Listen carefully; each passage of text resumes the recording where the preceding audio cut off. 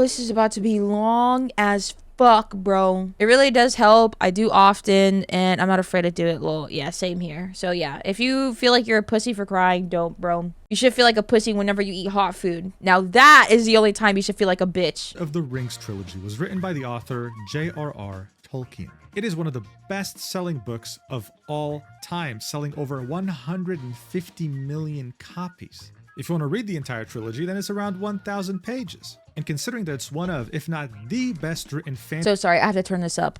I forget that sometimes, like, you guys can't hear it. Fantasy world ever created, then hey, it's actually a small price to pay. This means that for 1,000 pages, you could either choose to immerse yourself in one of the best written fantasy worlds of all time, or read a 1,000-page Google Doc about VTuber drama. I wish I was kidding. 1,000 pages. All dedicated purely... Oh my god, it's so loud. What does it sound like on stream? Hold on. I was kidding. 1,000 pages. I can't tell. I'm still also like barely awake. Wait, so you lied about reading all of the 1,000 pages? You were only skimming through it? So, okay, I read the Numi part, right? I read the Shy Lily part. I gave up on the Nano part and just, like, I'm not even joking. I came to the conclusion that Nano just sucks.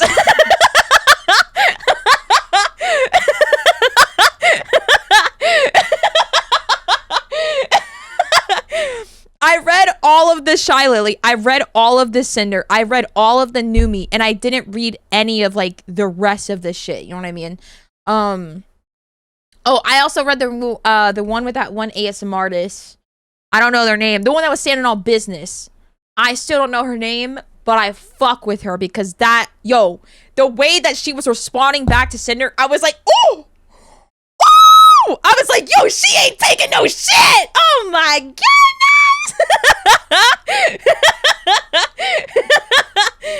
I was like, oh my goodness, the way that she was talking, she was thinking no shit.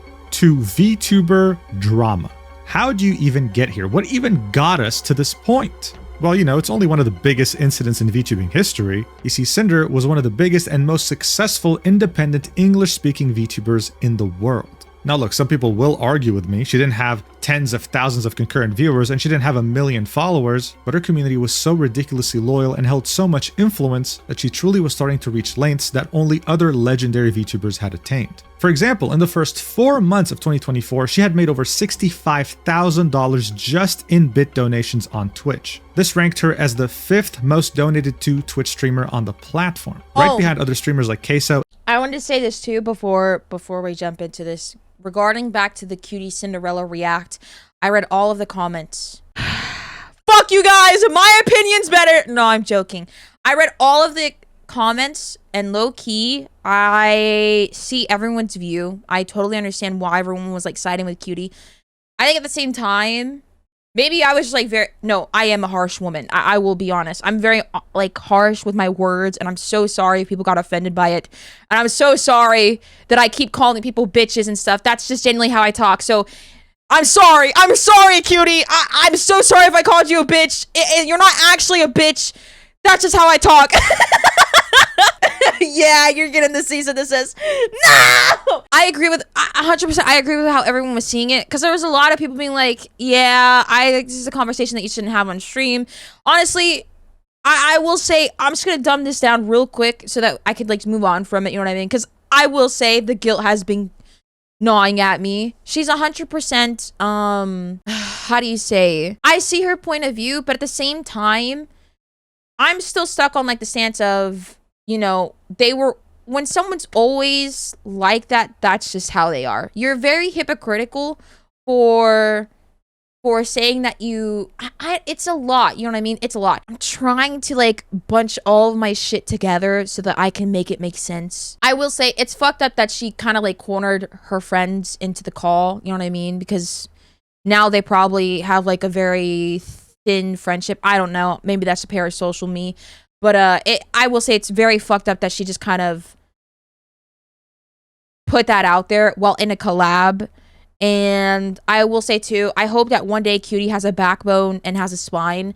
And I don't mean that in the rude way, but low-key, yo, she's a woman that stands on business. She's quick to like you know, yell at her male friends that will hate on Taylor Swift, but she you know, she folds under pressure when the internet is attacking her. Genuinely, I hope that a lot of these streamers, these old gen streamers, grow a fucking backbone and a spine and just start standing on business, bro.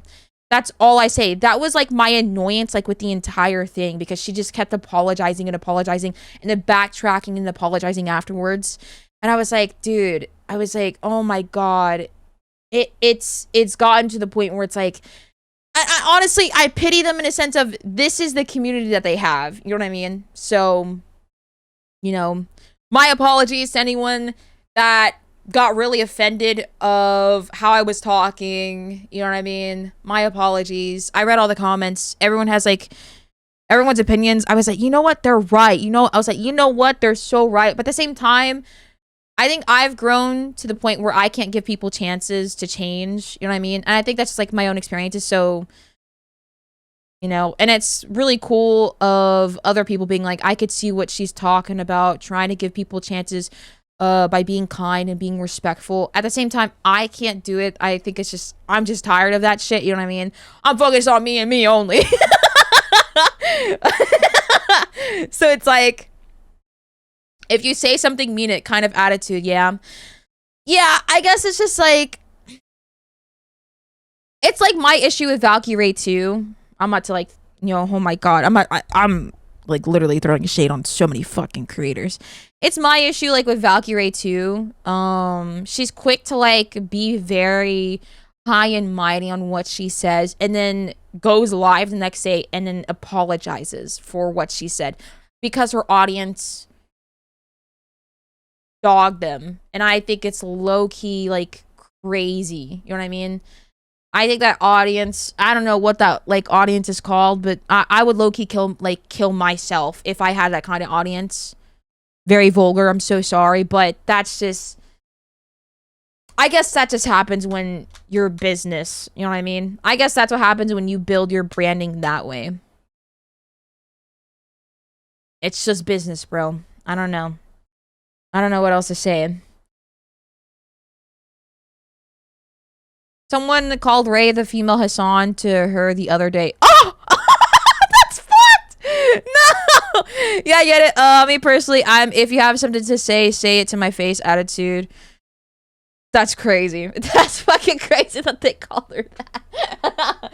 But, yeah, no, I just wanted to say that. I don't know if that made any sense, but, you know, I do apologize for, like, how I was, like, sounding or coming across. No, actually, I don't apologize for that. I'm doubling down. I actually, everything I said, it was like kind of genuine, but I also will say that my only annoyance, like with actual like fucking creators, such as like new gen, like old gen creators such as like Ludwig, Ray, como se dice, Cutie, and a bunch of others, but they're like the most ones that I've seen so far as of recently.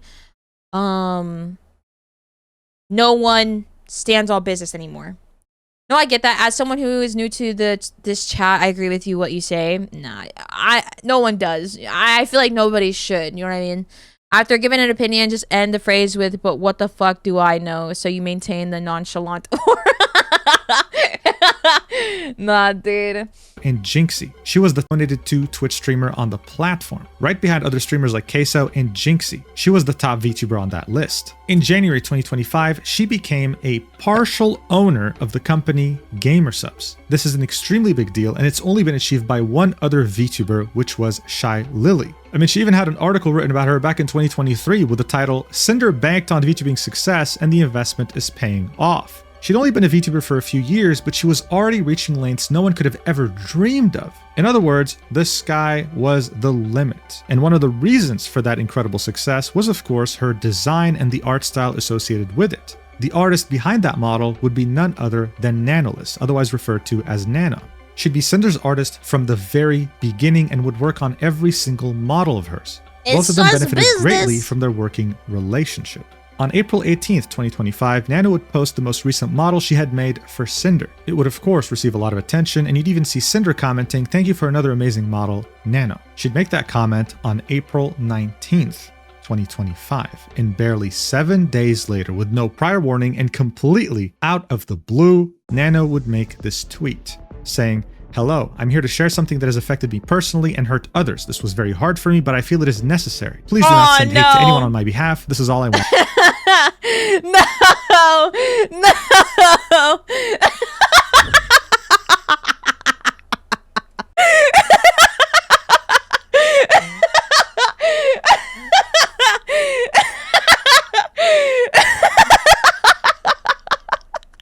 Oh no, man. Poor Decay. No. To say, linking a Google Doc with the title "Terminating My Work with Sinder." This would receive over 12 million views.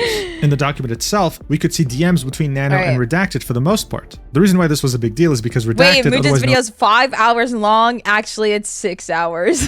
As Red was Cinder's man. In these DMs, he would slander other creators, sometimes Cinder's friends. But worst of all, what these DMs showed us was the fact that Red tried to actively sabotage and blacklist other VTubers from being able to work with Nano. And again, some of the people affected were some of Cinder's... Hi, Annie. And chat, it sucks that Cinder's design was so good, but she's a bad person, bruh. I knew he liked to farm drama for content, but geez, man. No, I don't think he's farming drama. Did I just get spoiled? How do I block this guy on YouTube? I feel like I just got spoiled. I was so excited to play the game too.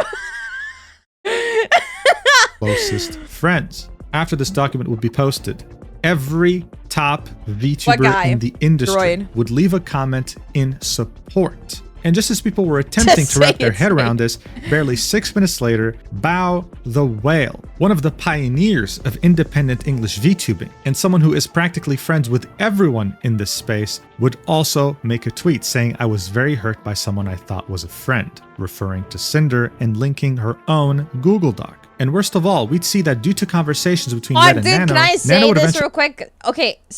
We're sidetracking a lot. Can I say this? Yo, Droid is looking so good. He is glowing. Chef's kiss. I don't know what's going on, but chef's kiss. He's looking really good. He's glowing, bro. I'm happy for him. I'm happy for him. We decide to doc. And worst of all, we'd see that due to conversations between Red and Nano, Ain't Nano he would sick? eventually decide oh my God, is he to cancel sick? No the way. model she was working on for Bao. Bao at some point would vent about this in her friend's group chat in which Sinder was a part of. Everyone would support her except Sinder. And Sinder knew very well that her model was canceled, and she also knew that Bao was very excited for it. This further pushed the narrative that Sinder was a backstabber who never took her friends seriously. You can see the immense support Bao received here and how everyone in this space is her friend by all the replies on her tweet, wishing her well. Less than 20 minutes later, Bao's own music video editor would also post his own account of how he was treated by Red in DMs, and you'd see another VTuber by the name of Spite also make her own document, saying that for years she's been harassed by Cinder's community for being seen as a cheap copy, that Sinder wouldn't acknowledge her and would even actively try to blacklist her, even though she literally started streaming before Cinder's career even began. And finally, Silvervale, another VTuber who could be considered a pioneer of independent English VTubing, would also make her own document on Sinder, telling us how Sinder was obsessed with her for years, trying to be her friend even though Silver had expressed that she wasn't interested, and worst of all, how as her model was being cancelled due to discussions between Red and Nano, Sinder would be messaging her, congratulating her on achievements, yet again pushing the narrative that she is a two-faced backstabber. As this was all happening, the pressure was mounting very hard on Sinder. This is when she'd make a tweet saying that effective immediately, Redacted will no longer be managing or overseeing my VTuber activities. He no longer represents me as a creator, my brand, or my intentions. I'm sorry everyone, I will make a larger response when I'm able.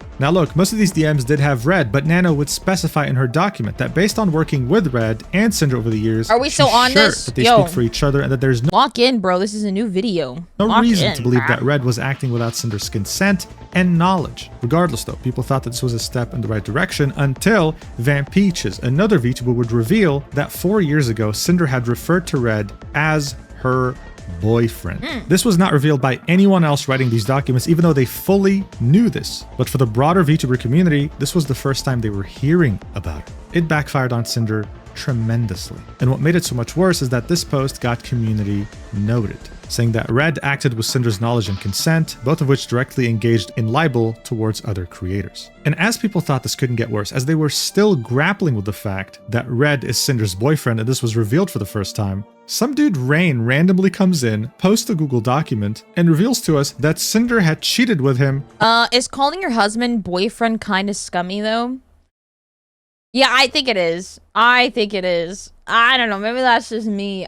If I was married to someone and I was calling him my boyfriend, I would hope he leaves me because I think that's kind of disrespectful. You know what I mean? If he were to call me his girlfriend and I'm his wife, I'm slapping the shit out of him. I'm slapping the shit out of him. I'm hanging him by his little toes. And I'm gonna take him out with me. I'm literally gonna take him out with me. I'm like, oh, you think that's cool? All right, I got a bomb strap. Am I allowed to say this?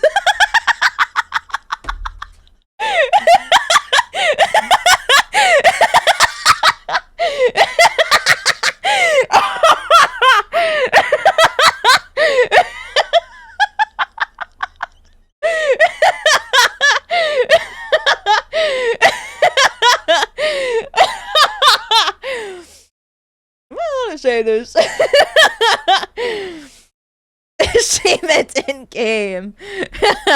On Red, showing us old DMs from her previous persona. Yeah, as someone who was watching all of this unfold live, I could tell you right now, I have never seen such chaos unfold in such a short amount of time. At this point, the pressure could not have been crazier. Everyone was waiting for a proper statement from Cinder, and it would only be a day later, on the 27th of April, that she would post a Google Doc with the title, My Apology. It would be clearly written in a rush during panic, and it was very bad, making the situation way worse. But don't take my word for it. Some of Cinder's closest, most loyal friends would express this themselves. Yoklesh, who has known Cinder for a long time and worked with her as an artist, would say, I'm so disappointed. You have known Red since your college days and have a long-term relationship. How can you think it's okay to just put all the blame on him and pretend you didn't know what he was saying or doing as your manager? I don't believe this. Wow. She was saying this in reference to the fact that most of Cinder's apology appeared to be her throwing Red under the bus, saying that she was not aware of the majority of things he was doing. Lena would express the same thing, saying this is someone you supposedly loved and worked close with as a team for years. I can't imagine for the sake of an online image throwing someone away so effortlessly, claiming you didn't know what they were doing. There's just no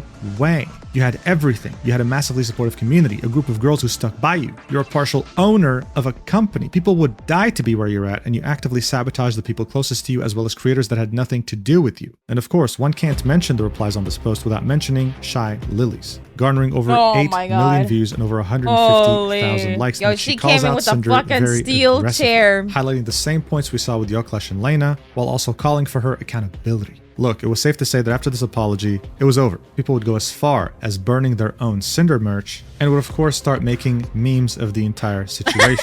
The fallout would be immense and unprecedented. She'd lose over 50,000 followers on Twitch and would lose tens of thousands of followers on her Twitter. Damn. She would go completely radio silent, and her name would become a painful reminder as to what could happen when you let fame and numbers get to you while completely disregarding the people who care about you. This is how things would be for 5 months. But that, of course, would be until Cinder would come back with no prior announcement. She came in with the shotgun. Yo, she was playing backshot roulette. Tweet saying, the burden of proof is on the accuser, not the accused. They lied to you. Here's 1,000 pages of proof linking a Google Doc.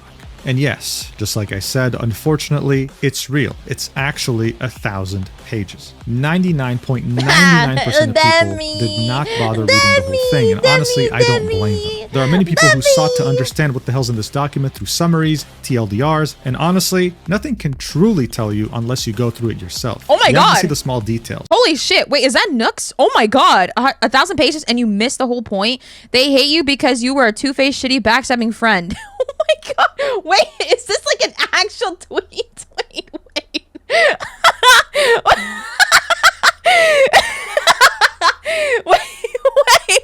Wait.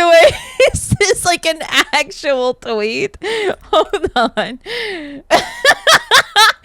Oh my God. Wait, where is the document? Oh, it shows who I have muted on Twitter. Well, this is embarrassing. If this isn't a self-report, then I don't know why. Oh, this is embarrassing, guys. Announcement pages, you missed the whole point. They hate you because you are a two-faced, shitty, backstabbing friend, in their words, and no amount of context in Google Docs will undo that betrayal. Damn.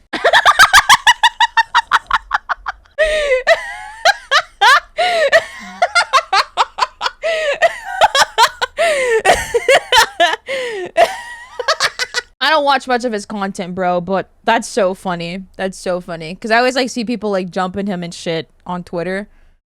And, you know, I just don't look, right? I'm just, like, minding my business. I'm like, you know, I just don't really care. Everybody's political now. God damn it. But, that's so funny.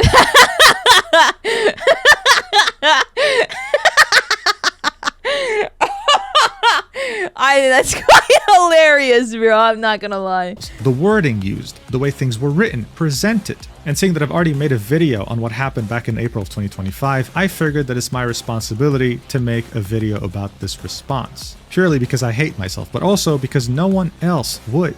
And again, I don't blame them. So make sure to have a seat, because this is going to be my longest video ever made, where I present to you this document in the most objective way possible. So without further ado, let's do this. But first, a sponsor I'm sure you'll find interesting. I love anime. I'm sure you do too. Problem is, if you want to play a game that's anime themed, then most likely it'll have gacha mechanics. Well, Duet Night Abyss noticed that. They were meant to be a gacha game, but took the decision, as they were gathering player feedback, to just remove the gacha system completely. No stamina limits, no soft pity, no 50-50. The only monetization in this game is cosmetic, and that is it. And other than the fact that this game is, really pretty, the gameplay is where it truly shines. You can earn characters, weapons, and a bunch of different rewards just for playing this anime RPG, whether it be through the story, boss challenges, or just in co-op. I'm sure you'll find something you'll enjoy in this game. Not to mention that it's free, respects its players' time, and is available on both PC and mobile, both Android and iOS. Okay, sorry, and I the was beating best part somebody. in all of this is that it's coming. Get the fuck out of my face. W sponsor, anyways. It's divided is in 13. As I mentioned, this document is actually 1,000 pages. The way it's divided is in 13 different sections. These, of course, can vary. One could have 4 pages, the other one could have 230. Some of these sections are dedicated to specific people, most notably the ones who posted the most damaging Google Docs back in April of 2025. We're going to read the first 3 sections together, seeing that they're less than like 25 pages total. And then throughout the other sections, I'll be doing a combination of reading, plus summarizing, plus skipping all the repetitive parts because this document was written terribly. I can guarantee you it was not a pleasant read. And the last thing I'm going to say before I start is that after reading the first section titled An Overdue Response, I'm going to have a few disclaimers before we keep going. These will be fairly important in the grand scheme of things. So no more stalling, let's actually get to reading. Sinder would say, "Hi everyone. It's been over 5 months since everything happened. I have never been good with words, and I'm especially bad at verbalizing my feelings. I've always hid my insecurities, and it's hard for me to open up about things, even to the people closest to me. It was nearly 2 a.m. for me on April 26th when Nanoless and Bao posted their documents together, after I had finished streaming earlier in the night. I was awake for almost 48 hours by the time I posted my apology. Looking back at it, no, it wasn't good. I was not in a sound state of mind when it was written. I was blindsided by any of this coming out and the accusations made against me. No one involved tried contacting me privately beforehand. I was unable to eat, sleep, or do anything else but watch more documents and statements be released while everything fell apart. I didn't have Red, I didn't have my friends, but I had the weight of the entire internet waiting to see what I was going to say and how I was going to say it wrong. I didn't have access to search for all the evidence to defend myself with a growing list of allegations, and didn't have time to put it all together cohesively anyways. I was petrified. How could I possibly respond correctly to a coordinated effort like this in the state I was in without just blindly accepting fault for all the things I didn't do or never knew happened? I rushed to get something out, defend myself the best I could in the heat of the moment, and post it just so I could rest. No matter what I would end up saying, it would never have been good enough. It took me a long time to mentally recover and have the ability to face any of this again. I couldn't look at anything Sinder related without breaking down. All of my fans that looked up to me were led to believe I was evil and encouraged to destroy or donate my merch. Almost everyone I knew or cared about turned on me in an instant, and anyone who's ever had anything to say about me did.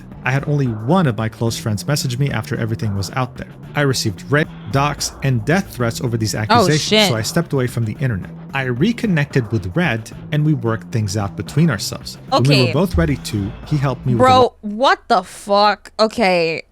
Anyone that's like doing these, you know, the rape, docs, and death threats, Come on now. Are you being so fucking for real, bro? What the fuck? Come on, bro. What is wrong with you? Oh my god. That's crazy. Holy shit. Long process of making this document. I didn't say almost anything else to anyone sooner, privately or publicly, because no one would believe me until I had absolutely everything put together to post all at once in one place. So yeah, already one hell of a way to start the 1,000-page novel, right? It literally Next up, we have a achieves subsection nothing. called This Purpose of literally this- goes back to like what I've been saying before in like many video or in many reacts where I say fighting fire with fire doesn't put out the fire. You know what I mean? And there are so many people that are like, actually, Annie, it does sometimes. And it's like, no, it does not. And not in every fucking scenario where fire against fire wins. It's still gonna be damaging. Even if it was put out, it's still damaging. It's still broken and damaged by the end of it. It doesn't fix anything. It does not fix shit. document with 5 different bullet points. The But first what do one I would know? say, to present the full I'm just an story and the idiot. facts and evidence around what happened with complete transparency. I'm just a dummy. Defend myself against what's been said about me and provide mine and Red's perspectives and motivations about each situation. It wasn't my choice to make this public, but since it is, my side of the story matters too. The second point would be to take accountability for everything that each of us are guilty of in the past couple of years, whether they were revealed in the original documents or not. This document will not absolve either of us of all wrongdoing, and it isn't trying to.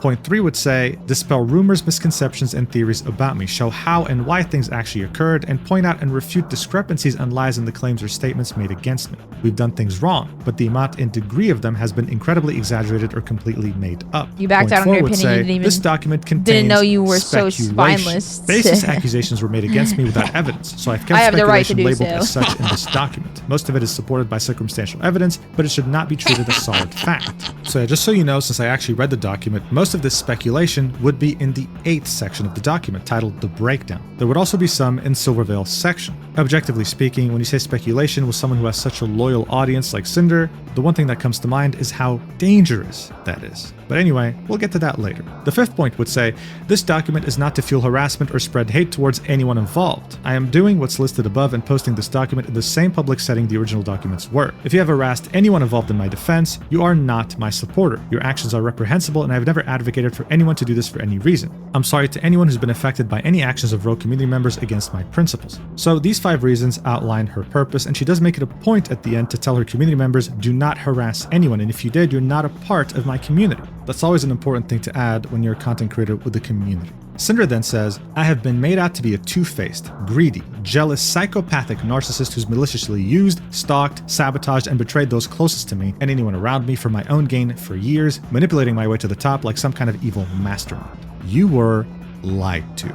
There are things I've done wrong, but this image of me could not be further from reality. This was a complete public assassination of my character over what were lies and assumptions, followed by my cancellation and disappearance, with my accusers profiting from it. If I was really the awful person I was made out to be, then this document wouldn't exist. I wouldn't have any way to refute the claims made against me. I could have just continued streaming and profited from the drama and the over 30 million views this situation garnered. I could have let everyone forget about this and come back like nothing ever happened, but it's not true, and I couldn't allow myself to move on without making things right. Everything that's come out, and stories that followed, have been blown way out of proportion and turned into crazy conspiracies. Both Red and I have done nothing wrong, and all of that will be addressed here, but the story everyone was told was not the reality of what happened. Every single person I've interacted with in the past almost 5 years, even those closest to me, and every single interaction with them would have to have been fake for the story told about me to be true. I believe that there were 2 people responsible for how things played out, with a 3rd person merely having an axe to grind against someone they never liked. Nanoless lied overwhelmingly about what happened between her and Red, sat back, and played everyone, including my friends. Shy Lily lied about me from the start, orchestrated things behind the scenes, and manipulated the public to their side.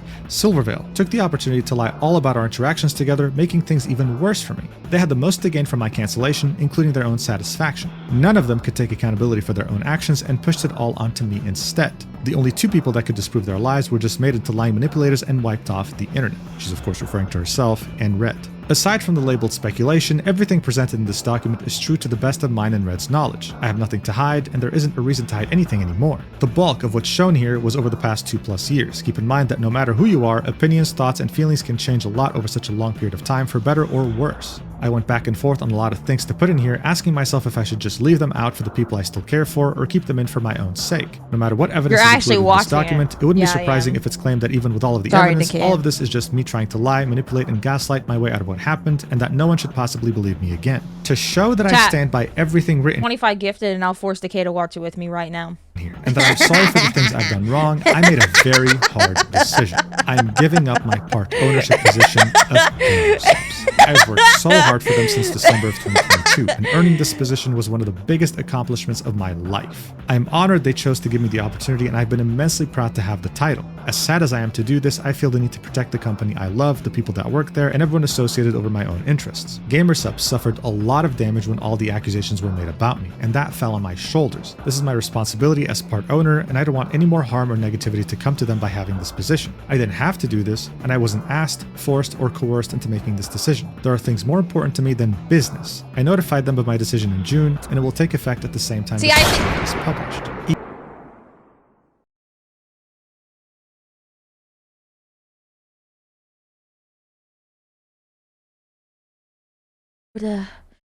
Chunky, thank you for the 25 gifted. Oh my god, that was... Holy fuck, that was so loud. Fuck Thursday. You, Junkie! Fuck you! Fuck you, dude. I got work in like 3 hours. Oh, so you can spare 3 hours. Yeah, another 25 gifted. You can spare a little bit. You can spare like another 25 gifted, huh? 25 gifted, and I'll drag him in here too. W gifted! Thank you for the 25. Imagine someone watching you on the TV. Fuck! Oh, cool. What's up, Crumbs? Get the fuck in here. Oh my fucking god, bro. Oh my god. Yo, I ducked so fast. I saw the numbers go up. I was like, oh no. I will be honest, Andy, as soon as you said 25 get that, I'll get Decay in here, I turned on my computer. I was like, I don't know what's happening. Fast, man. Holy shit. Oh guys, my another god. 20 gifted and we'll get Legend in here. Okay, no, we're not doing all of this, dude. Cool. Guys, another 50 and we'll get some model here too. Yep. Guys, they're not. No, chat, they're busy. Deadass. These fucking guys. Holy. Guys, 100 and we'll get Andrew and Ian in here too. Shut the fuck up. Jesus Christ, no. Y'all deadass? No. No. What about Celeste? Celeste is like deadass at school. I was like talking to him while I was at the... Yeah. The only time we're gonna see him is like when he get off of school. Guys, give me 100 gifted subs. Just cause. How much for flat? I don't know. Thank you for the 25! Thank you. You guys broke fucking Twitch for me. It like they broke Twitch. Holy. Thank you for the 5 gifted! Thank you. Thank you for the... I was lagging again.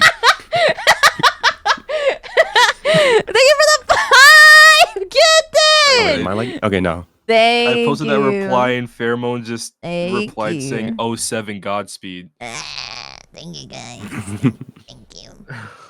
Thank you. Thank you. Oh, dude, we're about to hit level 10. That's so cool. Cool. Guys, another 10 gifted. We're about to hit our new record for another, like, for the longest react. Oh, God. Yay. Wow. Each tab in this document is about the people and events related to the click effect at the same time this document is published. Yeah. Each tab in this document is about the people and events related to the claims made against me, where I've provided links to each person's respective statements for reference, the evidence, context, and mine and Red's thoughts around each situation. You're intended to read each section, and in the order they're presented. This document should be viewed in desktop and light mode for the formatting to appear correctly. Some information and screenshots appear in multiple sections. Oh, she could have made a video. Oh my god, bro. You really could have just... I'm gonna be honest, you spent like 6 months off the internet. Bro, just I would have watched the video. I would have watched a video. Yes, I literally said it last night. Please make a video. If You could really just make a video. I would have watched the video over this shit. I'm not even joking. Whoever it's relevant to, tired of the first reading. few sections, being Nanolist, Val, stupid to read, V-Card, dude. and Numi's concert and Chai Lily culminate in the Oh my second. god, thank you for the 1,000 biddies. Amigos and W gifted FRFR on G Nodders Anio 2 Nodders. 1,000. Dear God, no. Thank you for 1,000 biddies. Thank you. Holy Ton. smokes. Now match So that with breaking subs. down what I'm you've just seen joking. throughout them for the last few sections of this document being Thank standalone. you. Thank Unless you, stated Fallen. otherwise, every link in this Dude, what the document fuck is is working going at the on? time this is posted. This document will not be edited after it's posted either. Because we live in 2025, I need to say that this document was written without the use of AI. I understand some of the things in this document may be damaging to the people involved. They understood that their claims would be damaging to me before they publicly made them too. Everyone can review the evidence for themselves and decide what really happened, and if I really am the person you were led to believe me to be. The burden of proof is on the accuser, not the accused. So yeah, one hell of a thing to start things off. And already we have some pretty hefty accusations, with Sinder blaming Shy Lily, Nanolist, and Silverveil of going after her on purpose. Later in the document, you'll get to make up your own opinion after seeing the proof that she provides. Guys, The next- is it fucked up to say that Is it fucked up to say that I don't believe her still with the Shy Lily part? After meeting Shy Lily in person, I was like, oh, I don't know if I can believe Cinder. I didn't meet you, but I met her, so I believe her more than you. I think I would have rather not met you, to be honest. I think I could do good without meeting you.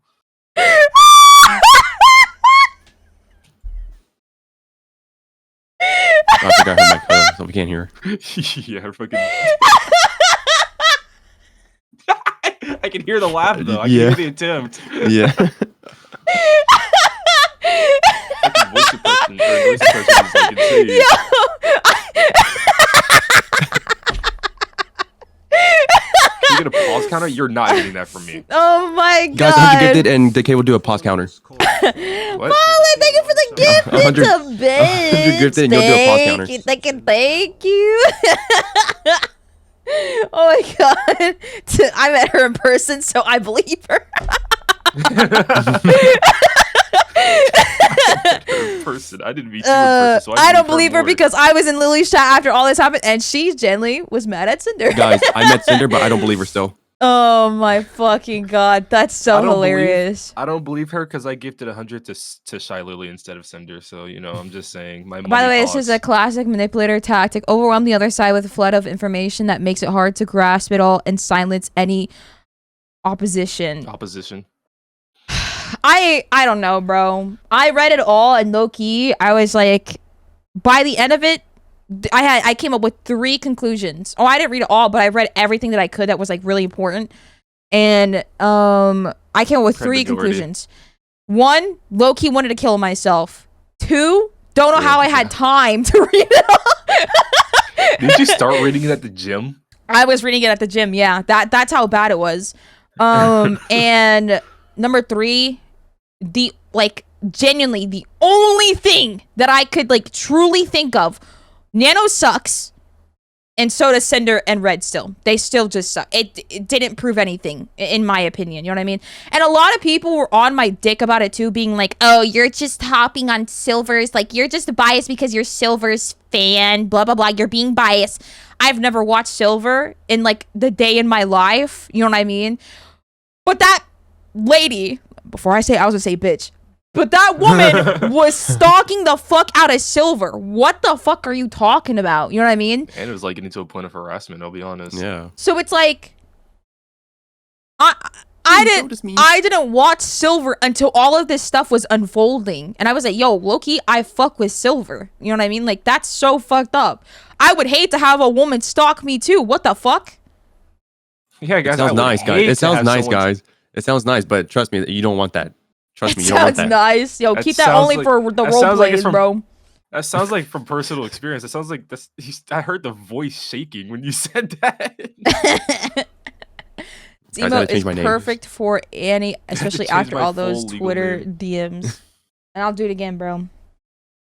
Section in this document is titled Redacted, in which she speaks about, well, her partner. Before we get into that though, I have some pretty important disclaimers, starting with the first one. Some people, even after reading this first section, already had doubts. For example, with Sinder saying she didn't use AI, saying that there's no way you could possibly write 1,000 pages yourself. That's crazy. Well, after having read these pages myself, I can tell you right now, no AI was used. In fact, there's one specific typo in which Red forgets to finish a sentence that you'll find halfway through the video. Damn. That completely caught me off guard, and I left it in the video. So you'll get to actually see my confusion. Another thing that people doubted from the moment this document was posted wouldn't was mind a Cinder woman saying stalking this me. document will not be edited after it's posted either. The reason why people started having doubts shortly after this was posted was because, not even an hour afterwards, some sections would start to be missing pages. So I took the time to research it. On my browser, the NanoList document would be sitting at around 173 pages. Some people would claim that Nano's section used to be 230 pages. Others would say that it was 210. So where did all these pages go? Why is there so much confusion? Well, thanks to a viewer of mine by the name of Derek, I was able to get my hands on an archived link of the document when it was first uploaded. So they took out stuff from. You gotta be shitting. Hey, but at least the document wasn't edited. What? It was like 200 pages for Nano, was it not, when it first was released? Was it? I know. I It was think like it a lot. I was. think It was over like 100. That's all I knew. It was definitely like a way over 100. So it was. Yeah, it was 100. It was 100% like 200 pages. Last time when we reread it, I think it was 226 pages. That's when I was like losing my fucking mind. Jesus. I was like losing my fucking I mind. thought that And was Silver's, because I think Silver's wasn't hers like the longest. was it really? Was it? I can't I remember. thought it was Silver's that was like the longest. I think. Her section. No, wasn't it Shy Lily's? No, Lily's was 25 pages. Oh. Yeah, hers is probably one of the shortest. Yeah, hers were the shortest. I thought that was really funny that hers was the shortest, but she was the one that orchestrated all of this. You know what I mean? Mm-hmm. It takes way too long to load the sections on the top left, but I can't really blame it since it's 1,000 pages. In the Nano section from the archived document, we could see that the page count is actually different. It was actually off by many pages. So I sat down, put on my detective hat, and compared every word, every single subsection, the image included, and my conclusion is that it was the same exact document, word for word.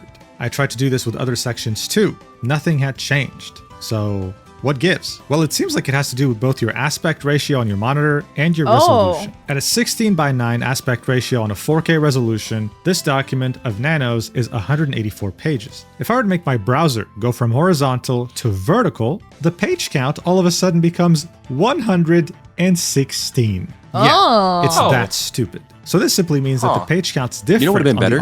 archived version. She made a video. Because the person who archived its monitor showed that page count in particular based on the resolution and aspect ratio. So yeah, fairly important disclaimer because I've seen quite a few people throw this accusation mind, around. chat. I'm as far as I schizo. can tell, it is false. Cinder truly fair, didn't use who the AI hell and else truly would've, like, didn't change figured that anything in one the out? document since publishing it. The third important disclaimer, and I promise I'm almost done here, is the fact that this document took a very long time to make. And Cinder indirectly showed us proof of that. On page 205 of the 8th section titled The Breakdown, Cinder would be talking to us about something that happened in Cinder's lore video that she made for her May 2025 debut. Now, Cinder would link an image of the video's thumbnail where we can clearly see it was uploaded 3 weeks ago. The video was uploaded on August 2nd, Oh, yeah, thanks, Vince. I really 2025, appreciate and the Cinder had reply. posted And it her was Google Doc hand-drawn. on Makes me feel a October lot better. 8th, 2025. This means that we can confirm, without any speculation, that Cinder had worked on her document for at least 5 whole. Well, I gotta turn you guys up because the video's like louder than you guys. I just got a reply from Binge. What'd you say? Well, it's not what they said. It was Let me see. more what they replied with. That shit was hand drawn. Can I see? Yeah, here. Yeah.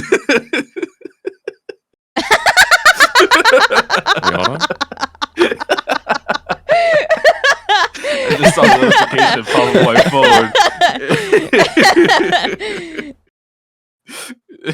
phone. Sick, man. All right. Okay, I think I turned you guys up. Okay. I gotta be quiet a little bit because like somebody's in the next like room like working, you know. That can't be loud. Okay. weeks. But honestly, I think it was way longer. That's because in this document, you wouldn't just have many different screenshots of DMs from very different timelines. You'd also have sections in which Sinder would go through past VODs of the people she's talking about, would link the exact VOD at the exact timestamp, would transcribe exactly what was said in that VOD, and would make a comment on it. This goes on for pages upon pages upon pages. Low-key. All this is Low-key, we read all this stuff, right? Like all of these when she was like doing this to like Silver and like nitpicking every fucking thing that she was saying. If I could be completely honest, this is something my ex would have done to me. He would have clipped every fucking part that I was saying on stream. If I was talking about like an ex, he would have clipped that part and then send it to someone thinking that I was talking about him. Bro.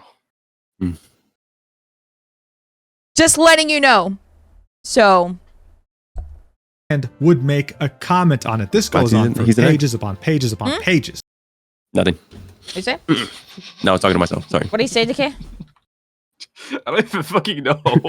Like, all this is to say that this document took an incredibly long amount of time. If I had to guess, more than 3 months around that time. It is an incredible effort to an almost worrying degree. And the final disclaimer I have to tell you as we head into the second section titled Redacted is the fact that, well, barely 5 months ago, the public was made aware that both Sinder and Red are together, but under the pretense that they're girlfriend and boyfriend. The reality, though, is that they're married as husband and wife. Now, I know this might come as a shock. Mujin, why would you reveal something like this? Isn't it private? Well, it actually used to be. It's just that someone unintentionally revealed that. And that was shortly after the someone accidentally doxed and married. No. Explains the long break, I guess. Oh my fucking god, bro. No. Yo, Red doesn't have any fucking self-worth. Holy shit, bro. We thought the entire time they were taking this time to put the document together. Nah, they were just getting married and celebrating their honeymoon. Oh my. Congratulations, honey. We fucked over people. Shondo? The one that said women, fake women is out of it and VTubers are in? That one? The Fallen Shadow? Yeah. What? How the fuck did they know? What? That's amazing. What?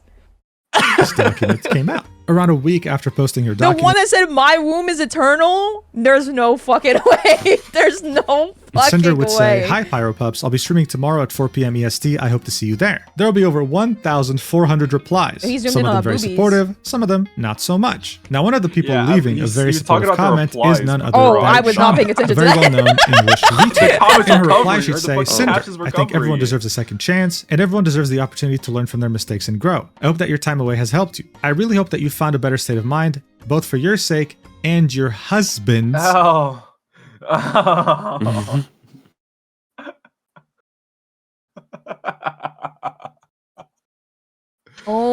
my Walmart fuck. fell down to their knees. I think the fact that he has it bookmarked means like it was a mistake, but they didn't delete their reply. Wow. Guess it's just out there now, huh? That's crazy. But most importantly, for the Pyropups, and I wish you nothing but the best. All right, so overall, very wholesome, but I don't think Shondo knew that this was not public info. This was only known by some of Sinder's closest friends, which are now not her friends anymore. But I don't think Shondo did this intentionally at all. If anything, I'd be very surprised if she did. She meant well with this comment. Now, of course, I'm sure some of you watching will think to yourselves, maybe it was a mistake. But think about this. Take a step back. If you know two people are together, but you're unsure of their relationship status, you'd say, oh, they're partners. Or hey, they're in a relationship. You would never, and I mean never, refer to a couple as husband and wife unless you were 100% sure that was the case. Because why would you? Just say they're partners or in a relationship. So yeah, overall, very interesting revelation. Unfortunate that it was unintentional, but it is what it is, right? The cat's out of the bag. But I didn't really this is definitely an important disclaimer to really, keep in mind as we go through part. this section, because they're not just really boyfriend, girlfriend. They can't just break up on a whim, right? They're committed to each other till death does them part. This means that not only Red was in a relationship with her, not only was he her manager, but he's pretty much the person she committed to until the rest of her life. Does that make this section better? Does it make it worse? Up to you to decide. But for now, let's get to reading it. Sinder would say, Red helped me. This is the same problem you had when one of your siblings using the word huzz. Oh my fucking god. Oh god fucking damn it, bro. Oh my fucking god, dude. How would you remind me of that shit? Oh my god. I remember I got onto my siblings about that shit. I go, you don't know what that means? I actually do know what that means. No, you don't, because huzz does not mean it in the way that you're saying.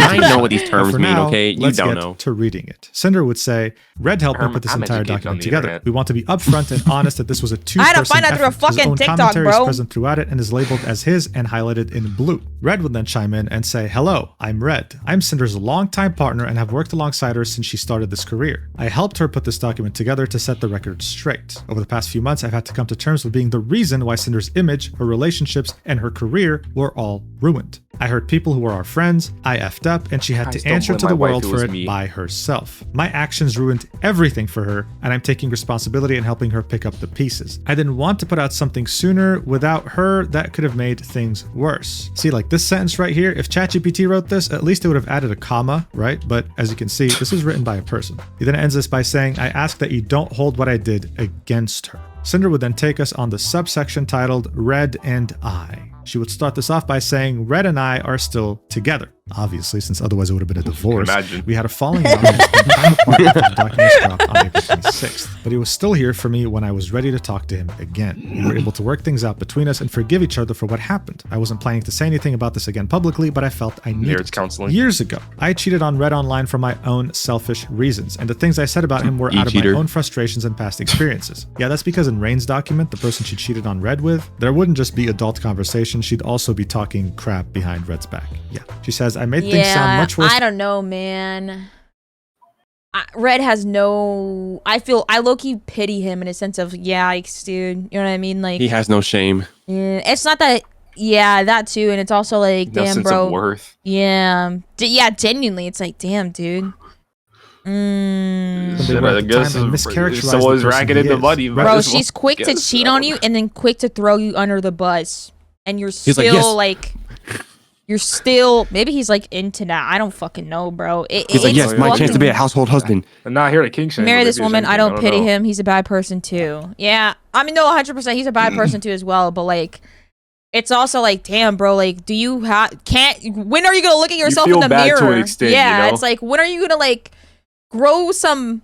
I don't want to He say it, sounds like bro. a When cuck. are you gonna Okay. like grow some like fucking balls and like look at yourself in the mirror and be like, wait a minute, I actually don't deserve this shit. You know what I mean? Granted, he's a bad person. You know what I mean?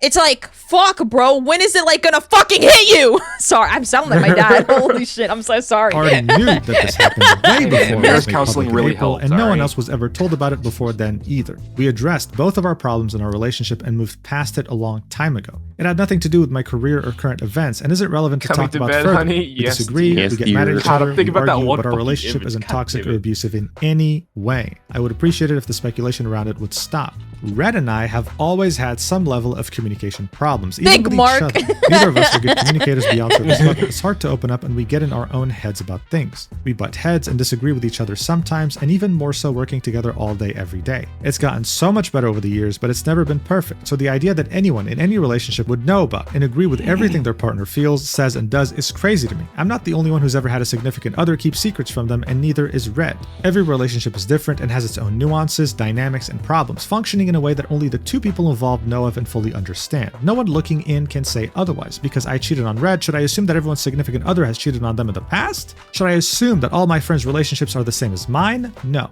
And for me to claim I know exactly how things work between any of them just because I'm their friend that sees them a few times a year is ridiculous. For the love of God, please put more commas in your sentences. Oh my God. She'd continue. When I became Cinder, we wanted to keep our relationship I'm sorry, private. but like in public, bad, Red was oh my simply God, my bad manager, and we hid our punctuation relationship or from my lack friends of for over a punctuation year during pisses me multiple off. trips. We agreed that I'd tell my closest friends about our relationship in March of 2024 because we felt we were close enough and trusted them enough to tell them. When we traveled, my friends saw us always close by each other and showing each other our work DMs on our phones, almost all the time from chats we were both in, instead of talking about things out loud to keep up with projects while away and to keep them private between us. It's easier to say, look at this, to keep each other on the same page rather than have a verbal conversation while we were around other people at almost all times while away. What they saw at conventions or on vacations was all they saw. Only Red and I would have any idea how we worked together and acted around each other when at home. I lived with Red and his family from the summer of 2022 to the end of February 2025. I have never outright told anyone this, including my closest friends. We wanted to keep at least part of our personal lives private from everyone, even telling some people we lived apart. On stream, I've always said I lived with family friends and streamed in a basement. The basement part is true. It's where I spent the majority of my time and it's where I worked and streamed.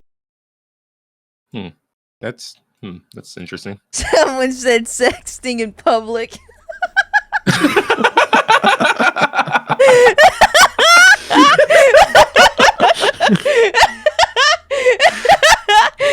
Jesus Christ. And streamed in a basement. The basement part is true. It's where I spent the majority of my time and it's where I worked and streamed from. My career started there in 2021 with my ASMR. Red was the one with the PC, mic, and experience with content creation. Yo, we're It's so always been his childish. hobby. I would go there more guys and more understand what I often just made? until I Speaking moved of in and I childish? became a full-time streamer. For most of my earliest streams with my PNG model, Red would be in the room with me, modding on a laptop and making sure things would run smoothly. He was there as my tech support since at the time I could barely play games, let alone understand. Yes, dear. I had to find that font or that fucking. Oh my god, were you making this? Did you just made this? I literally just fucking made Oh that. my Like it took me like God. 2 minutes. This fucking guy. Oh my god. Ready to be my human shield while I stalk, harass, and screw over several VTubers, honey? Yes, dear. Yes, dear.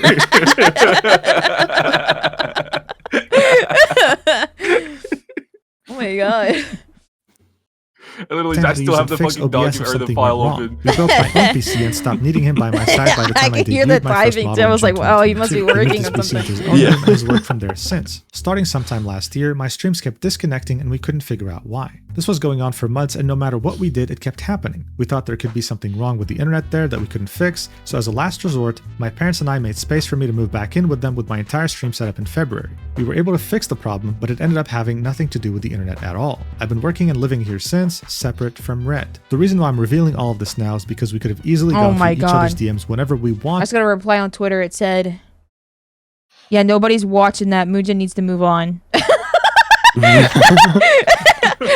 Yeah, who the fuck would ever watch that? Who would ever watch something so Yeah, who's watching that? Who would 5 ever hours. waste their time on something like this? Like, come on, bro. How long were we into this video already? We're like Not 30 even an minutes. Yeah. Okay, yeah. In those Yeah, 4 who would years, watch but this we video? Didn't. It's not like we never showed each other our messages directly. We did, all the time. getting But the we didn't chair come is through each crazy. other's DMs at the end of every day to read anything we may have said. And I don't know anyone who'd say that's normal to do. We could just tell each other things that happened and that was that. I never felt the need to look over his shoulder to check on anything and everything he was saying and to who. We trusted each other and he's always had my best interest in mind.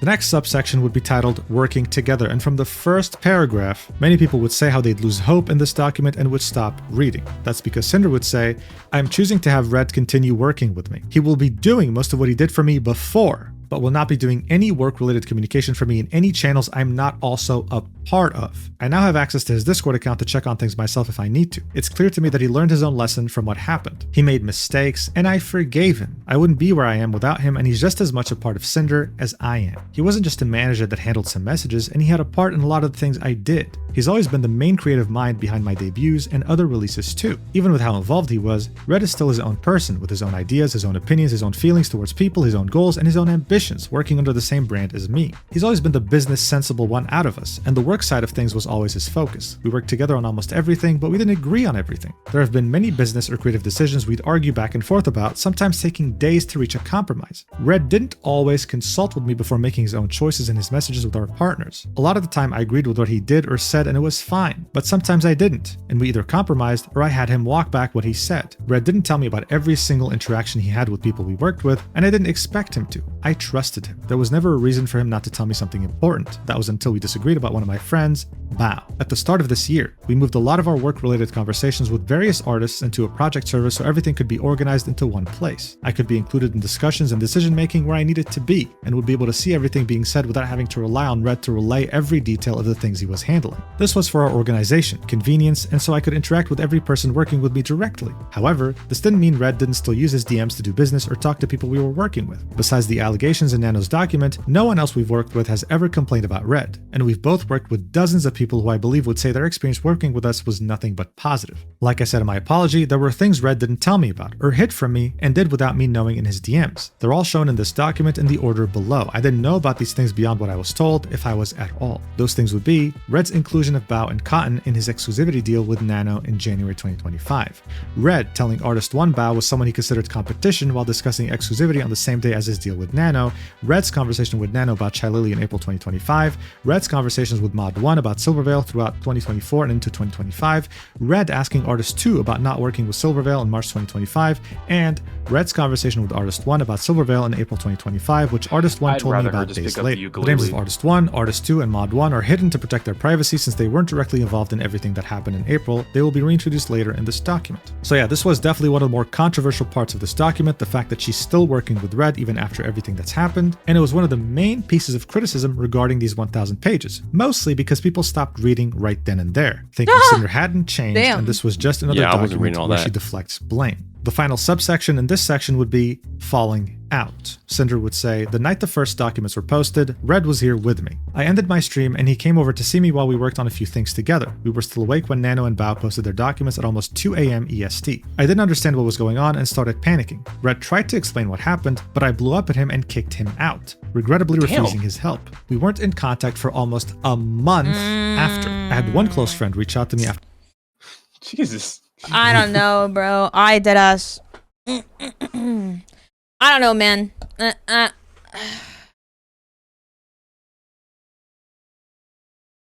I'm trying to think of like a scenario where this is like okay, but you know, as with someone who has like married parents, you know, my parents have like fought, but not once have like they kicked them like each other out. You know what I mean? I mean, they'll threaten to like my parents, you know, they'll threaten to leave each other, but like not in a sense of like, oh, I'm good, we're blah blah blah divorcing, but like they'll be like, I'm gonna head out. I remember one time like my mom took a drive and then my dad followed her. Drive out for a little bit. He followed her just to like go get her back. So it's like he's honking the horn. Come back. Boom, boom, boom. The way you said it made me crack up eternally. Yes, dear. Yes, dear. But like, I don't think it's been. Can we please get a 5-minute break every 45 minutes? I'm trying to like think of a scenario where like you kick them out. No, see, because like I'm like imagining my parents and not once have they like, they've never gone like a month. You know what I mean? They've fought, they've like disagreed on things, but they've never gone a full got month to the without point. communication. Yeah, got to like the point where they just didn't communicate for like an entire month. I don't know, man. I'm like genuinely trying to think, and I don't think I've ever recalled that. After one kicking out the other. Yeah. I think that's really sad, in my opinion. You know what I mean? It's like truly fucking sad. And it's like, it's not like a bragging thing. It's just like, damn, like. You're it's more married. Like you can't imagine a scenario where that's okay. Yeah, you're married, bro. Like, how is that like okay to do? What did you send? Wait, what is this? I was calling him my boyfriend. I would hope he leaves me because I think that's kind of disrespectful. You know what I mean? If he were to call me his girlfriend and I'm his wife, I'm slapping the shit out of him. I'm hanging him by his little toes. Jesus Christ. And I'm going to take him out with me. I'm literally going to take him out with me. I'm like, oh, you think that's cool? All right. I got a bomb strap. Beep, beep, beep. I was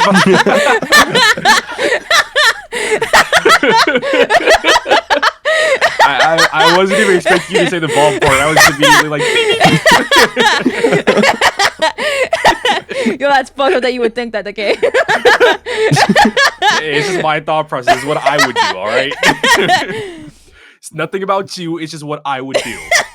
Things were public, and I responded to them sometime after Red was gone. I chose not to include their own message here. So yeah, in this message we could see Cinder saying, I'm so sorry blank, I'm trying to collect myself, Red and I aren't speaking right now, and I'm so upset with everything. She'd continue, I was distraught, and I posted that Red was fired later that morning. I wasn't trying to throw him under the bus and avoid accountability. I was blindsided by my friends publicly pointing the finger at me for his words and actions I didn't even know about and I didn't agree with. I didn't know what else to do. In my apology, I said, as of yesterday, he is no longer working with me and I have not extensively discussed any of this with him. Because Red will continue working with me, I will be deleting this tweet sometime after posting this document. And of course, here she'd be referring to the tweet where she'd say, effective immediately, Redacted will no longer be managing or overseeing my Vtuber activities. That got community noted. So yeah, by the time this video releases, this tweet would be gone. So yeah, as I had already mentioned, this is where most people would just stop reading, right? The first section was just a couple pages, this was like 4, and the next section would be around 14 pages, at least for me, on my monitor, with these downloaded PDFs. To many, this seemed like Sinder was backtracking over the things she had said as the controversy was going on, and that she hadn't learned her lesson. I mean, she was bringing back the one guy who was blamed for her downfall. It didn't look good, but we're not even 1% through the document, believe it or not, so we still have a lot to cover before you can come up with your final opinion. The next section would be titled, My Apology and Taking Accountability. Cinder would say, now that I've reviewed everything that happened and had time to reflect on my own actions, there are some details I need to point out and corrections I need to make from my apology. Then, I'll go over the things Red, or I, or both of us did wrong so we can take responsibility. Each section after this will explain the full story around each major individual involved, anything Red and I did, and defending ourselves against everything we didn't do. Quotes from my apology will be present throughout this document to show what they were in reference to. So this is where Cinder would post her apology that she made, you know, the one that wasn't really well received by the community, and would say, the things I claimed and admitted to in my apology were based on what I knew at the time, what was published in everyone else's documents, and what Red told me right after. I shut him out when I shouldn't have. I made my apology without his help, without all the info in front of me, and without knowing the full scope of what happened, how it happened, or what to believe. I was under extreme stress and pressure to say something as soon as I could, and was expected to accept fault for everything I was accused of, but not guilty of doing. Some of the things I wrote were overly apologetic, and I made things sound worse than they actually were because of the severity of the situation. The main takeaway people had from my apology was that I pushed everything onto Red and didn't take accountability for anything myself.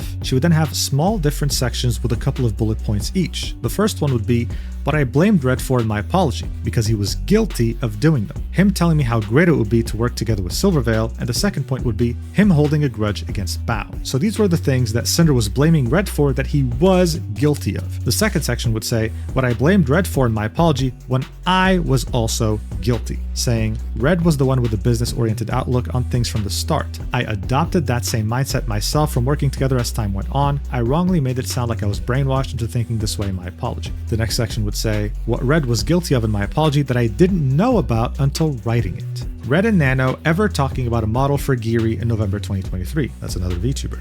Red including Bao and Cotton in his conversation and eventual deal with Nano around exclusivity in January 2025, and bad-mouthing Mao in their DMs as if they were our shared feelings. Red talking to Nano about Chai Lily and her model in April of 2025. The next section would say things I said about Red in my apology that I was wrong about. The first thing being, he did not manipulate Nano. So Cinder was saying she was wrong thinking that Red manipulated Nano in any way. And the second thing would be he did not push Nano to not work with Silvervale, and she was not a constant topic between them. Cinder would then show us another subsection saying things I took.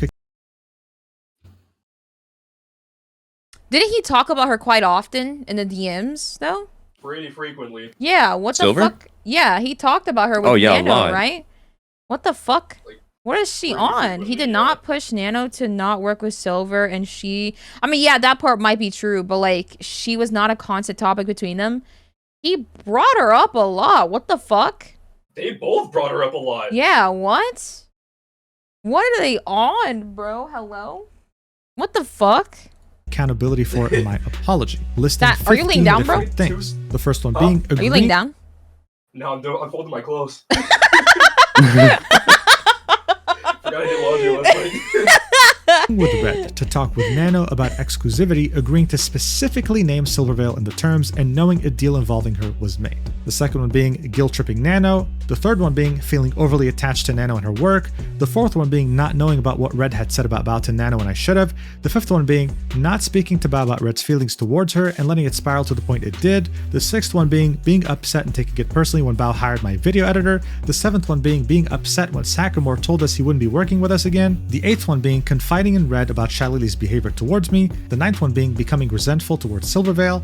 The 10th one being letting my insecurities and public comments influence my feelings towards Silvervale. The 11th one being assuming Spite copied me, the 12th one being very possessive of my design details early on in my career, the 13th one being overreacting to Ninetales Hellhound OC design, which was apologized for in the past, the 14th one being cheating on my boyfriend, the 15th one being neglecting or leaving behind friends of mine. So this was Sinder admitting that all these 15 things did happen and that she took accountability for them in her initial apology back in April 2025. She'd then continue, saying, I admitted to the world that I cheated on my secret boyfriend, and the story pushed was that I took no accountability and used him as a scapegoat. Even with all of these concessions of what I did do, I was still somehow a narcissist who couldn't accept fault. What I did was not admit to the right things the people making these claims already decided I was guilty of. They also expected me to apologize for everything I've ever done without any of it ever being mentioned, even if the matter was already settled in the past. I understand that the things my manager did that I didn't know about are ultimately my responsibility, and my ignorance doesn't change that. I should have taken more care to check up on what he was saying and doing, but I was being blamed publicly for things I had nothing to do with. My accusers went out of their way to claim Sinder did this, Sinder did that, completely disregarding Red's agency from any of his own words and actions. The proof I must have known about everything he's ever said and done was because they said we worked on things together on our phones during the few times a year we were traveling, and Nano's document showed 2 of my screenshots from over a year apart from separate situations where I knew more or less what had happened between her and Red. There was no other evidence presented for their claim, but they told everyone it absolutely had to be this way. Emphasis was placed on Red's usage of we and our as if they could know for a fact that it meant Red was always speaking with my knowledge, approval, and oversight every single time he said it. This was necessary for their narrative to work against me. This is what I said in my apology about this. I do not condone anything about what Red said about Bao in these DMs either, and him using we and our in this context is abhorrently incorrect and I believe was done to gain greater credibility behind what he was saying. And now here's what Red had to say about this. I have always been more or less the creative lead on things we did, like model designs, project ideas, and art in general, and Sinder often agreed with my creative judgment. She trusted me to do the communication I did for her without oversight. For example, a lot of times I would be the one talking to the artists we were working with who only knew me as Sinder's manager. If I knew the direction I wanted to take something, with or without talking to Sinder beforehand, and I said, I want this art to be like this instead of Sinder wants this art to be like this, then it felt like an awkward thing for me to say. In my mind, to the person we're working with, I'm just the manager, not the creator, not the streamer, not their client. What I myself wanted wasn't important. What Sinder wanted was. So in order to give weight to what I would say, I started using we early on, without speaking for her directly saying Sinder. If we wanted to do something a certain way, then it would give me agency by implying that we both agreed on and made the decision. That Sinder was aware of the decision being made, regardless of if she actually was or wasn't at the time, and that my words had meaning. No, he speaks French a lot. Holy shit. Behalf.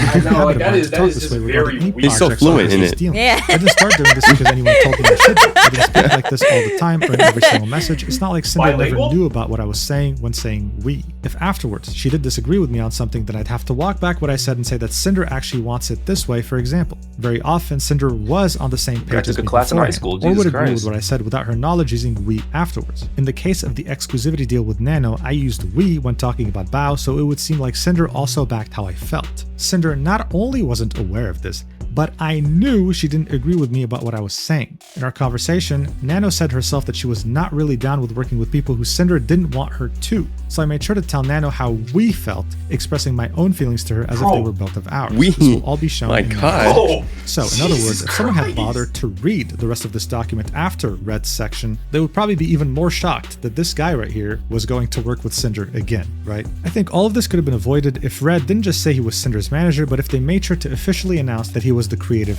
lead. But who am I to judge? Sinder would continue, there are 3 things in my apology I need to correct that will be shown in full detail in this document. What did you say? I really can't believe that her fans are still decorating her after all this. Seeing artists post fan art of her after all this really makes me lose respect for them. I wouldn't really be upset at the fans, you know what I mean? Because they're just, at the end of the day, they're just people that really support someone, you know? I mean, it's a little sad, but at the same time, they're just someone that just genuinely can't move on, that their Oshi is this way, or genuinely still believe that their Oshi is a good person.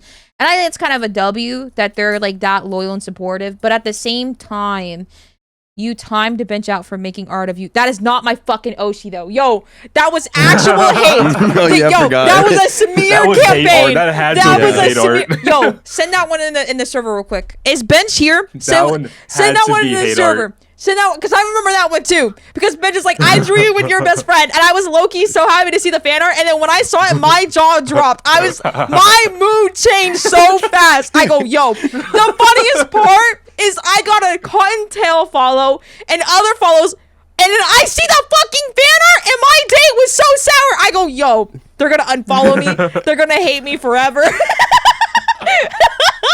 I was like, yo, my worst enemy isn't haters, it's bench. Felt that one. He's the artist. He has the power, right? Yo, I don't want to fuck I with was him. like, I'm still here. It is so sorry for that. Yo, send that one in the fucking fan art. Yo, I need to show them what I'm talking about. Yo, Bench, we're chill, right? You and me, we're chill, right? You ain't gonna do nothing to me like that, right? Yeah, you gotta draw this Still one have that pregnant. fucking- He hasn't had his Canada Vin art yet. Yo, you gotta do it. I still have that fucking Rosalina art like burned into my fucking memory, dog. Jesus Yo, Christ. you gotta do Crumbs. You gotta find out something with Crumbs, bro. Draw him in a chair, man. I don't No, know. yo, watch yourself. Hold on, give me a second. The most male hated character he has, you gotta draw that one with Jade. Me? Crumbs, not me. Oh my fucking god. Me was bro. Charlie Kirk. What the fuck is this? Oh my god. Yo, guys, keep that out of my chat. What the fuck? I will Crumbs commission crying in that. the corner. Holy. I don't have the bestie fan art anymore, dog. God damn it. It's okay. Jane Doe pregnant and You start off with a Crumbs crying in the subsection corner is titled crazy. Missing Information Man, I'm that gonna will be kill shown in myself, full dude. detail in this document. In Minecraft. You start off with a subsection titled Missing Information, Lies, and Incorrect Statements and My Apology. The first point would be, I left out a lot of information regarding my experience with Silvervale and trying to overly apologize to her, and ended up making things sound much worse than what really happened. The second point would be, I lied about not knowing that Red spoke to Nano about Spite in 2023 to not make things worse for myself by revealing more than Nano or Can't wait Spite to did lock about in what on this happened video with regarding you her. guys. That's already a very big revelation. You're all obviously, chill, Bench, because her don't apology worry. was terrible to begin with, and the fact that she was lying too Bench, makes it you're even right. worse. I think the Bench third point deserves would be, I VIP. was What do wrong you guys about think? which year the situation with Nyan Tails took place in. I wrote that it was after my debut, Oh but my it was fucking actually God. an entire year earlier. She can continue my apology, and the accusations made against me did not cover everything Red and I have done wrong. I've laid out everything below that will be presented throughout this document so we can address them and take responsibility. Explaining the motives and reasoning behind our actions are not meant to justify or diminish them or the feelings of those affected,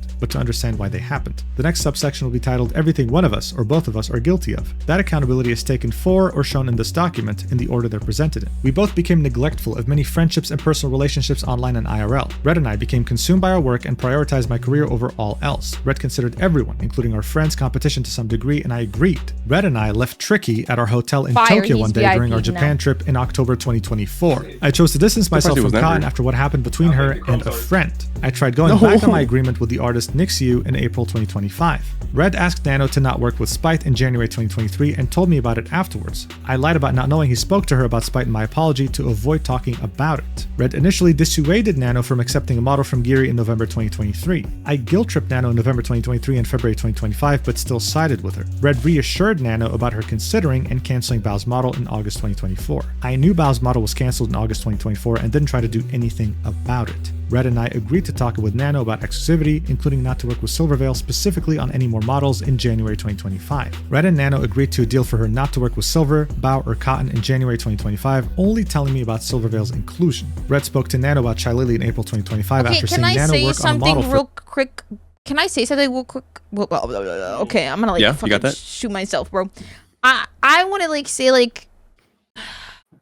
so the Bao said, because I remember reading the part of the document where she was like, I felt so sorry for Bao. I was defending Bao against my husband type shit. You know what I mean? But to act like you didn't know that it was going to happen, right? Or if you did know that was going to happen, why didn't you say if you didn't know it was going to happen, right? Why didn't you say anything to confide in your friend, if that makes any sense? You know what I mean? So it's you were in the group chat with her words of when she support or was anything. you were in the group chat with her when she expressed her sadness about a lot of things, and everyone showed support except for you as a friend. If I was in that position, I would definitely feel like you have something against me. I would actually start to be like, maybe she's just busy. Maybe she actually doesn't type in the group chat as much type shit. But I would slowly start to think that you actually have something against me. But even then, bro, like if you definitely do see your friend, like not even just like privately, I think even like publicly seeing them like very upset about it, at least a few words of support. And every other like everyone something. in that group chat is like publicly supporting you except for the one. I would start to think that you have something against me. You know what I mean? I would 100% believe that. There it is. Oh no. You found it.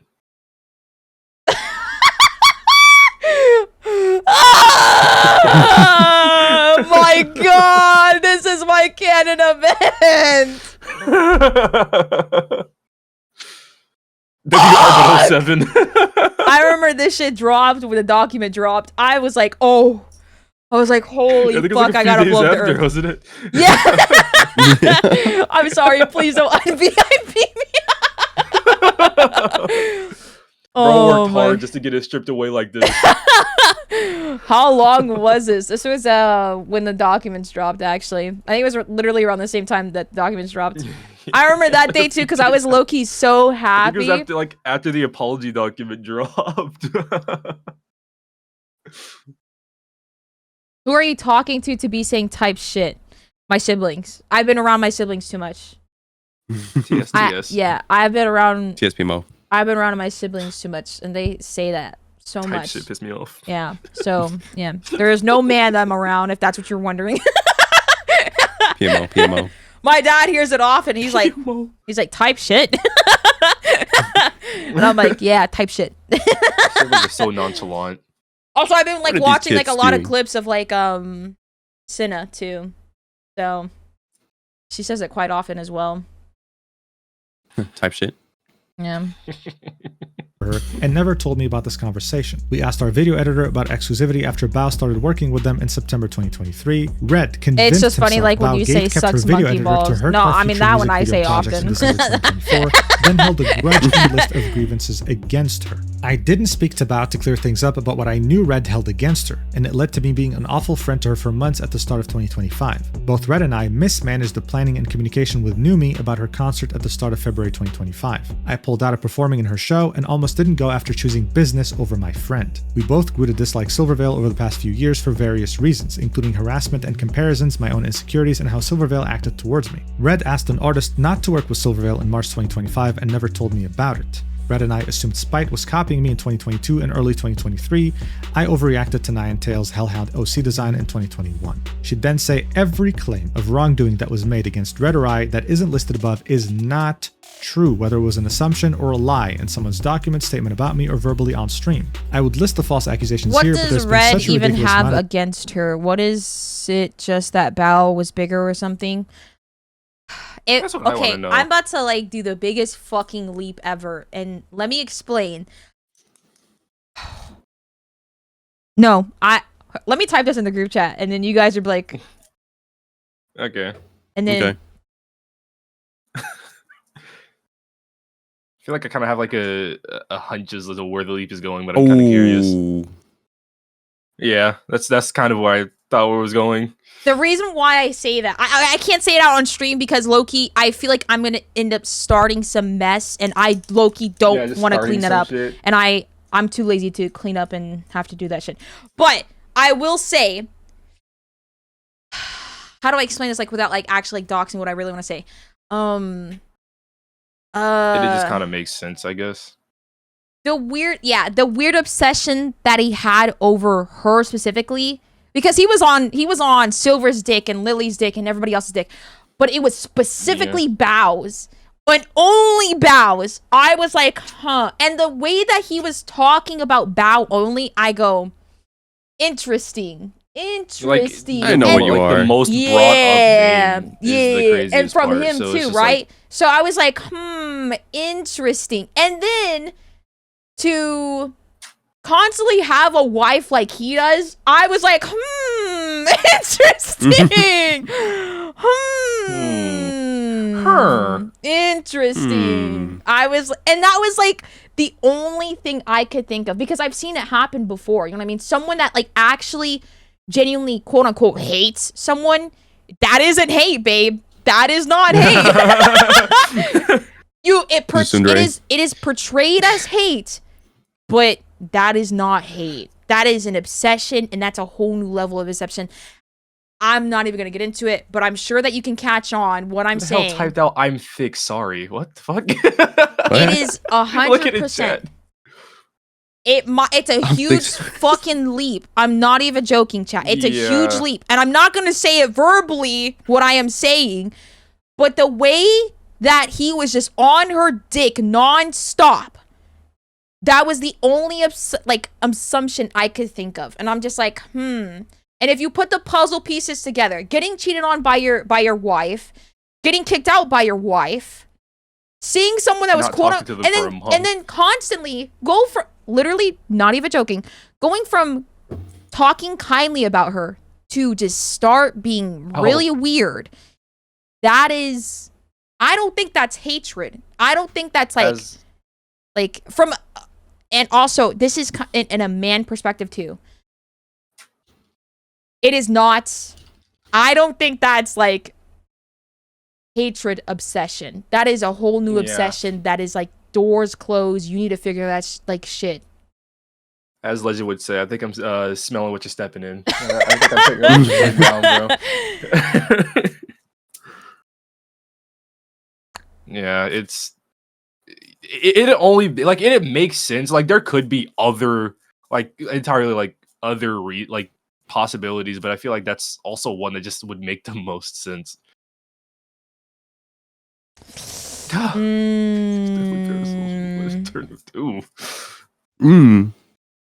definitely parasocial with Bao. Yeah, no, 100%. And it's just like I gave you 100 subs. Why didn't you notice me? It does feel like a leap, but it also makes sense. It's a huge leap. And you know, YouTube comments, you guys can call me crazy if you're catching that. Like if you're catching what I'm putting down. Yeah, I mean, if you make it this far, but like I only say this because I've seen it happen before in a toxic relationship, and it's just insane. I don't know how to explain it, but it's just, that is like the hunch that I've gotten. No, not even the hunch. That is the gut feeling that I've gotten, actually. So it's like, I don't do that. Please believe me. At this point that I don't even know where to start. I will let this document speak for itself. These actions were not over years like the public was told. The majority of these actions happened in an 8-month span from August 2024 to April 2025. How each person was affected, if they were affected at all, is explained throughout this document. Nothing was black and white, and none of these actions were motivated by jealousy, envy, greed, or being malicious for the sake of it. The next subsection was called My Friends. It's been falsely claimed that I was using, manipulating, sabotaging, betraying, and backstabbing all my friends for years in an effort to deplatform them and ruin their careers. There was never some kind of years-long grand conspiracy of deceit against anyone, and I have never pushed the ladder down behind me. I have never been jealous or envious of any of my friends or anyone else. My friends were not stepping stones I used to further myself. I loved my friends. Our experiences together were real. Our memories together are real. It hurts that I even need to say that here. There are plenty of things my friends know I've done for them, helped them with, or included them in for no other reason than that they were my friends. I've always answered their questions and offered them advice when they asked, done my best to be there and support them at their debuts, with their own endeavors, and I've personally bought so much of their merch for myself without ever saying so. I literally brought brownies my mom made across the country to share with them. I spent my own time making one-of-a-kind cosplay pieces of their VTubers. Oh, the brownies. Okay. Oh my god, grow the fuck up with that shit. Yo, I love my friends. I brought them brownies. I thought about them when I was making the brownies. Oh, she didn't even make them. Her mom did. I thought about them when I asked my mom to make the brownies. Oh my god, bro.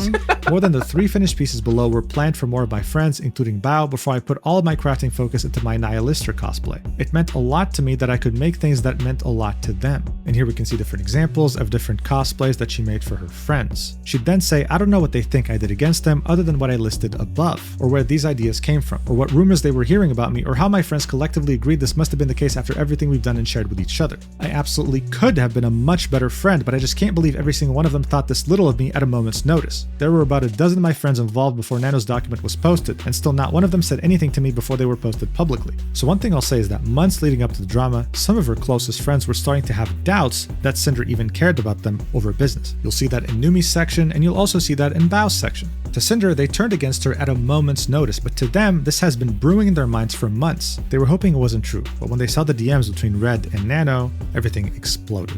Anyway, Sinder would continue, a lot of my friendships did suffer due to where my priorities have been, especially over the course of 2024. Because of my focus being overwhelmingly on work and less on my personal relationships outside of it, I neglected people I cared about, and so did Red, both online and IRL, even my closest friends. Unless it was about work, I didn't put as much energy into just talking and hanging out, but that's not to say I never did, never wanted to, or disliked them for any reason. I had my things going on, and I know they had theirs. When I wasn't streaming or working on something, I'd be isolating or hanging out with Red to decompress, and I didn't have the energy to socialize. I tried to plan collabs with friends as often as I could, and it was a way to hang out while still appeasing my content brain. My collabs with my friends were made into YouTube videos. It's just business at the end of the day. It's just business. I love working. Always has been. I think I'm like content brain too. Can you agree, okay? Dude, I am too. I'm not gonna lie. I work like almost all the fucking time.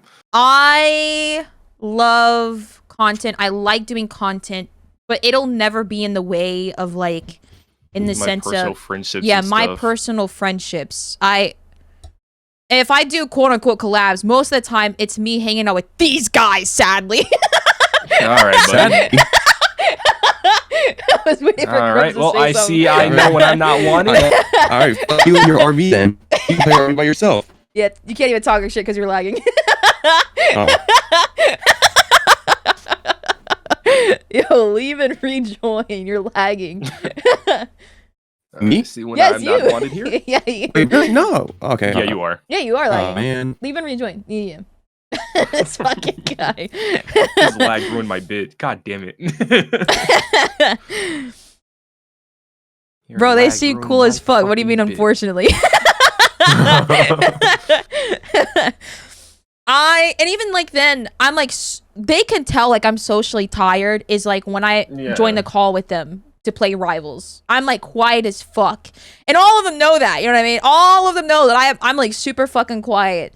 So it's like, but I still try my hardest to make time to hang out with them. Fuck, I'll like spare like, oh, he's actually lagging. Holy fuck. He's lagging like oh a my god, motherfucker. he is actually lagging. So it's like, Welcome back. you only want them here because you Okay, don't yeah. want to deal with all of this by yourself for 6 hours. I think it would be low-key funnier to have them here. You know what I mean? Yeah, genuinely, I'll be honest. I would feel bad if I had her deal with this for. They get low-key butthurt when alone. you play Rivals without them. No, I'm not even joking. Whenever I hop on Rivals, they're like, Rivals, Annie? Look, okay, I saw you get on Rivals yesterday. I didn't see the Not Steam yesterday, yeah, notification, but like, yeah. I was not gonna ask to get on, but I was like, "Holy shit!" Is Yeah, I it was playing gaming comp. hours? Yeah, I was playing comp, so I was like, I'm gonna just do comp so that I can yell. I needed to blow steam off, like in fucking Rivals. Am I good, guys? They were actually here because of the 25 gifted. Yes, True, they I were. get paid from that. Yeah, I don't. you paid their presence to be here. Is he still lagging? Gross, you Am I good, good bro? or no? Everything on your internet. Crumbs, can you hear Can us? you hear me or no? Yeah, we can hear you. I can hear you. But it's just but like I can hear y'all. you're so choppy, dude. Really? Yeah. Hold on. Yes. Give me a second. You have to like, okay. Never heard him lag before. Let's say you should restart your PC. You know what? You're right. Yeah. Give me a second. Okay. You can just watch the video without me. It could be like the internet of like, you know, the Yeah, weather, the cold front Probably coming is in. like yeah. raining or something. Holy Holy fuck, bro! shit, I stepped bro, who outside like invented an the hour ago, and it was, or Autobots? 2 hours ago, and it was chilly as fuck. I was not. Yeah, it was expecting cold. There's a huge cold As front. soon as Texas. I was like, woke yes, up. yes. Let me see. Is there supposed to be one for Florida? I'm trying to see. No, it's. Oh my god! Guess what? Guess what the temperature is, Annie? Crumbs will be really happy about it. What is it? 67. Yeah, it's like that over here too. Oh, there is a It's cool. like 50. There is a cold Yeah, front. the south is like getting. I think Oh my a lot of God. the southern states are getting a cold front. It'd be so funny if there was both a cold front and a hurricane. Yes, No, it's not a hurricane this yes. It's not a hurricane this month. Wait, what Oh number did you no, no! I gotta go pee. I'll be right back. say? Let me go finish folding up my clothes then. Oh wait, ooh, someone's making breakfast. Wait, I'll be right back. 6-1. 6-1. 6-1. 6-1. Video is so stupid, bro. You know, I think 6-1 is better than 6-7, guys. I think just the way the guy fucking says it, he sounds like he looks like he's in distress every time I watch it. It's a live leak video. 6-1. His eyes pop out more every single time I watch it. 6-1. 6-1. Dude, that fucking Photoshop got busted again. Oh, sick. I'm legit stuck on 2021. Dude, oh, man. Obama, I mean, it's funny. Premiere works still, but Photoshop doesn't. Obama says hi, chat. What's up? Scream IT No, Obama says hi. Crumbs that one. Obama says, oh. Hi, Michelle Obama. Obama. Fucking guy. And your band. What? Crumbs is that video. Have you ever, like, heard him say it? Which video? What's funnier than The one I just 23? 24. Hold on. In Discord. You guys ready? Yeah. I never heard it. Hold on. Tell Obama to do his push-up redeems. He's been slacking. Oh, how many push-ups does he have to do? Push-up redeems. Osi, bless your soul. Bless your soul for getting through the 6 hours. hours. Bro, we're not even an hour Actually, in. Pharaoh, we're gonna react 50 gifted right now. No, I'm joking. Guys, 100 gifted. Pheromone's gonna react this with us. On her day off. 50 gifted for Annie and then 50 gifted for Pheromone. On her day off. Wait, deadass? No, I can't drag Pharaoh into this, Loki, because like I wouldn't want her catching heat for being associated with me for talking my shit. No, because I 100% will. I've been catching heat in the comment section, and I can't do that to her. Oh yeah. Wait a minute, then we're gonna be catching heat. I don't want her to catch heat by like association, chat. So I thought about it, and I go, wait, low key, I've been getting like constantly like fucking like jumped left and right in the comment section, so I can't do it. Pharaoh, thank you for the 5K biddies! You did not have to do that, actually. You did not have to do that, actually. You should do more. Yeah. Wait, how many push-ups? How many push-ups was he supposed to do? You say? I'm a Nintendo creator, bro. I'm used to the fucking shitty comments. I'm good.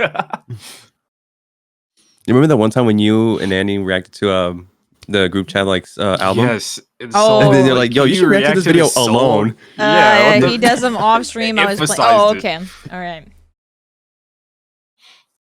Fucking emphasized alone. Driving charms? Alone. I did not know.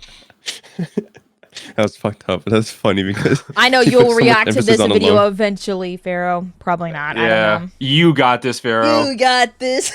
You got that, Pharaoh. Yeah, you got a full 6 hours. You got this. 6 hours to 1 day. Go make your Just chat said work to me, for it. 07 Godspeed. Make your chat work for it.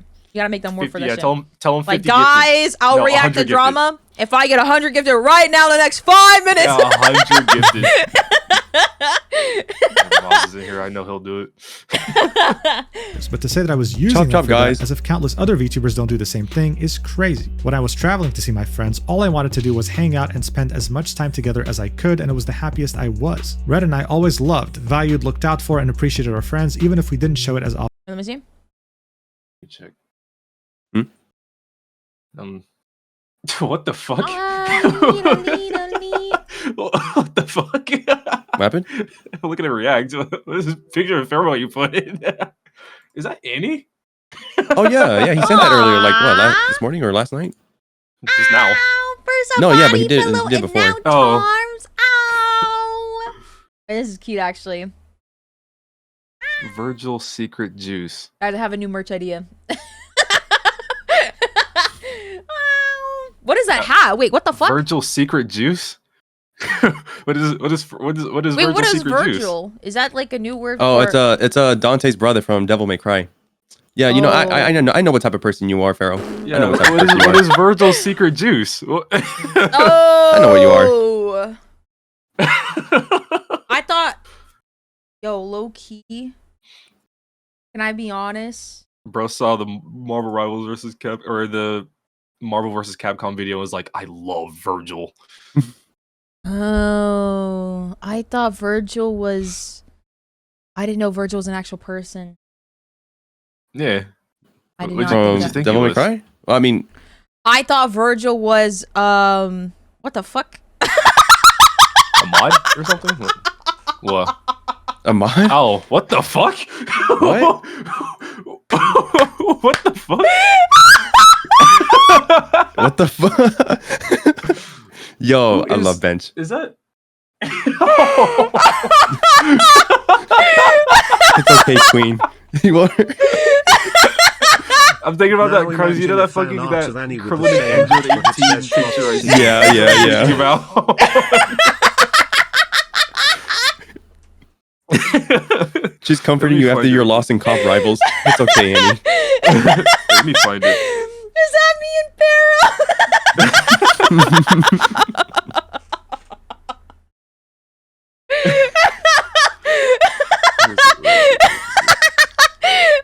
Bro, yeah, she got a handful. God damn. No, Jesus Christ. Trying to make sure that shit don't go nowhere. Oh my god. Oh, here it is. Here it is. This is what... Yeah. Oh my god. Wait, look, Annie. My stomach hurts, bro. Look right under it. Wait, look right under it. Wait.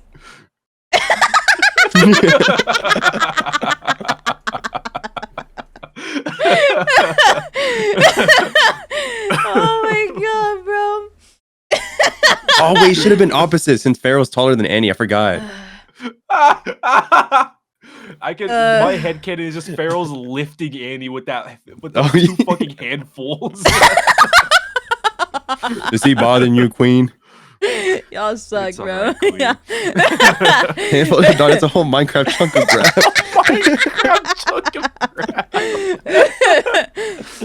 You guys suck. Oh my god. They know you ain't gonna do nothing about it because they know that they they know that they don't get punished, so they're little shits. And it's worse. Yeah, she's when talking you're like a watching true southern. when I you're miss watching She'd be Virginia a good driving, Texan bro. driver. Yeah, she that would. That first sound just reminded me of like SpongeBob was like, I need it. Water. I need it.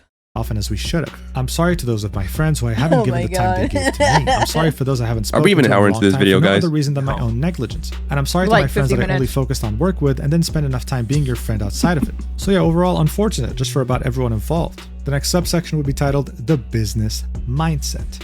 Red and I slowly became more closed off and neglectful of people over the past couple of years, but especially throughout 2024, focusing more and more of our time and energy on this career. Work became almost 24/7 for us, never taking a break. It was our job, our hobby, and almost all we talked about. We loved what we did, but we both became consumed by the content grind.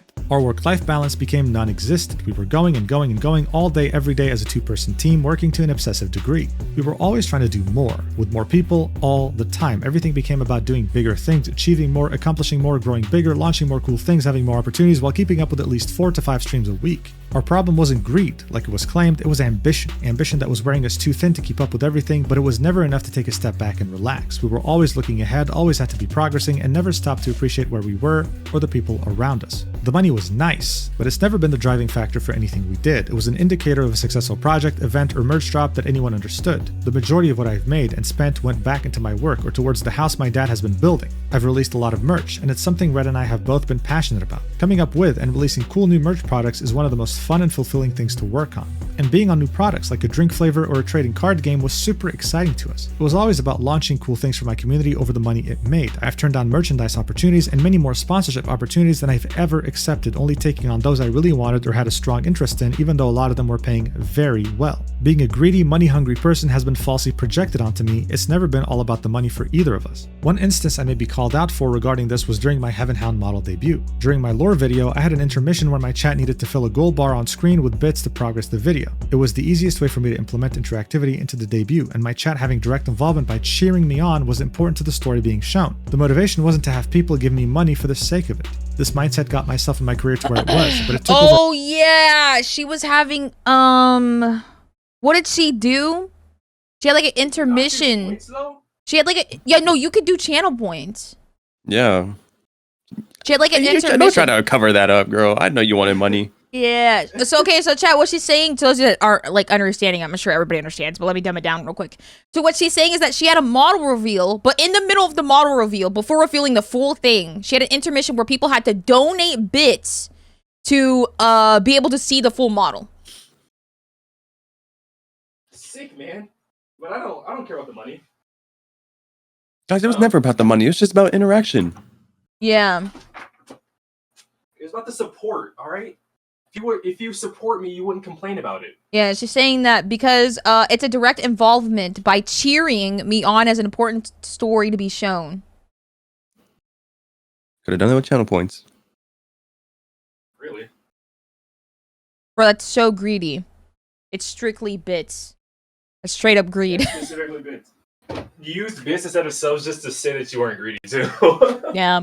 Our lives to an unhealthy degree, leading to the deterioration of our health and relationships with people. Being cancelled and away from work gave us the time to address this problem in our personal lives. For example, I have my own dog now who's been keeping me busy. I've gotten back into cosplay after not working on my Nihilister build for months. I've been trying to lead a healthier lifestyle, and I've been going to the gym regularly. Despite finding it difficult to be motivated about things since April, I've been making changes so I don't fall back into the same unhealthy work mindset I was in. Alright, so it's never been about the money. Cinder has turned down many sponsorships before, more than she's ever accepted. She only did it because it looked cool. That's a great mindset to have, but I can't claim that I watched Cinder to know how often she would accept sponsorships. All I can say is that she always had something to sell, like merch, products, etc. And her community loved it. And in the end, that's what matters the most. Wait, okay, hold on. I want to check something real quick. Is she with Uwu Market? Yeah. Is she actually? I think so, still. Wait, Annie, look at what Ben's put in fan art. Oh, give me a second. Give me 1 second. Guys, wait, give me 1 second. Oh yeah, she's still with Uwu Market. Yeah, she's still with them. Okay, y'all are laughing and I'm trying to like do something serious. What is happening? It's because look. Wait, you get the chance to your short, stubby legs. You're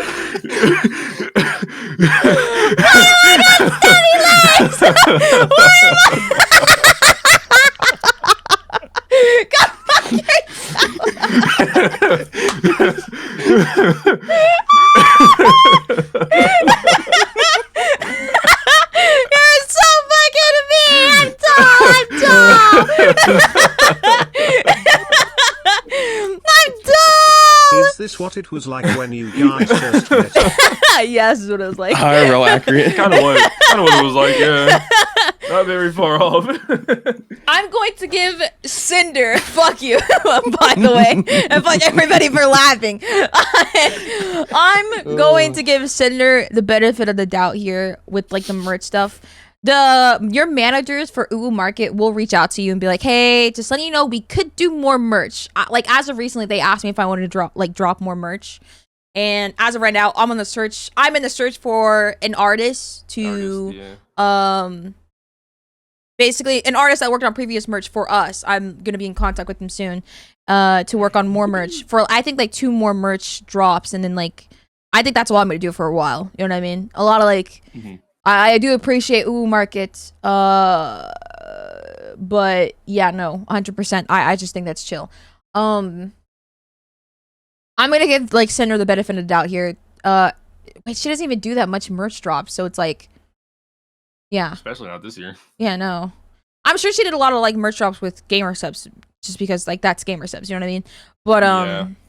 Especially had like a lot of stake in the company. Yeah, but Uwu Market, they definitely do reach out to you and be like, hey, we could do another merch drop if you want to, just letting you know.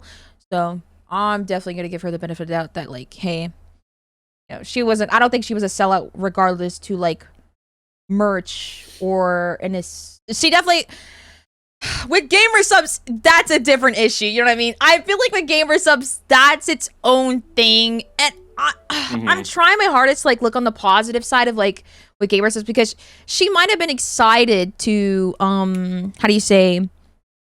She might have been also, like, a one of the part like co-owners. one of an owner, so she might have been excited to be a part of like things that gamer subs like was releasing, but at the same time she let the business aspect of it, because in the documents before she kept referring to, I also am part owner of gamer subs, like so it's like that's I don't know, man. I just don't know. Like she used that as an excuse quite often. So I was like, it gets to a point, like I get you're excited, but it gets to a point where that is an excuse, like where you can constantly keep throwing the company as an excuse to your faults. You know what I mean? Yeah. Maybe that's just me. I don't know though. With your morals while also giving your To a community degree. what they want. Yeah. Anyway, Cinder would continue in the next subsection titled Competition. In my apology, I said, I'm disgusted with myself for buying into the narrative that my friends were competition. I just learned about all this myself, and there could have been so many other friends affected by the narrative that things always had to be competitive. She'd say, Red always considered everyone our competition, including my friends. I understood and I agreed with his reasoning below. It didn't change anything between my friends and I didn't treat them any differently because of it. The only person I became directly competitive against was Silvervale, and that wasn't right of me. Red would then say, the content creation sphere is massive, and the VTuber sphere is a fraction of that with its own audience. So that already is an interesting sentence, because it's pretty much assuming that the content creation sphere is a pie. There are limited pieces, and unless you don't get yours, you'll never get it. Personally speaking, I've met content I think creators he who really speak loves this way, but I've Zenless. also met the opposite, people who believe that there's a piece of the pie for everyone. Now, in my own I didn't even know this was objective Zenless experience, the latter Goose! was way more Thank you for the pleasant to tier talk to, 1 and I could actually form a months. friendship Thank with. you. He'd continue. Everyone is always doing something, launching something, playing something, and it's a constant Wow. race of relevancy. Whether you want to look at it that way or not, it's the nature of the industry. Part of the reason why we were always working on new things, releasing bigger things at a faster and faster rate, was to stay competitive in the space. In a general sense, everyone was competition. Friends, other VTubers, other content creators, but at the same time that anyone and everyone could be considered competition, they were also collaborators, co-workers, and partners. The end goal is about So- staying relevant in people's minds and making sure our see project the fits. Yo, mindset the of only- everyone's a competitor. Yeah, everyone's a content. competitor, I don't- but we want to collab with our competitors. You know what I mean? It's like, what? That's like I don't get that mindset at all. I'll be honest with you. What are they planning here, guys? We want to stay in the minds. We want to stay in the minds to be relevant, bro. I just care if my chat's gonna show up the next day. I have been so sad that I can't stream daily as much, like this past like weeks coming back from TwitchCon. It has weighed on me so much, and the only thing that went through my mind was I hope chat just comes back when I go live eventually. That is like the only thing that's crossed my mind. I could give a fuck if I'm like blowing up somewhere or not. All I've cared about is my chat showing up, because I genuinely miss them so fucking much every time I'm not allowed to stream. Holy shit. A lot of the good thing, I mean, I've experienced Why a did lot I of, stream so early today? because I'm trying to like work my way around of like the things that I have to do IRL. And my dad was like, why don't you go to the gym as soon as you drop off the girls? He's like, why don't you go to the gym? And then when you get back from the gym, why don't you just go live? I was like, I could try that. He goes, I'm a little sad. He's like, I'm as sad as you are, because this is like getting in the way of what you're doing. He's like, but I also want to make sure that you still have your fun and your community still has your fun too. And I was like, yeah, I know. He goes, I'm sorry. He goes, that things are having to go this way, but just know that I'm always going to be here, Annie. And I was like, thank you, Dad. I was like, thank you, Dad.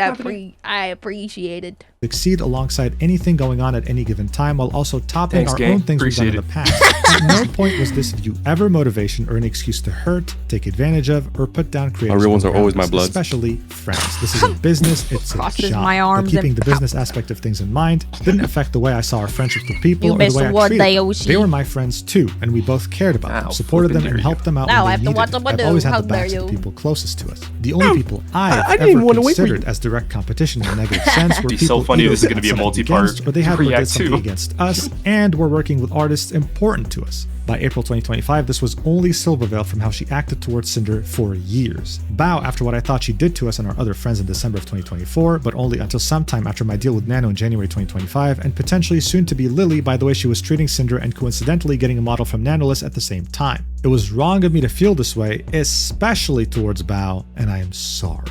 So yeah, there you have it. The final subsection in this section would be 3 personalized apologies to 3 different people. The first one would be Tricky. Yes, the one they mentioned earlier that they had abandoned at a hotel in Japan. I'll just sum this up. They went to Japan to explore the country with their friends. One of them was Tricky. Red and Sinder barely had time for themselves. So they woke up at around 8 or 9 a.m. They waited for an hour in their hotel room without hearing from Tricky and just left without her. They only ended up meeting up with her again at the end of the day. Sinder would say, Red and I are sorry to Tricky for leaving her behind and hurting her. We didn't think she'd be left completely alone with how many of us were together in Tokyo, but we still should have waited for her instead of going off on our own. She was one of our best friends and we're both so sorry. So I really genuinely don't know why this is here, but maybe someone talked about it publicly or something and I just missed it. In any case, in comparison to everything else that's been alleged and actually done in this document, this is nothing. Anyway, the next person they'd be apologizing to is Cottontail VA. Cinder would say, I'm sorry to Cotton. I for the feel way like it's avoided her something. and turned Doesn't down Tricky collabs have like together." a bit was a word? Abandonment issues. Abandonment issue? Yeah. Isn't it like something that That would make sense. I mean, like She's mentioned that if they before? do, it makes sense. I don't know. I could have sworn somebody in chat had mentioned that when we first like read this document. When we read this part, Like, I if was they- like, yeah. Yeah, but I think also just maybe they do. I don't know. I don't know them. I don't like watch their content, so I'm not sure. Yeah. Tricky has been through a lot. A lot. No. Ooh. Where she Mm. cried about that when they got back. Oh, okay. Well, that makes a lot more Mm. sense then. But Tricky is problematic, so Mujin wouldn't know anything. That makes sense too. Yeah, that make a lot more sense.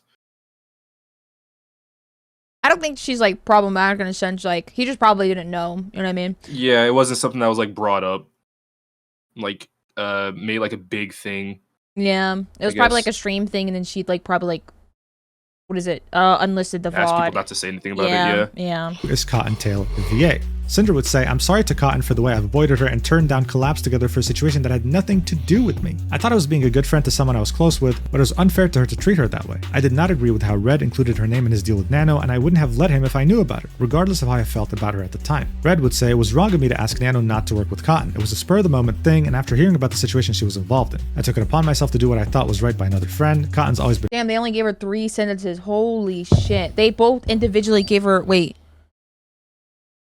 Yeah, they both individually gave her 3 sentences. Holy The fuck. last one wasn't even a complete sentence. It was Yeah. just 2 words. Wow. nice to me personally, and she didn't deserve that. I mean, I'm I guess sorry. so, bro. So yeah, Cotton's name is going to come up again in this document, obviously, but for the most part, Red and Cinder were really apologetic. No, never mind. The no, last they're apology would be to Nixiu, an artist. Cinder would say Nixiu deleted her tweet with her document about me. She shouldn't have, because she was right. I was going to include it here for reference, but I've left it out because of what she wrote in it. So instead, I've summarized the situation below. So the reasoning as to why she left out the document was because Nixiu in the document itself would say, I don't want any public reaction to this. I really do not want to appear on videos or similar. I don't want my case being used as an excuse to put more hate into it, etc., etc. Which is why I personally didn't include her document in my video about the situation 5 months ago. Cinder would continue. Nixiu, or Iomea AF, is an artist that reached out to me via email about making artwork in exchange for showing it off and giving a shout out to her Patreon on stream. I hadn't seen the email, but she made a tweet laying out her terms tagging me in it. I messaged her that I was interested. I put her in contact with Red and he handled things from there. Through Red, we made our agreement. It wasn't until she had a large portion of the sketch finished when I had changed my mind about our agreement and didn't want to do it anymore. I don't know what was going through my head or what my reason was for this, but I told Red to call it off. Red tried to make it seem like there was miscommunication somewhere to save face for me, but it was really because I was being unprofessional. He talked to me and I agreed to follow through with the art showcase and shout out on my stream. However, I failed to follow Nixiu's terms as they were agreed upon. I didn't verbally shout out her Patreon and only showed the link to it that was on her artwork. I also didn't show the censored NSFW version of the art, but that was because I was worried about getting in trouble with Twitch. This was an unprecedented situation I caused with an artist, and I've never done something like this with anyone else. I handled an agreement I made extremely and regrettably unprofessionally. This was way out of character for me, and I'm sorry to Nixiu for how I handled things and for the stress I caused her. I encourage anyone reading this to please support her and her incredible work. And that brings us to the end of this section. We're not even 1% through this document, and already many balls. Hey, I love statistics. We didn't even hit an hour yet. It's not even an hour. Oh my.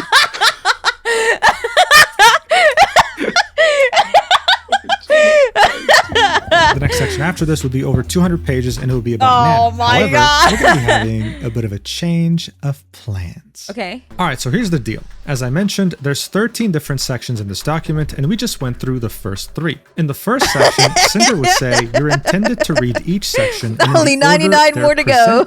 And as much as I'd Yay. love to follow her instructions, after having read the whole thing, I can tell you right now that going right into the 4th section titled Nanolist would be a bit counterintuitive. Instead, I'm choosing to head straight into Bao's section, which is the 5th section. Why? Yay! Well, there's multiple reasons for this. One could argue that the most important sections in this entire document are Silverveil's section, Nanolist's section, and Bao's section. However, in Nanolist's section, you're mostly seeing things from Red's perspective, with Sinder chiming in every now and then. When it comes to Silverveil's section, it's mostly Sinder talking about her perspective, with Red chiming in every now and then. When it comes to Bao's section, not only is it significantly shorter than both Silverveil's and Nanolist's, but there are many repetitions, there are many things in Bao's document that will repeat in those other 2 sections. Additionally, you get to see this from the perspective of both Red and Sinder, with both of them having differing perspectives and even logic. Finally, when it comes to Bao, her reputation precedes her. Before this controversy, most people didn't really know much about Nano other than the fact that she's a very talented artist. When it came to Silverveil, yes, she's been here for a long time, but for the most part, she keeps to herself. She doesn't really collaborate that much and is a fairly private person. When it comes to Bao, though, not only has she been here since the beginning of the VTubing boom in the West, but she is quite literally friends with everyone. Yes, she has her own friend group, but she's someone who interacts with large and very small creators. Like, it doesn't matter how many followers you have. She has interacted with hundreds of people throughout the years and has never had a problem. She has never been involved in petty drama. She's never had a Google Doc written about her, which is, I mean, saying a lot in this space where petty drama happens every minute. All this to say that I believe that this might be one of, if not the most important section in this entire document. It gives you a broad understanding about Cinder's logic and perspective, Red's logic and perspective, and does a lot to explain how we got here. Most people might have read the first 3 sections before giving up on the 4th one, seeing that Nanolist is 186 pages, and unfortunately miss out on this section that's extremely important. So that's why I chose to go with this immediately. So without further ado, let's see how Sinder chooses to introduce us to this section. Here's what she had to say. Bao has always been a great friend to me, and I couldn't own up to being a terrible friend to her when I wrote my apology. I've neglected Bao. Bao is the complete opposite of Annie when it comes to collabs. What does that mean? What is collab it? with no one. She collabs with everyone. Yeah. You're kind of so Annie's like the silver veil of collab. So, yeah. I just guys, collabs scare me a lot, okay? They actually do. Social interaction. Everyone, I hate it when all of chat has witnessed me collab. Like, dude, why does she always say that she's nervous? She's over there smiling and chatting it up. I'm a low-key, like, listen fucking... to giggle shits over here. Dude, I'm, like, shaking in a fucking collab, bro. I really am. The Bao is the complete opposite of Annie. So you know there's a... So I like how you said Bao's an extrovert, Annie's a... You know there's a word for the opposite of extrovert. I call a loner. Did you not like your collab with Nico? No, dude, I really enjoy all the collabs that I get. You know what I mean? I don't get collabs like very often. You know what I mean? More just nervousness. I'm genuinely an awkward person. That's how I was IRL. It takes me a while to open up. And I've had like conversations with my friends that I met IRL be like, yo, like, they were like asking me like, yeah, you're like, you have the same humor and you are the same way online, but you're just more quieter. And I go, there's not much for me to say in person because 100% I'm just, I don't know. I think half of our conversations IRL were us talking about, God, I really want to play Marvel Rivals. That's like Jenny, like most of us, like IRL. But I think the entire time, all of us were like, dude, we want to go home and play Marvel Rivals. I'm so pissed there wasn't any Rivals booth there. They should have had one, but we're not going back next year. I ain't going back, bro.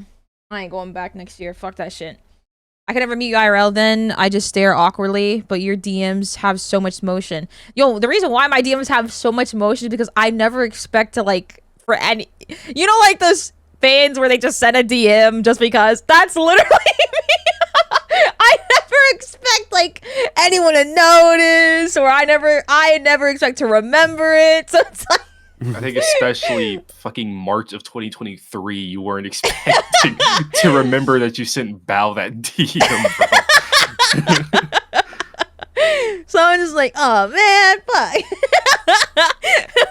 Donowalt not once but twice. It's been a lot more than twice. I do appreciate the collabs that I do get because it's not often that I get them, and I'm very thankful that people think of like inviting me to them. But at the same time, I dread collabs because I'll be like, I don't have like that much of a high social battery. So it's like the minute the collab is over, I have to like take like a month to hibernate. Because I'll even tell my friends like, yeah, I just don't have like the energy like to talk today, guys. It's gonna be a while. And I'm so thankful that they're so understanding. But at the same time, I'm not like much of like a social person. I'm more of like, your presence is enough. You know what I mean? We don't have to like be talking to appreciate one another. Just being in the presence, even if it's quiet, just being in your presence is genuinely enough. Everyone notices. Oh damn it, bro. But I remember like a lot of my friends like IRL when meeting them the first time, they're like, yeah, you got the same humor, but you're just very quiet. And I go, yeah, that's genuinely how I am. Even when in calls, like that's just when more people join, I'm like really quiet. I think I was like very talkative, like only around you guys, and then Samato and Legend and Big, and then everybody else was like fairly quiet around them. IRL. But I'm so upset that we only saw Samato like at the bonfire and then at the Halloween party. And that's it. Yeah, and that's it. I felt bad. That's my wizard. My grand wizard. Of mine, but more than the others in my closest circle. There was so much I couldn't explain in my apology about what happened between Red and I over Bao that's all presented below. No, I don't think so Red's yet. resentment towards her after he thought she went out of her way to sabotage us at the end of last year, she became a sore topic between us. My partner's opinion of my friend pressured me to treat her differently to avoid any conflict between us. I never tried to talk to Bao about it because I didn't agree with Red to begin with, and I didn't want to start any drama between us. I was ignorant to the way she felt isolated from me and our other friends earlier this year. She was hurting, and I didn't do anything about it. I'm sorry to her for never addressing the problem when I could have, and I'm sorry I made her feel unwanted. I knew Bao had a model planned with Nano. She showed it to me at WeebCon in March of last year. I also knew that the model was cancelled in August before she told me and our friends. I was told that Nano chose to cancel Bao's model so she could focus on her own content. I had no reason to ask to read Red's messages myself when this happened, and when Bao messaged me and our friends, I felt so bad that I already knew about it. I saw how excited she was about this model, but I didn't do anything to try and help her. Okay, so she knew, so this makes the situation worse. And you didn't do anything to help her. So that like genuinely just makes you like a... It really is two-faced. That's really what it is. You know what I mean? So it's going from, oh, I didn't know, then why didn't you say anything, to, oh, I did know. That explains why you didn't say anything. Yeah, you did know. First it was you didn't know, and now it's you did know. So it's like, if you were sorry, you wouldn't have done it. I think it's also, too, if you were sorry, you would have confided in the friend. And also having the knowledge. I mean, it's fucking crazy having the knowledge and then confiding in them. That's fucking insane. But it's like, it's also even more insane to having the knowledge and then not interact with your friend. Yeah. She knew, but didn't know why. I don't know, man. But even then, though, it's still, you should at least say something. Like, if you don't know why. Yeah. I don't know. Because, like, if you know, but, like, you don't say anything, I feel like you should still try to at least, like, console your friend who's very visibly upset about it. Yeah, dude. Sorry, I was drinking water. Yeah, that's like I don't know, man. I just think that's like really scummy. I need to go get my nails done again soon. I was under the impression this was what Nano wanted, and I've always been on Nano's side about what she chose to work on. As far as I was aware, Bao didn't have any plans with Nano for a model again after that. I didn't know it was ever replanted. Oh, you guys remember the ones I showed at the burger place? To Nano and their exclusivity deal in January. I'm gonna get those. I did not and do not agree I gotta with what he said get ready for the about cosplay next month. Bao was recovering from surgery when she was told one of her closest friends betrayed her. I don't know what she was shown or told by Nano and Shy Lily or our other friends involved.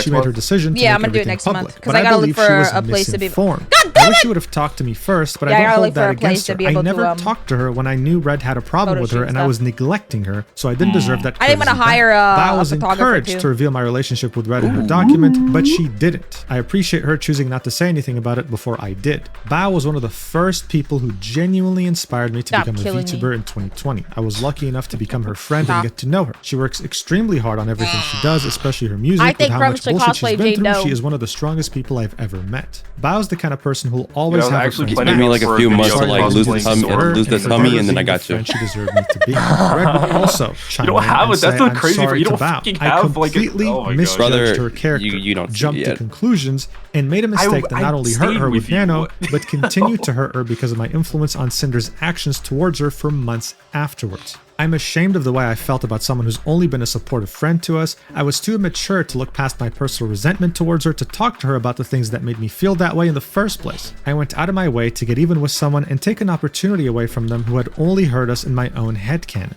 He continues, "I also want to apologize to Bao for reassuring Nano it was okay to cancel her model last August. I was only considering Nano's feelings and how it would affect us, and not Bao. I'm sorry." Cinder would then speak again and say, "Below we've laid out anything Red or I have experienced with or related to Bao that are relevant to everything that's happened. This includes conversations with our mutual video editor, Red's conversations with Nano about Bao's model, our real life experiences, and the production of Boss Rush's music video with Sakamore leading up to what Red told Nano in their exclusivity deal." Alright, so for an intro, this is already very loaded. If we take Cinder's word for everything here, she makes herself out to be a victim. Someone who was forced almost to be a bad friend to Bao because of her partner's opinion of her. This of course ends up making Red look even worse than he already... The video editor thing is still weird to me.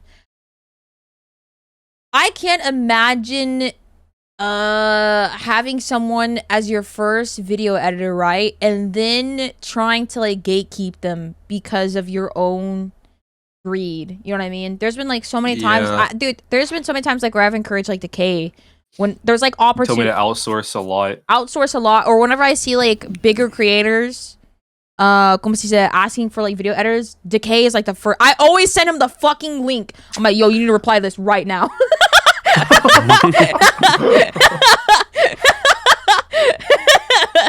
Because I think that he deserves it, you know what I mean? So it's like, I just can't imagine being like that. Like, it's just greed, bro. It's actual greed, man. It's insane. I don't know, man.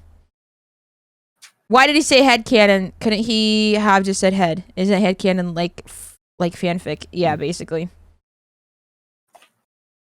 Also, editing for different creators will better improve their skills. Yeah, dude. Yeah, it does. I will say that firsthand. It does. It definitely does. Because a lot of people like different styles, so Yeah. it kind of helps you improve and like learn more. And if they're outsources, they get better, and therefore you get better edits. Yeah, that's what I'm saying. So it's like, I can't imagine like being that like salty over your friend wanting the same editor as you because they saw the work that they did and like, wow, that's so nice. I would like for them to edit for me too. You know what I mean? I think that's looking cool. Ever since I started working for my other boss, I've like improved on so much shit for Annie.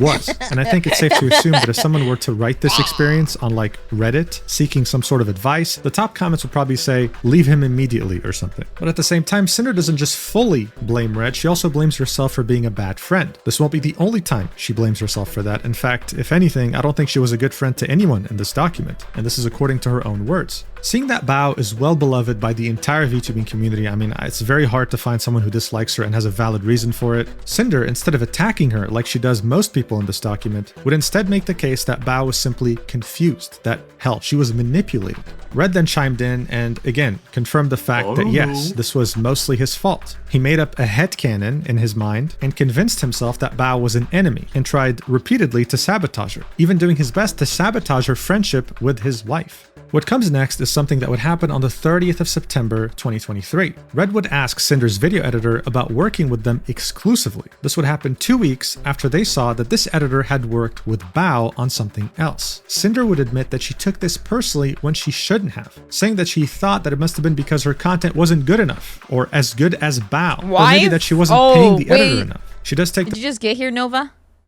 Have you not here earlier? Oof. Yeah, it was like accidentally revealed that like they were like married. Yeah, someone tweeted. Someone tweeted Fallen Shadow. under the dog that they were like married or something. What? Yeah, What? nerd. Yeah, it was. He fell down to his knees. What? What? Yeah. It can't be. And it was Fallen Shadow that like revealed it. Bro's mind was blown. Well, actually, I don't believe that in my perspective because that's not been confirmed by Sinder. Actually, in my head. My head canon. There's still a chance. I'm sorry. Wait. I'm sorry. That's so funny. I'm sorry. I'm just saying. Yeah, I know. But I just think that's really funny. I'm sorry. I'm sorry, man.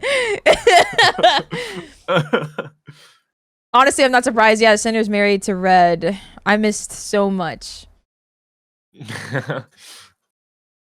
Don't worry, you missed not even a full. Actually, we just hit the hour mark not too long ago. So. Ooh. Time to specify, though, that she was upset, but not specifically at Bao because she was her friend.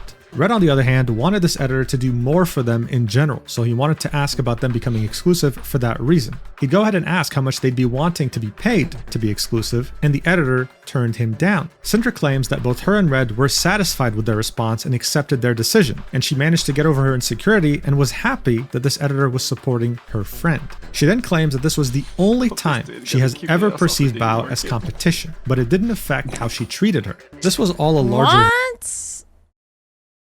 But it didn't affect how she treated her. Come on.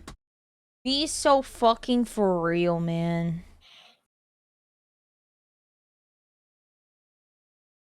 I get if you're like huge, like Iron Mouse, if you have an exclusive editor, but she isn't, or she like wasn't that big.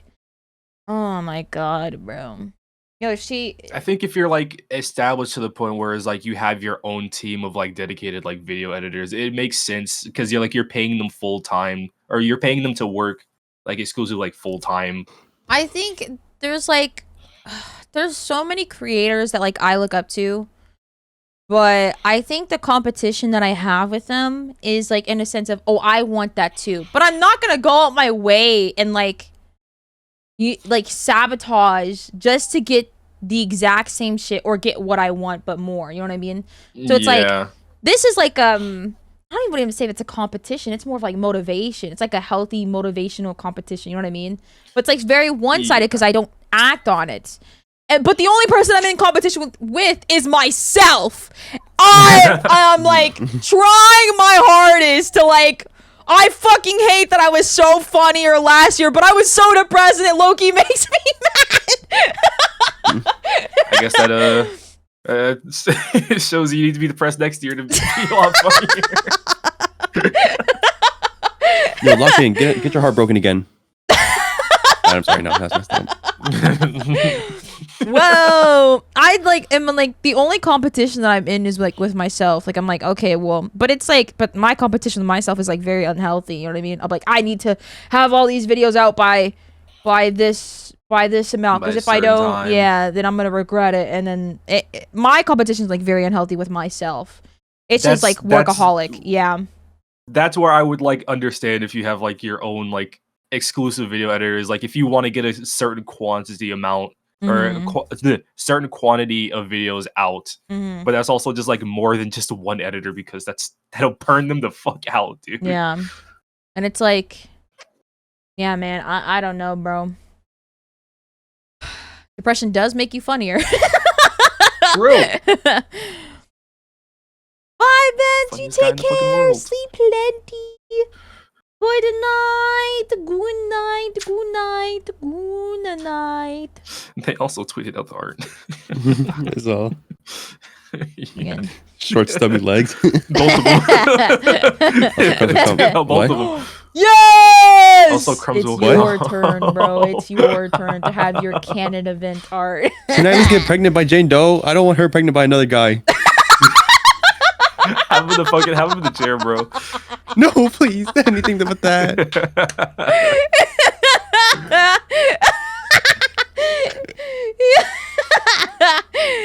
Asking too much? No, please. Yeah, see, so they're asking one video editor to be exclusive. Yeah, that's like The thing is, I would like understand if you were asking multiple, but if you're talking about one in particular, and that's the one that works with your friend the most, I find that a little bit weird. I would low-key get like burnt out if that was like a sense, you know what I mean?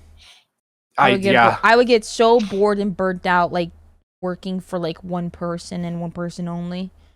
You know what I mean? Yeah, that's Like, that's damn, really this just fucking how work it is. again? God. I don't blame him. Yeah, like imagine like having to like work for the same person, like upload for them daily. Like it gets so boring. You know, you got to be on a certain time crunch because you got to get a video uploaded at a certain time. Okay, wait a minute, man, because I always say like if you can't get it This out, sounds then you don't familiar. have Hold to. on. What the fuck, bro? This fucking asshole. I pay him so well, man. What the fuck? Fucking bullshit, bro. The money helps pay for my therapy. Boy.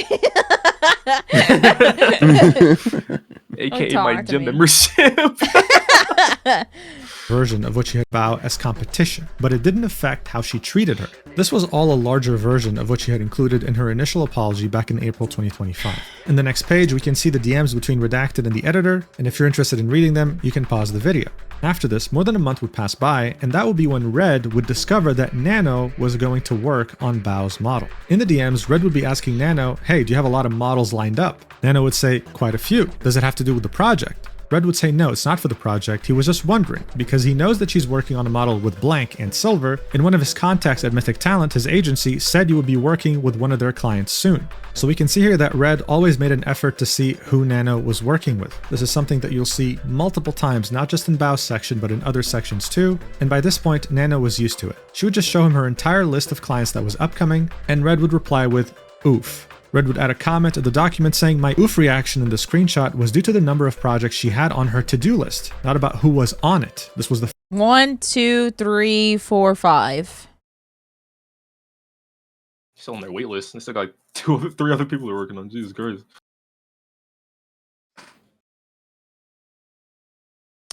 Nah, bro.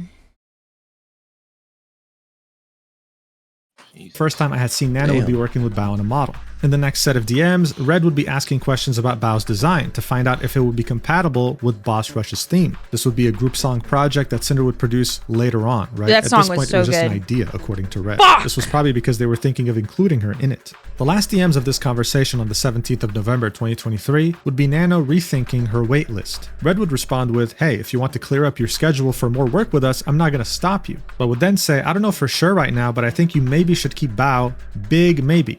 And that's all I'll say. To which Nano would reply with, oh yeah, really want to work with Bao. Redacted would say, are you designing Bao's model? To which Nanolist would say, not sure, didn't get into specifics yet since it's planned for June 2024. Red would say in the document, I thought Nano should keep Bao on her list because she was Cinder's friend, but I didn't want to take a solid stance on it if Nano was thinking about removing her herself. Nano said here she really wanted to work with Bao. A couple days later, Nano would DM Red, asking, by the way, since you got plans, aka projects that they want to work with Nano, do you think it would be best for me to have Bao's model done sooner or around June is okay? Red would say, I really don't know at the Talking to him like he's your manager too. Come the fuck on, bro. Come the fuck on, man. Low key chat, I'm gonna this might be like, I don't know, I don't care. If I had an artist like this and I decided to work with them and they're telling me, and I'm like finding out like later on in the group chat that she actually does not want to fucking work with me because she's like just too lazy or too bored, I would start like dragging that shit for days. I'm not even joking. I would be so fucking like, petty like that.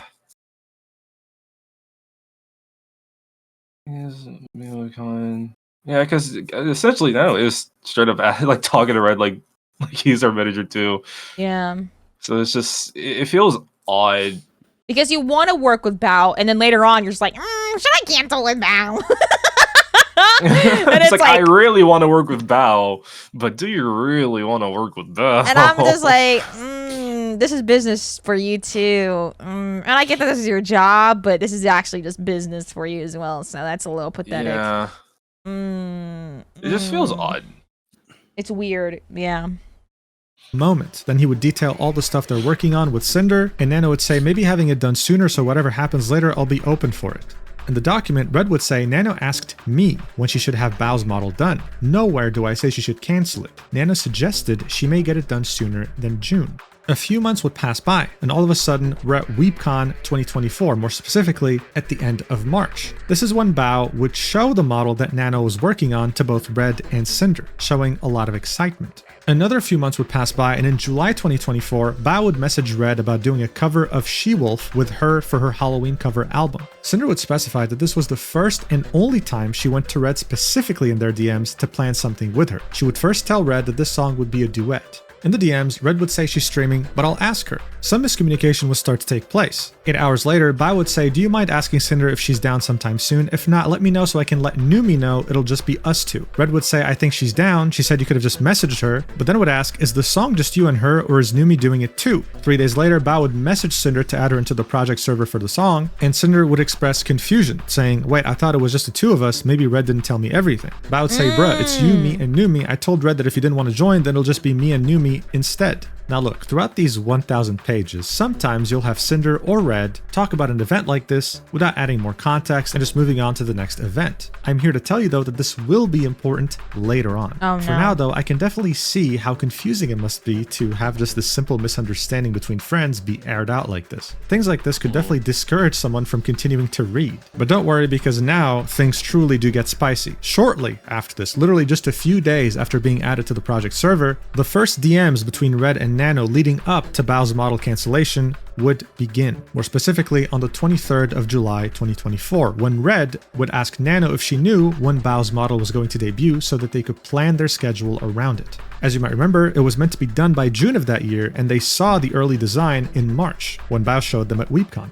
When Red would ask when Bao is meant to debut her model, Nano would reply she planned for Valentine's, so February 2025. This was more of a 6 months delay on the initial release date. Around that time, Nano would open up a commission form where people could apply to have her work on a project if she found it interesting enough. A couple my days later, God. Nano would message Red saying, I might not take any comms from that form. I feel like I want to be more into VTubing, even though she got a few Well,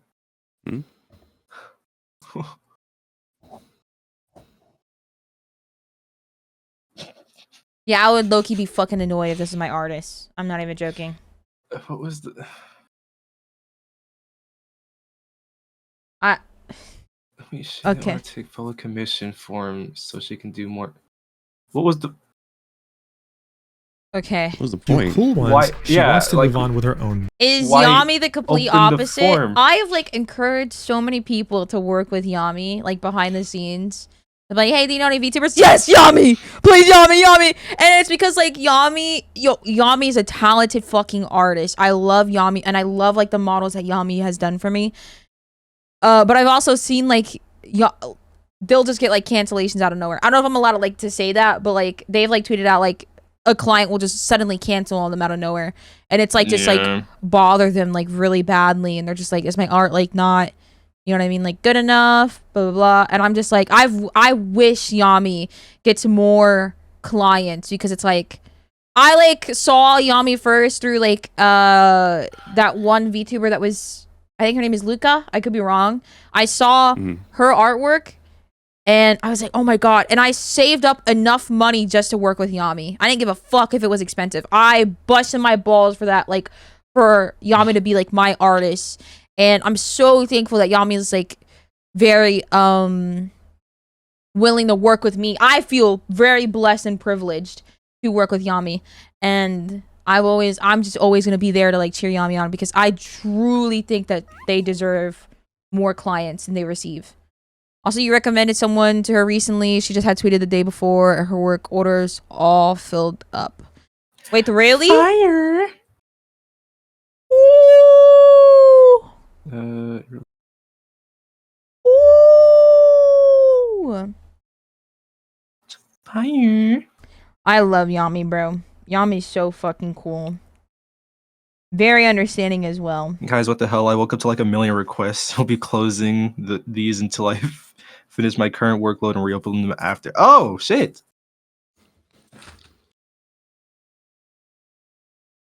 Oh yeah, they did.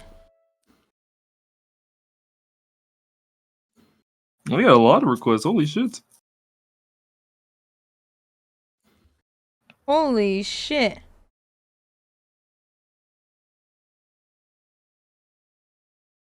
Oh, but these are Twitch emotes as well. Yeah, I see. Yeah, too. Twitch emotes. Yeah, I see. I think Yami's like been canceled like on VTuber models. What I'm saying, and I'm sure, I'm sure that Yami doesn't ever mind like squeezing somebody in just because. You know what I mean? They're very talented. And I'm very blessed to be working with such a talented artist. And I hope people reach out more.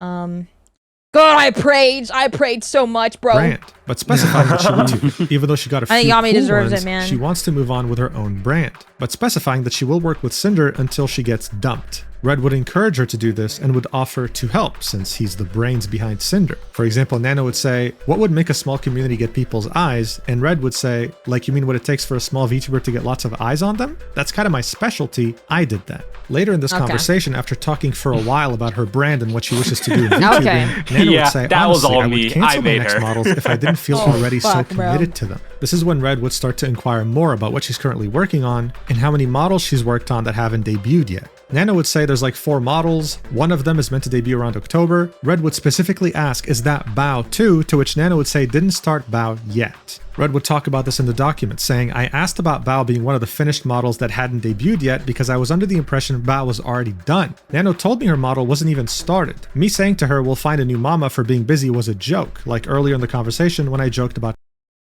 firing her. Now look, this was a fairly long conversation that would stretch into the 26th of July, but that would be when Nano would ask Red, do you think Bao would kill me if I cancel with her? To which he'd reply, no, but she'd guilt trip you 100%. But if that's best for you, then I think you should.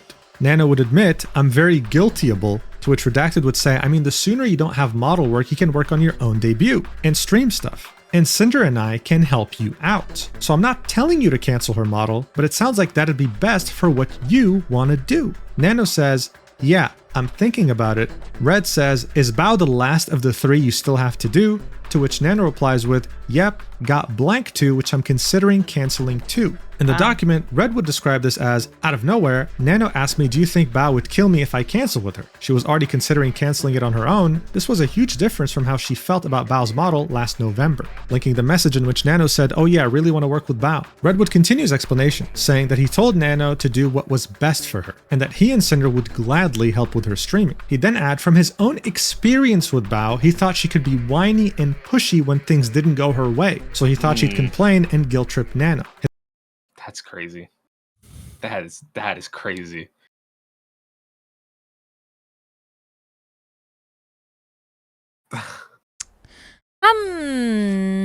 Very aggressive about it too.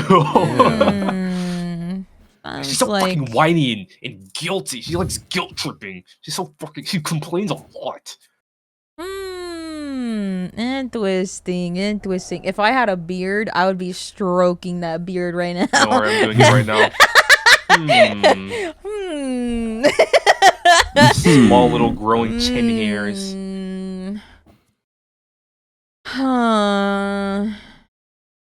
Interesting.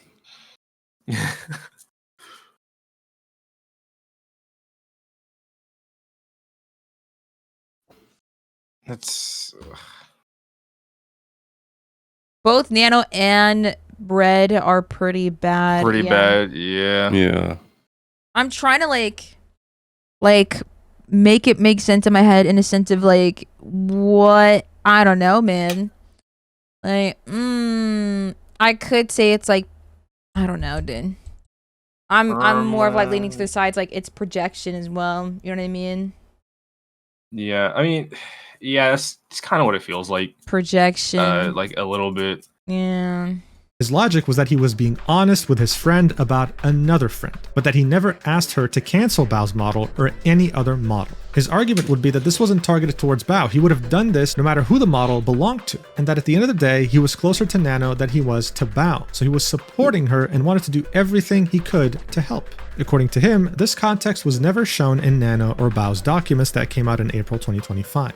Around a week later, Red would DM Nano and ask her if she decided to cancel any model projects like they had already talked about. Nano would say she hadn't canceled anything yet, and then saying, actually, give me another moment. 6 hours later, Red would reply to that message saying, did you check on this yet? To which Nano would say, they're replying right now, just give me another moment. 20 minutes later would be when Red would send the infamous message, did you cancel models? To which Nano would reply with, I did not, with a crying emoji. Red would explain that it was in all caps because of the previous messages sent and the fact that he still hadn't heard anything from her about it. She said she didn't, and he said Nano arc delayed to 2026 in regards to what she wanted to do, right? Becoming a VTuber and stuff, joking with her like he always had. This is when Nano would say, I'm scared to cancel with Bao. And unlike the other conversations we've seen so far where Red would be taking more of a back seat, letting Nano do her thing, here he would encourage her to do this, saying, you shouldn't be. She has so many connections, she'll find someone super fast. Did you already design the outfit? I remember her showing it to us at WeebCon. Nano would say, yes, I can give her the design for free as an apology gift, and Red would say, don't sell yourself short.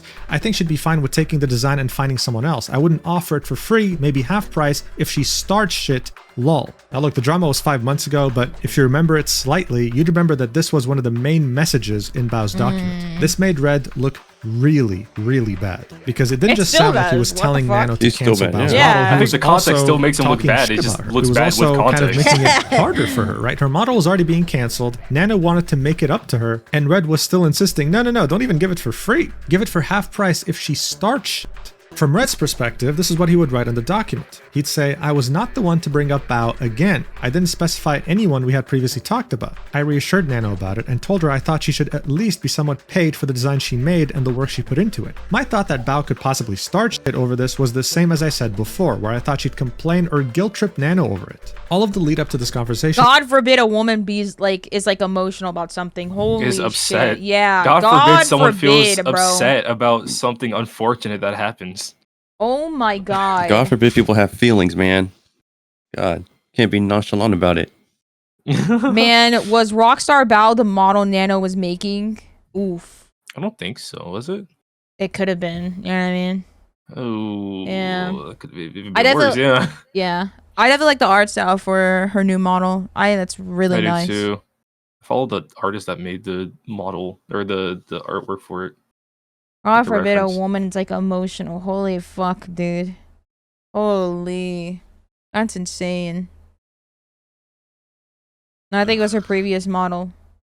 Was left out of Nano's and Bao's documents. And yeah, to be fair to Red, that was the case. The full context, the previous conversations were not included. In the grand scheme of things though, does that truly make a difference? Well, I'll let you, the viewer, decide, because we still have a lot to go through. 45 minutes after what we just saw, Nano would say that she would be able to start on Cinder's Angel model right away.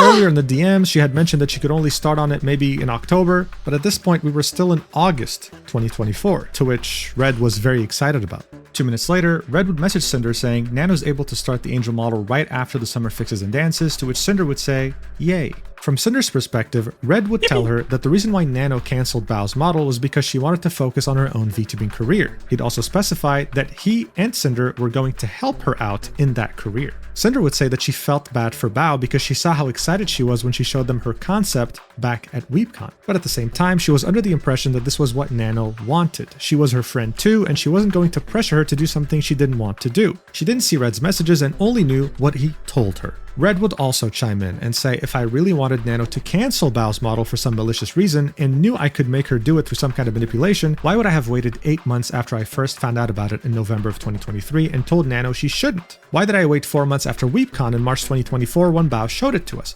Why, when I thought Bao's model was already finished in June, like she told me it was planned for, would I have gone out of my way to make Nano cancel it now? Although I was closer with Nano, Bao was still a friend and I didn't have any problems with her back then. You can't claim that she's a friend and like complain that she's like a fucking like whiny, guilt tripping like person. Like what the fuck is wrong with you, bro? Although Bao was my friend, she does complain a lot. She also cries about everything. Like she also like so fucking like complacent. Oh my god, she makes a big deal out of everything. The bad thing is that Cinder was blind a lot of things and then got most of the blame. I mean, she's not 100% clean either, but like, nah, she knew. Yeah, I think at least if not everything, there is a good portion of stuff that she did know. Yeah. Like a good portion of things she did know. What kind of friends do these people have? Not good ones, apparently. Holy shit. Opinion of how she could respond to Nano canceling on her doesn't change that. Nano has worked with multiple friends of ours in the past and it wasn't a problem, including Bao in this situation. I was supporting what Nano expressed to me she wanted to do for herself, and as her friend I reassured her it would be okay. The next day, Red would message Nano and ask her how her conversation with Bao went. He'd argue that the reason why he was asking about this was because Nano had expressed she was scared to talk to Bao, so being her friend, he wanted to ask how it went. In the document he'd say, if Bao's design was done and the model wasn't even started, like Nano told me it wasn't, then I didn't think it was a problem if Bao could just take the design to another model artist. Hypothetically, I thought there still would have been time to hit her planned Valentine's Day debut window Nano told me about. In the DMs, to reassure Nano, he'd say she won't hate you forever, just for the next few days, but if she still has the design, I don't think it's a big deal. Nano would say, okay, it's sent. Red would reply with, I'm here for emotional support, to which Nano would reply with, thank you, it hurts my soul. Fuck is Red that would image? say, Stinky. the whole situation Jesus Christ. Nano shouldn't have What asked is me about that? what she What wanted to is do with it? her other commissions, and I shouldn't have weighed Is that in him on in a what I costume? thought. I'm sorry to Bao Is for that my a furry? actions, and that It this is a happened furry, at all. yeah. Cinder would continue and Looks say, like it. it What was the fuck? after this when Bao messaged our group chat with a Profile. friend saying that Nano dropped her as a client. I felt guilty knowing about this before Bao had told us. I didn't know what to say, so I didn't say anything. I was the one who was That's known crazy. to Guys, I'm gonna give you guys a scenario, okay? She knew, and the reason why I say this is because, first of all, she ain't messaged Bao. She ain't interacted with Bao because she's quote unquote guilty. That's fucking crazy. But she knew the cancellation of Silver's model, and still DM Still didn't say Silver. anything. Still DM Silver before the drop, being like, hey, I'm so glad we have the same parent.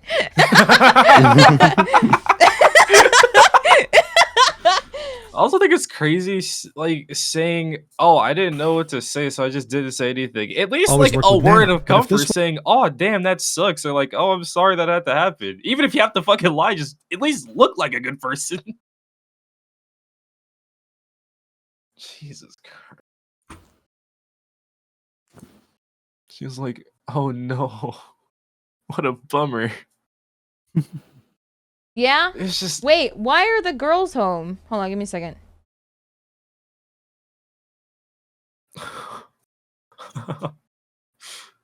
Uh-oh, they're skipping. oh no.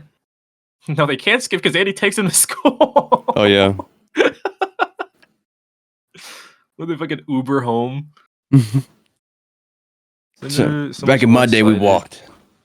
Cinder has so much one-sided beef with Silvervale. Dog, reading that entire Donald section of the dog, yeah, she was getting Donald like crazy, Mm-hmm. and it really is just straight up one-sided beef. Like it's, like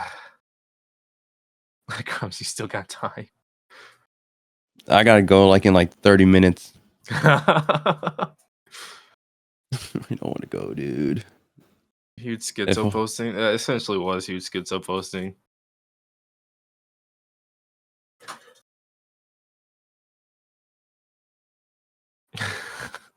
Call in? My manager is my dad. How am I supposed to call in? He's gonna come into my room and be like, what the fuck are you doing?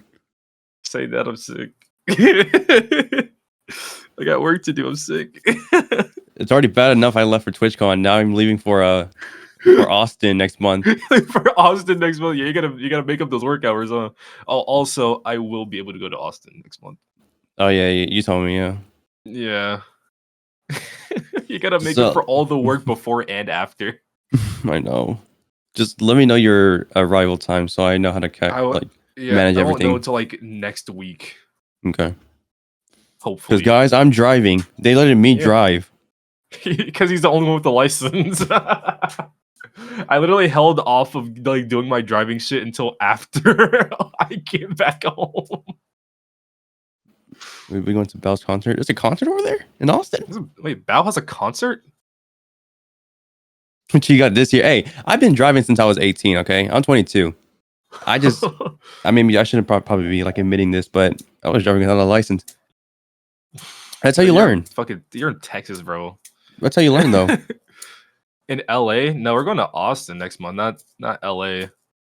Bro, we just got back from San Diego. You think we could afford to go to LA? Yeah, man. Fuck Cali, dude. You think we can afford that? I learned how to I learned drive how in to a drive in a cemetery. cemetery? Oh wow, not in like an empty parking lot or anything like a normal person. Not at a cemetery.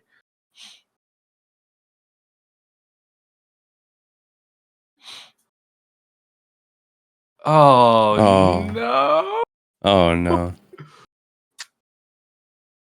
Oh no! Hmm. Oh no! Oh no. Oh, sick! Yay! Parent teacher meeting. Oh no! Yeah, Mm. because usually at nighttime where everything starts fucking lagging like crazy. Hmm. It's so annoying. Fucking oh my god, I hate that.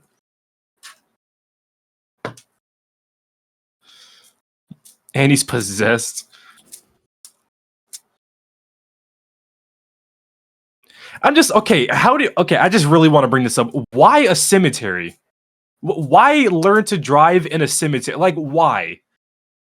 I mean, there's no people there, you know.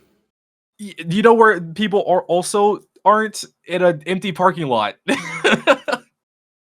But I feel like no. When I was learning how to drive in an empty parking lot, there were still like people there. Then But you in a weren't an cemetery, empty there's parking nobody there. lot.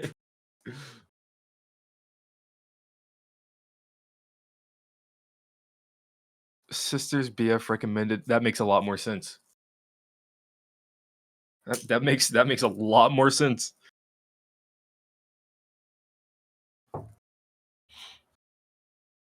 No one to complain except people and grieving families. Jesus Christ. Also, when I went faster, the music got. Oh yeah, I can speed now. I could just get a ticket and that's it. Can't accidentally kill someone if they're already dead. Shit. I mean, shit. Okay, I guess.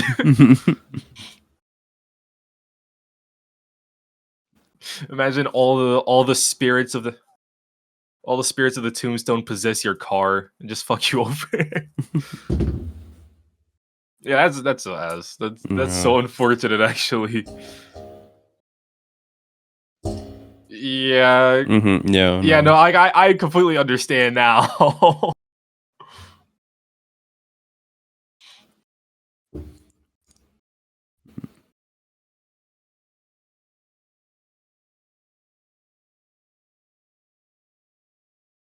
Right after the convention. Yeah.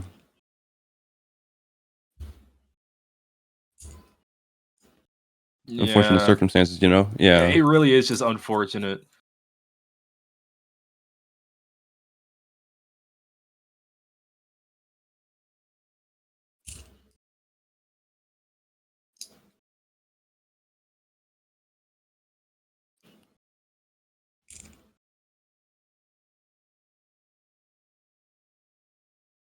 Yeah.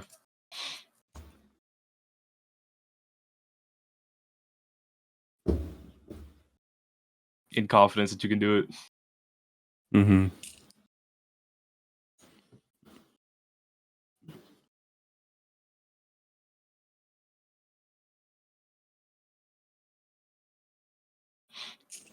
Download the game. Yeah.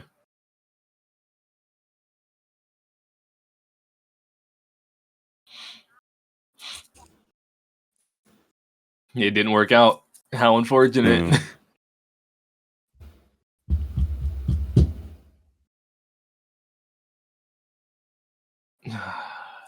That's just genuinely so fucking unfortunate, dude.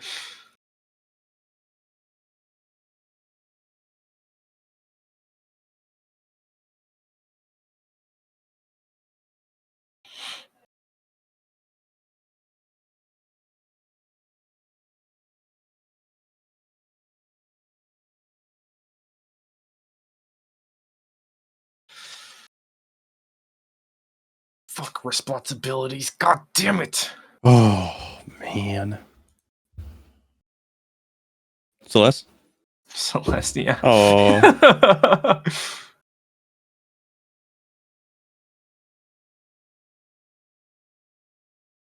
I can imagine right now he's typing in all caps. No. No. Annie, please. No. No. Oh, dude.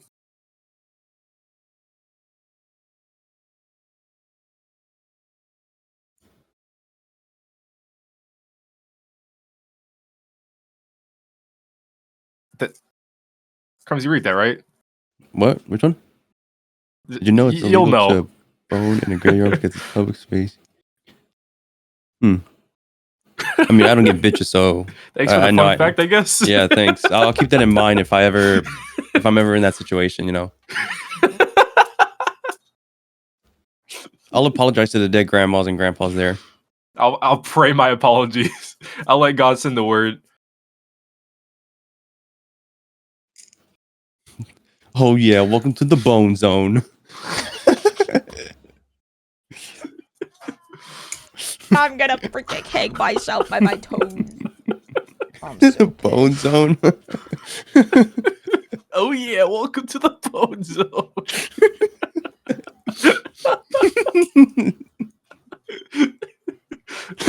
And he's over here in distress. We're fucking giggling like a fucking immature middle school. I know. This is like when a teacher's talking about something serious and you're just over there trying not to laugh when you look at your friend. We will play Saturday. Let me check. Anybody else that wants to collab or do shit, I'm saying no. I'm focusing on Celeste, bro. I'm so pissed. I'm not even joking. The 1st of November. Okay. Are we gonna play RV, by the way, or We when will. was that day? I'm trying to like plan that like around like Celeste's schedule too, because I know he's got like all this like college shit going on, and I want him to I was gonna like, ask play maybe with us. Sunday would be free. Yeah. Because I know that's when Crumbs is off, and hopefully Celeste would be free. I think he's busy Sunday. I can ask. Because I want Ems to join us as well. Dude, I'm still so fucking pissed. I was like the last person I was like wanting to meet. I couldn't. Whoa. I was gonna say we have next year, but I guess not. No. No, it's over.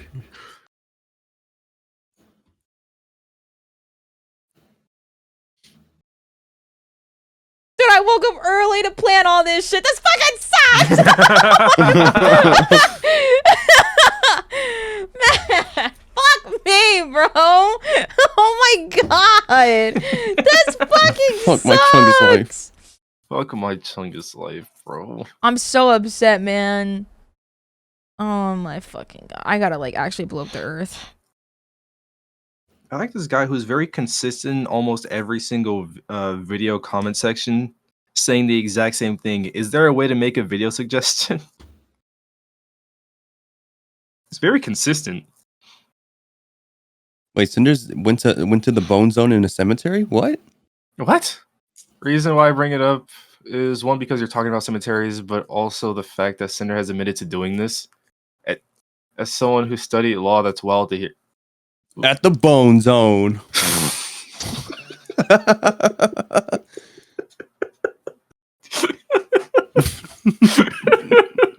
Oh my god. Charmauer's at the fucking laugh at that shit, bro. Okay. You ladies I ready can for tell the you're- bone zone? I can tell you were very confident about the schedule today too, because you're like you had the title React and Gaming Time. Dude, like I was so ready. I was like actually ready to play. I go, oh yeah, this is gonna be a fire game. I'm not even joking. I woke up early so that I can plan my days. Like this is like, it's gonna be so repetitive. I'm gonna fucking hate myself for it. It's gonna be wake up, drop off the kids, come home, get ready for the gym, go back, go to the gym, come home, shower, and then like start stream. You know what I mean? Try to stream. Yeah, and then stream, and then leave stream for like a certain amount of time to go pick up the kids, and then come back and then finish the stream. So it's like It's gonna be your I'm about to like blow the repetitive fucking cycle earth, for the man. next while. It's actually gonna be a repetitive cycle for like the next god knows how long. Okay. Even when we get back Wait, from what? Austin, you're gonna be Wait. back on that cycle. What? Huh? Wait, but not here at the Bone Zone. At the bones. Ladies, meet me at the Bone Ems Zone. was gonna join. Motherfucker! What Wait, happened? what? Ems was gonna join today. What? What about today? Ems is gonna join the fucking game, bro. Oh no. No. I'm so pissed because Oh, she's been wanting to play a no. game too. Oh no. I'm gonna lose my fucking mind, bro. This is not That's even so funny. fucking unfortunate. Okay, it's whatever. It's whatever. I'm pissed, but it's whatever, bro. Cancel everything. I'm just gonna rot in bed today, bro. Yeah, have a good day. Can't your Yeah, twin go? shit here, man. Okay. All right. All right, bro. No. Dropped her as No, he's not going to. a client. I felt Yeah. guilty knowing about this before Also, he's not put Oh. down as like a secondary guardian. like a guardian. Yeah. Okay. Bao had told us. Wouldn't I be didn't know what to say, surprised. so I didn't say anything. I was the one who was known to always work with Nano, but if this was her decision, I didn't want to get involved. I should have been a better friend to Bao Damn and it, at least bro. try doing something for her, but I didn't. Alright, so picture this. I think this is like a group of friends of like Rot 6 in people. the bone Imagine zone. revealing Leave me such alone, sad bro. news, right? Yeah. Like, Bao was completely I gotta leave like in 10 minutes. Okay, Everyone guys. Let's go would work leave a in the supportive bone message, zone. except No. one person in the group, and that person happens to be the one who has worked with Nano the longest. Not a good look, right? Cinder would continue. After I posted my apology on the 27th of April 2025, as she was being cancelled, Bao tweeted this, talking about her model being cancelled last August. It was a standalone tweet, not as a reply to my apology, and not quoting it either. If you follow the drama, I'm sure you saw this tweet, and Cinder actually took a screenshot of it barely after it was posted, back when it was still at 7,000 views. It would be Bao saying, how? How can you say you didn't know? I showed you both my base model sketch from Nano at WeebCon. We walked on stage and performed together. You were in the group chat where I shared my sadness over Nano suddenly canceling my model after we were so close to begin Live 2D and rigging. And to now find out that just a day before her sadness, Nano and Red would be talking about it as if it was nothing? That gutted her. She'd say, if you want to apologize to me, please do it properly and stop hiding behind Red. In the document, Cinder would say, I was aware that in this instance, Bao's model was cancelled. And before she said anything, calling I you a hadn't claimed bitch. otherwise anywhere. And I didn't say anything about it in my apology. just calling I Red was a human not shield. aware of Red giving Bao's name to Nano in his exclusivity negotiations in January 2025. This is what she would say in her apology that she wrote back in April. After Bao had posted this tweet, she messaged one friend that could get a message to her since she had already unfriended her and she had no way of contacting her. Damn. She'd say, Red and I had a falling out the night the documents dropped, and we didn't live together anymore either, so I had no way to access his DMs myself to go back and see everything he was saying and doing to make sure it was right. All I had to go off of was what Red told me in August about this, what was posted in Nano and Bao's documents, and now Bao's tweet after my apology. I don't know if she ever got this message and she never reached out to talk. I told this friend that I didn't know the model was cancelled because of Red's conversation with Nano, and not that I didn't know it was cancelled at all. This message would be sent on the same day. Cinder would say, I just saw Bao's tweet, I have no way of contacting her, so if you could please have her reached out for us to talk, it would mean a lot. I didn't know her model was cancelled due to Red's conversation with Nano. I know it's hard to believe I wasn't informed on every conversation he was having, but he had a lot of control over comms without constant approval because I trusted him. We don't live together for me to make sure everything he was doing was right. I'm so sorry to you and all the girls. The friend would say that they were going to ask her. In fact, the same friend would message Cinder. This is 2025. Yeah, this year. So we don't live together. What? But your guys are married. What? We don't live together for me to. Was this when like? Wait, it no. was just like when she kicked him out. For Yeah. Like a month. So when I'm did they assuming- get married though? What? I don't fucking know, bro. Because Because it was just for like a month. Apparently that they were like that he was out and they weren't talking. I don't know, bro. Oh, this is like when I was just saying, the don't stuff believe this dropped, and now let's right? go. Yeah. Yeah. Okay, so This they was- did live together. Because she said Yeah, she kicked yeah. him out. Okay, Yeah, okay, because she said okay, she yeah. kicked him out the night Mhm. the document dropped, or like the day after. Oh, okay.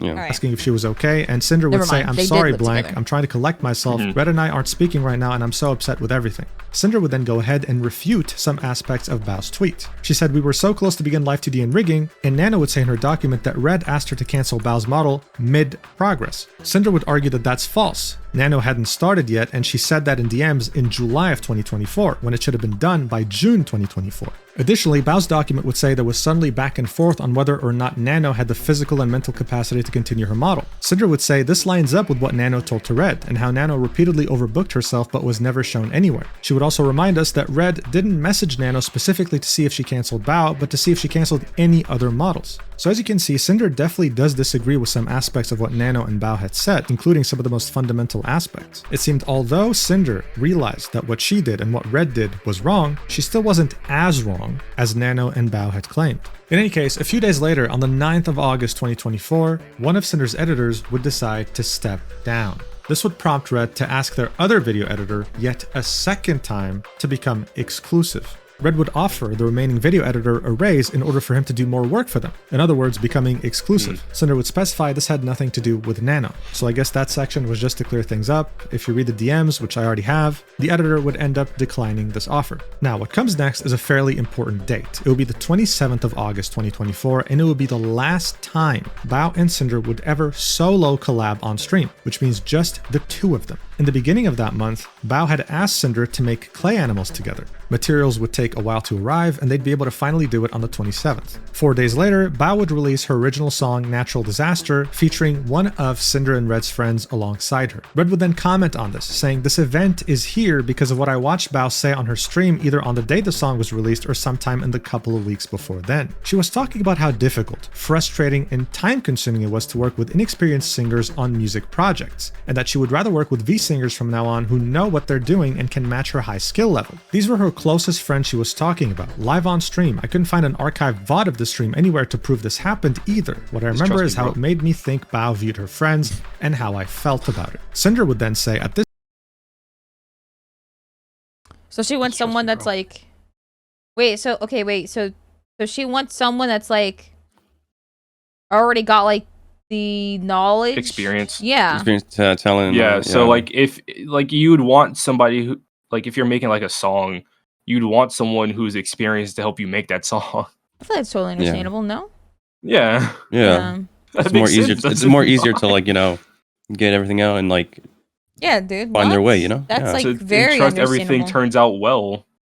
This time, Bao, Numi, and I were working on our She-Wolf cover. Red told me this and it made me anxious about the song, and I felt like I had a lot of pressure on me to do well. I barely had any singing experience and wasn't anywhere near Bao's level, but she asked me to be a part of this and I wanted to do my best for her. Alright, so this is truly the turning point. This is where the voices inside Red's head would tell him that Bao is an evil person, as early as the end of August 2024. Now, is it disappointing that we have so many archived VODs uploaded to Google Drive and linked to YouTube with timestamps and transcriptions, and yet this one particular VOD where Red's opinion changed of Bao couldn't be found?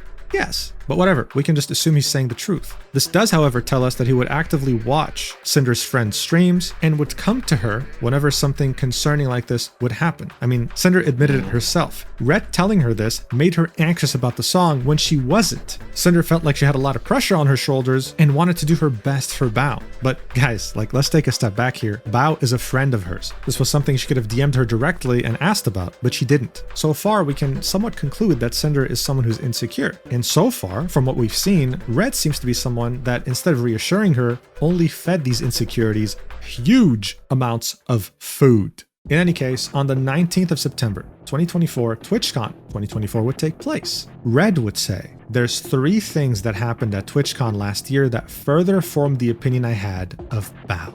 Let's go through them, starting with number 1. The first night there, Cinder, her friends, and I went out to dinner somewhere nice. Bao was supposed to be there with us but never showed up. It was the first chance the close friends had to see each other in months in person away from work, and she blew them off. Everyone present was talking about her not being there. Second point. One of our friends was telling us that they were working on a song with Bao, and Bao asked about them having a music video to go with it. The song this friend was making with Cinder at the time was planned to have a music video, but they weren't planning on having one for the song with Bao. They said that Bao got upset with them, guilt-tripping them over their decision about their own content. This reinforces what I had told Nano about Bao. And the I'm sorry. Bao asked about them having a music video to go with it. The song this friend was making with Cinder at the time was planned to have a music video, but they weren't planning on having one for the song with Bao. They said that Bao got upset with them, guilt-tripping them over their decision about their own content. This reinforces what I had told Nano about Bao. And the third. What? Wait.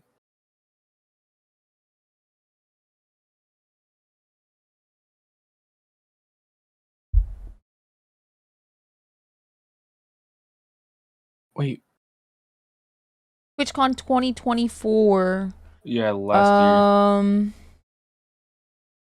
There's the first chance to be close.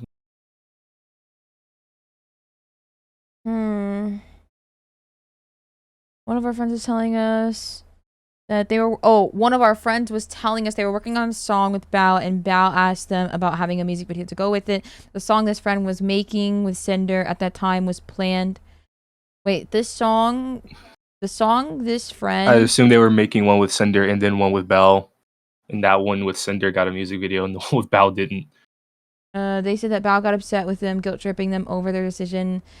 Their decision about their own content. This reinforces what I told. Wait, what? The Okay, final hold on. point, the last night before everyone went home, the friends were planning to go to dinner. Ended up getting sick and stayed behind. In the group chat, while they were figuring out where to eat, Bao said that she wanted to go somewhere fancy or she wasn't going. This was the last night everyone was together, but there were still caveats. She had to just spend time with her friends. But there were still caveats. Wow, that's crazy, man. Is that even a sentence? Anyway, yeah, she had caveats about having to spend time with her friends. Sure.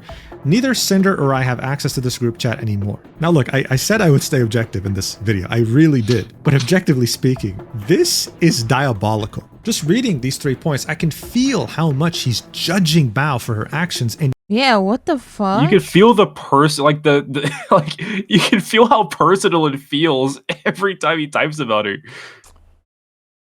I'm trying to like make it make sense in my head because I think I've gotten upset over okay, let me explain this. Okay, I'm about to sound really childish, but I've gotten upset over art pieces that people get of me and them together, and let me explain.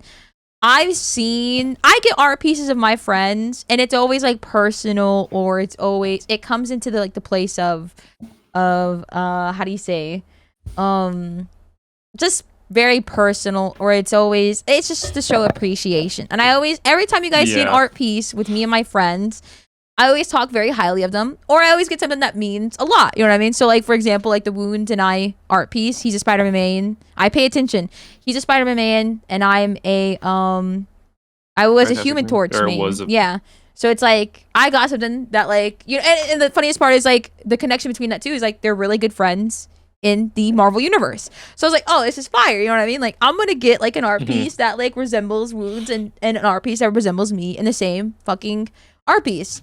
And then the other art pieces, like Kenji as well, like he has an art piece of like with me and him. He has with like a fucking Mario Kart banana.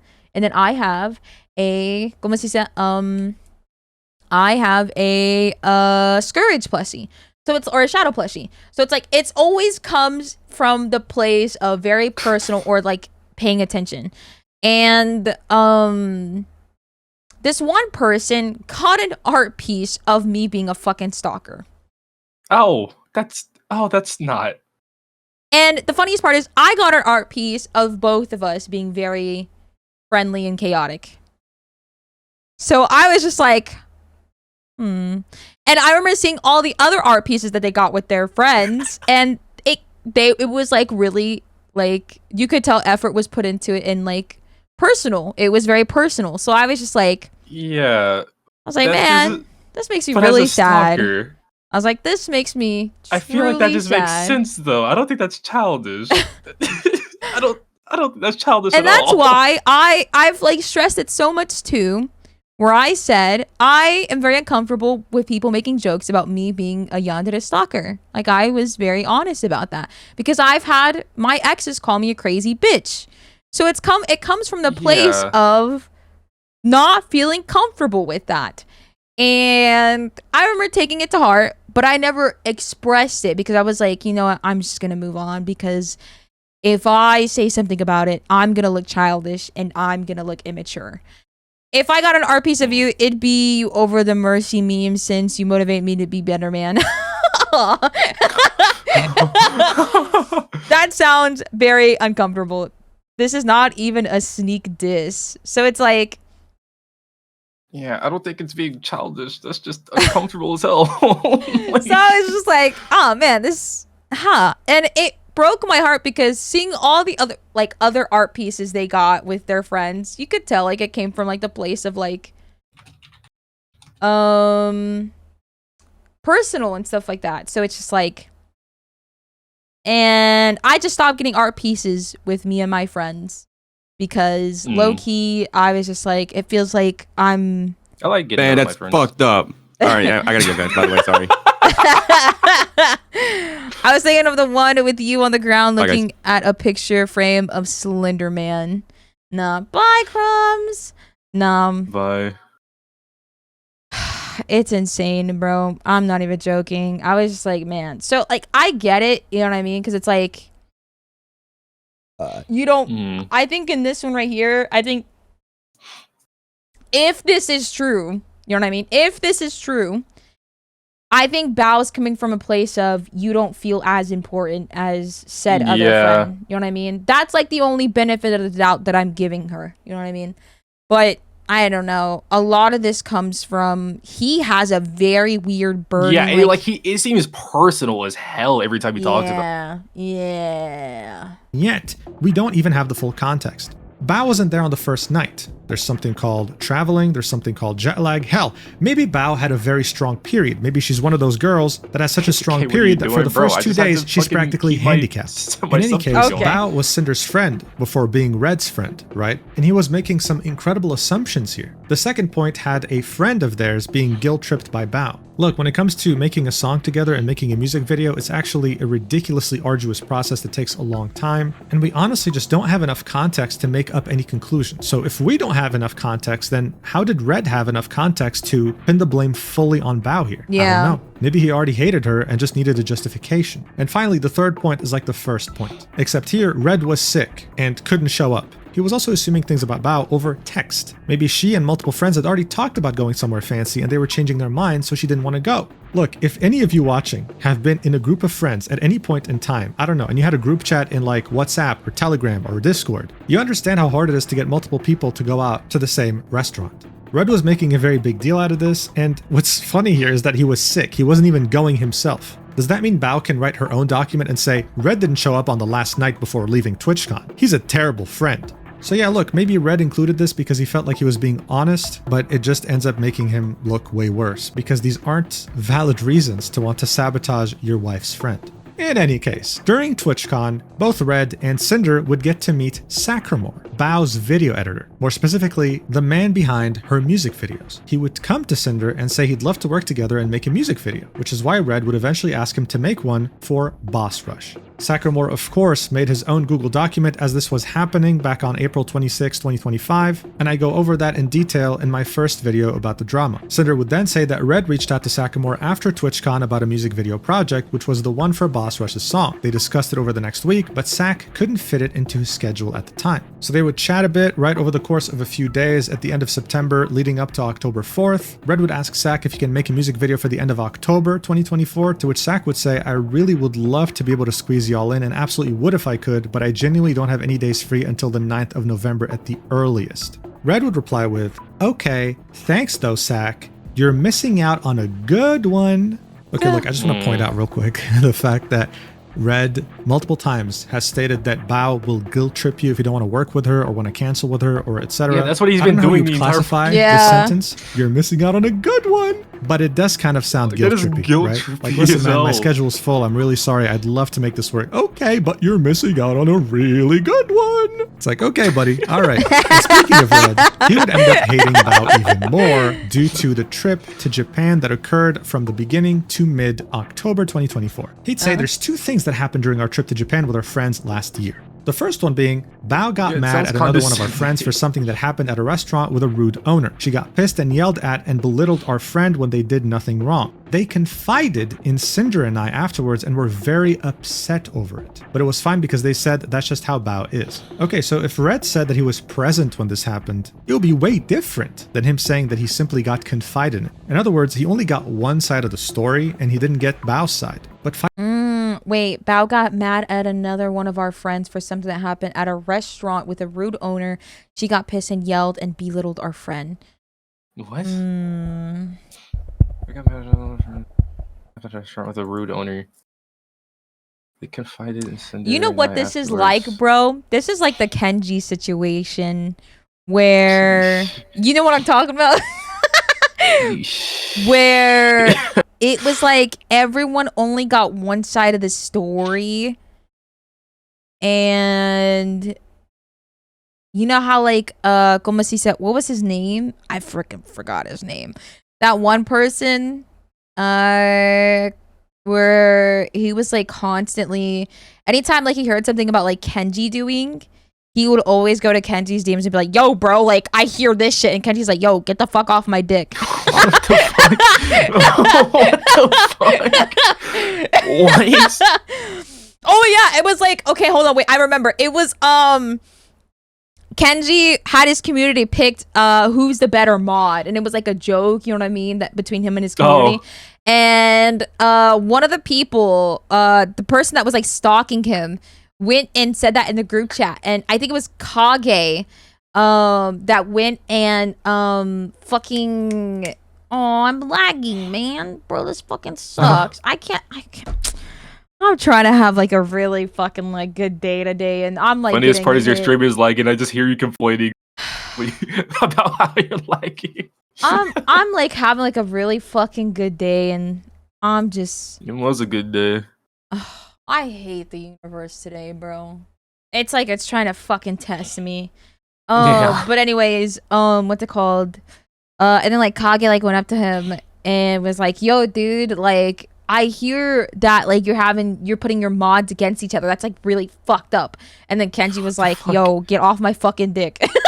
That's what happens when you only have one side of a fucking story, That's what bro. I'm saying. Jesus But in Christ. this situation, they're not even confronting Bao. They're just like talking shit about her. Yeah, they're you know just what I mean? straight up shit talking here. Yeah. Ow, Fights like fuck. this happen between friends. We're not told if they apologize to each other, if they made up later. No, none of that. Just listen, this changed my mind about Bao, period. The second and final point here is everyone got together for what we called our Canadian Thanksgiving dinner, since it was a few days earlier. It was the last night all of our friends would be together, just like TwitchCon. And again, Bao never showed up. She said she was on her way, and then sometime later said never mind, she's not coming. We all were aware this was the last time we'd all see each other until 2025. Again, we don't know what happened, we don't know if an emergency occurred, we don't know if she specified it later. The only thing here that bothered Red is that she couldn't show up, but we're not given any more context. Red would then say, after TwitchCon in Japan, I was pretty convinced about how I thought Bao viewed and valued her friends outside of making content together. Sinder would then add, I experienced these things in Japan and at TwitchCon too. I was put off by them in the moment, but I didn't think about them beyond when they happened. So see, both of Sinder and Red's perspectives are very different here, and they operate on a completely different set of rules and logic.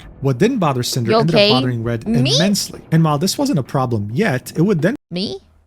Am I okay? Yeah, I'm okay. What? Things are not going my way today, but I'm still okay. I mean, I'm like frustrated and pissed, but I'm okay. You know what I mean? What can I do?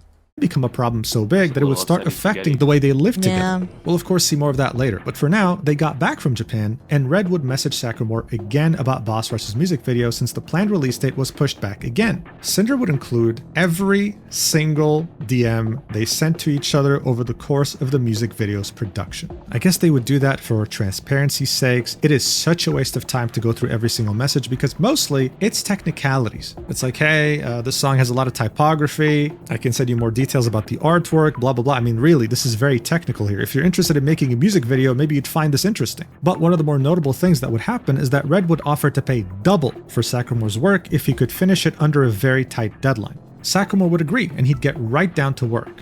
In total, there would be 12 pages of DMs, No, and I hit again, my most of knuckles it would be against my desk. technical. Yeah, In I'm the end, fine. what matters the most is that the music video ended up amazing. In the end, what mattered the most is that the music video turned out amazing. Red would pay the full amount immediately as soon as it was done, and he'd tell Sak, we'll have another project for you soon. Okay, not that soon, but still, thank you again for your work on this one, to which Sak would say, all good, looking forward to it. Now look, I know we're going through a lot of details, so a little reminder. Sakurmore was Bao's music video editor, okay? That's what he was known for. Because of his work for Bao, Red and Sinder wanted to work with him, and they just did, making a banger music video that featured Sinder and a couple of other friends. And even though this was Bao's editor being used for the video, and even though she wasn't featured in that video, she would still leave a comment showing her support when it would be finally uploaded, saying, "Goddamn, they ate, those are my girls, holy." Now, check out what Sinder has to say about this. My new music group Boss Rush premiered our first song at the end of November. Red and I were going through the comments and we both saw Bow's. He didn't want me to like hers, so I gave in just to satisfy him.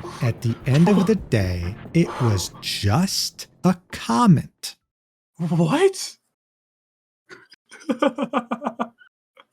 You fucking What? suck. You suck What? so much, bro. There's no... Yo, we're looking this up.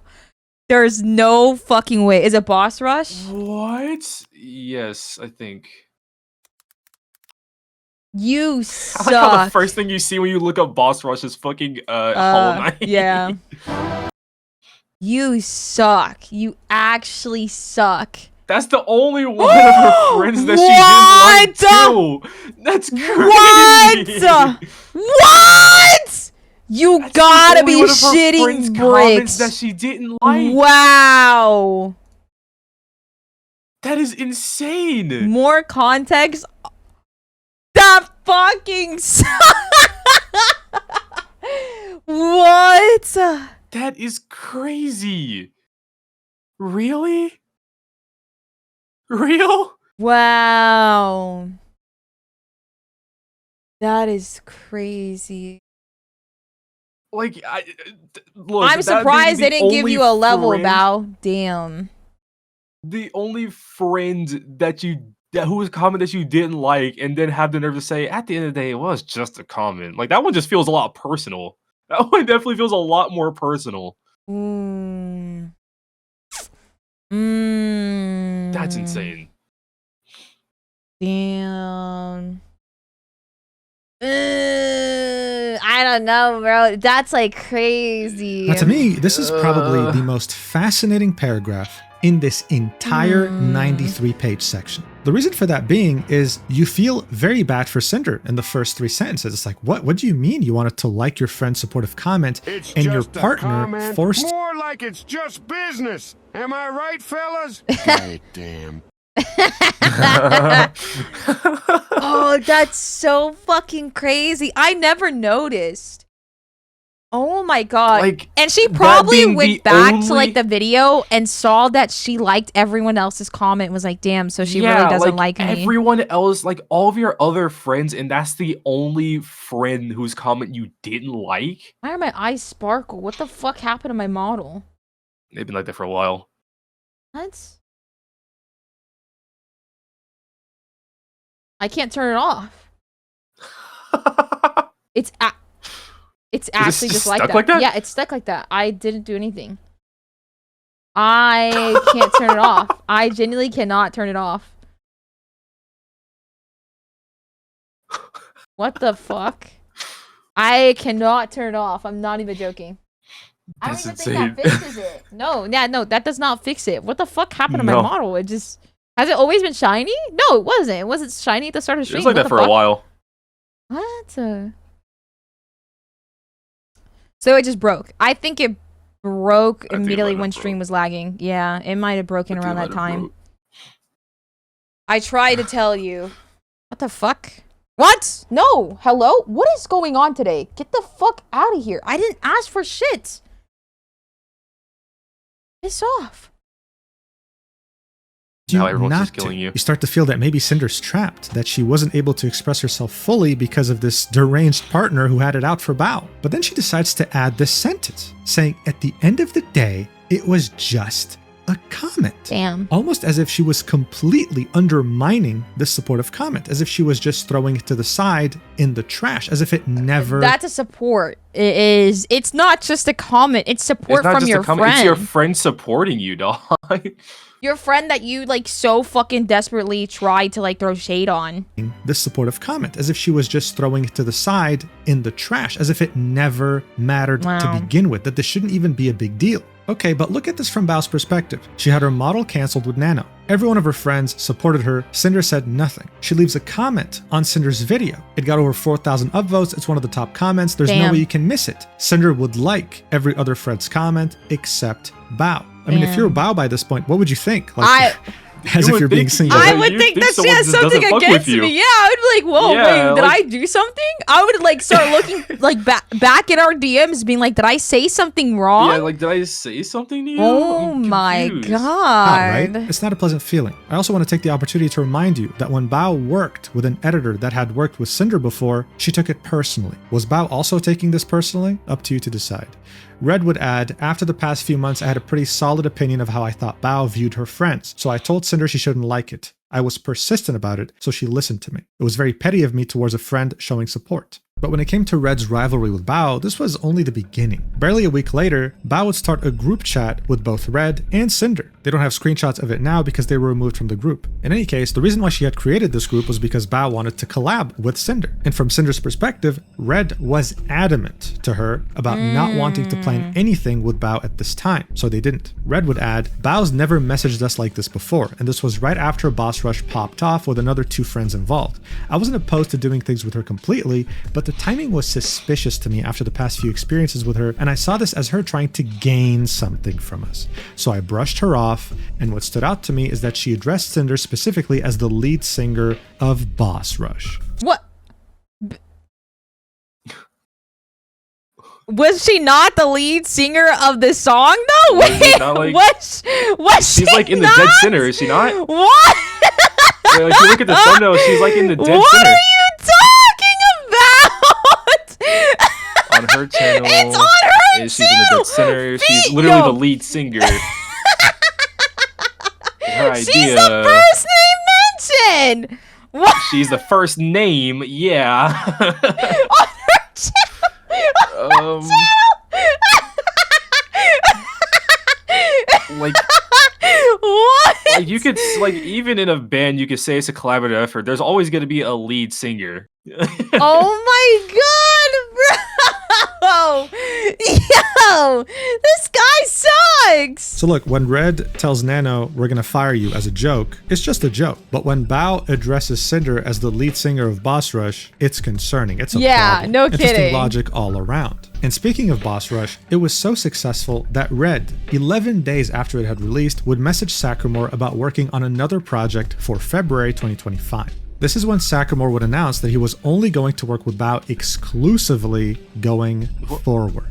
In Cinder's initial April 2025 apology, she said, and yes, I was also upset when Sack, the Boss Rush music video editor, had told us that he won't be working on any future projects with us and would instead be working exclusively for Bao. But Red got it in his head that it was Bao's fault that it happened, and seemingly held a grudge against her for it. In the DMs that were included, Red would say, hey, you want to do a music video for February? And Sack would say, hey, sorry, but after January 2nd, I'm closing down all comms and working completely in-house for Bao. Red would be confused, saying, I thought you wanted to do more. And Saccamore would say, yeah, I really want to. It's very hard for me to say no, but I have to prioritize other things in my life. And this path would help me achieve the things I want to do in my personal life as well as professionally. In the document, Red Okay, would say, fire. the last time I spoke Makes to sense, Saccamore, he yeah. said he was honored to be a part of Boss Rush's project and was looking forward to the next music video together. Everyone loved the video he made and it was already nearing 500,000 views. I didn't know Saccamore well at all, so I had no real basis to know how he actually felt, but I just couldn't understand his decision coming out of nowhere. Now, I really want to take the time to point out one message that Red had sent Saccamore in these DMs.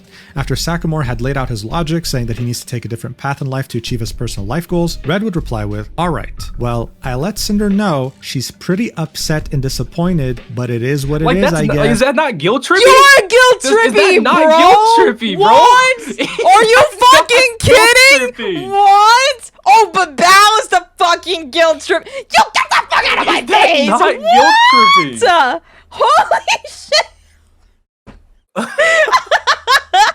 What? I don't. Oh my god, the game. I'm gonna hold your hands, bro. I'm so happy we thought the not same shit. guilt Oh tripping? my god. What? Guilt tripping coming from the person who was saying another person was guilt tripping. Oh my fucking god, dude. Oh man. Wow, this is crazy. Holy kidding me. fuck. Oh my god. Well, she's, oh, you know, it's all. I let her know, and well, so she was pretty upset with the decision you made. Wow.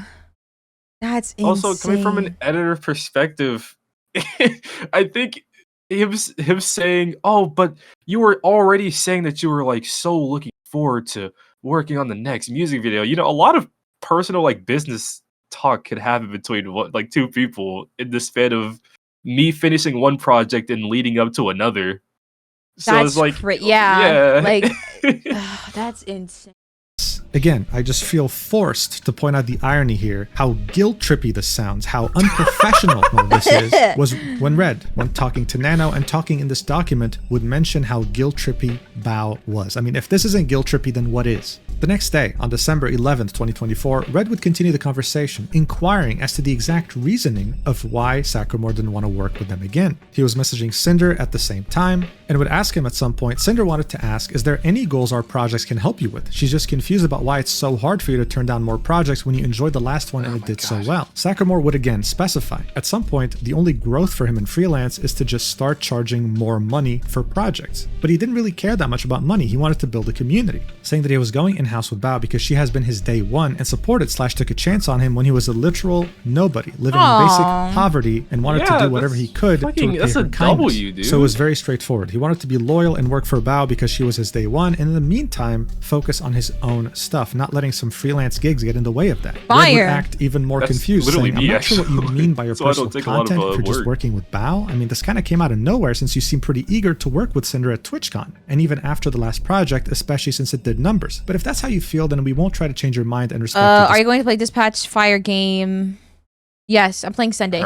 decision. Thanks again for your work. Good luck on your goals. Red would say in the document, by the end of our conversation, I was suspicious of his reasoning. Cinder would then say, right after this, Red messaged our video editor about music video editors and what happened with Sack. They're close with and works with Bao and her other editors, including Sack. Yeah, again, this is how you can confirm this wasn't written by AI. What the hell was this sentence? What Cinder meant to say is that Red messaged their video editor, telling them about what happened with Sakamore and asking if he knew any other music video editors. The video editor would say, I know he's been wanting to make his own videos for the past year, but got caught up with doing a lot of editing work, so I guess he's really wanting to focus on it moving forward. Wait, they asked another video editor? They asked their, because I think they just have, I think they have their own, like, you know, video editor that does a good majority of stuff. But they asked if, like, do you know any, like, editors work on specifically music videos? And it was right there. It was the same exact thing that Sakamore had told Red. And instead of taking it as fact, Red admits he didn't, and still thought something else must have happened. I wish I can summarize this next page, but there's no way to summarize Red's logic without you having to really listen to every word he says. What really made him suspicious was when Sakamore said he's going in-house with Bao because she has been his day one and supported him when he was a nobody. Red would say, it was this message from Sakamore that made me suspicious of what his actual reason was for going exclusive with Bao. He only said all this after he was pushed about his decision, and this was only days after Cinder and I turned down Bao in that group chat where she called Cinder the lead singer of Boss Rush. Because of my experience with Bao over the past few months, I had confirmation bias. I convinced myself. But he didn't have like these experience with Bao. These were like just like people telling him shit. What the fuck is wrong with this guy? It's oh my all like God. secondhand information that he's being given. Wow. What the fuck? Fucking sick, dude. Fucking sick. Oh my God.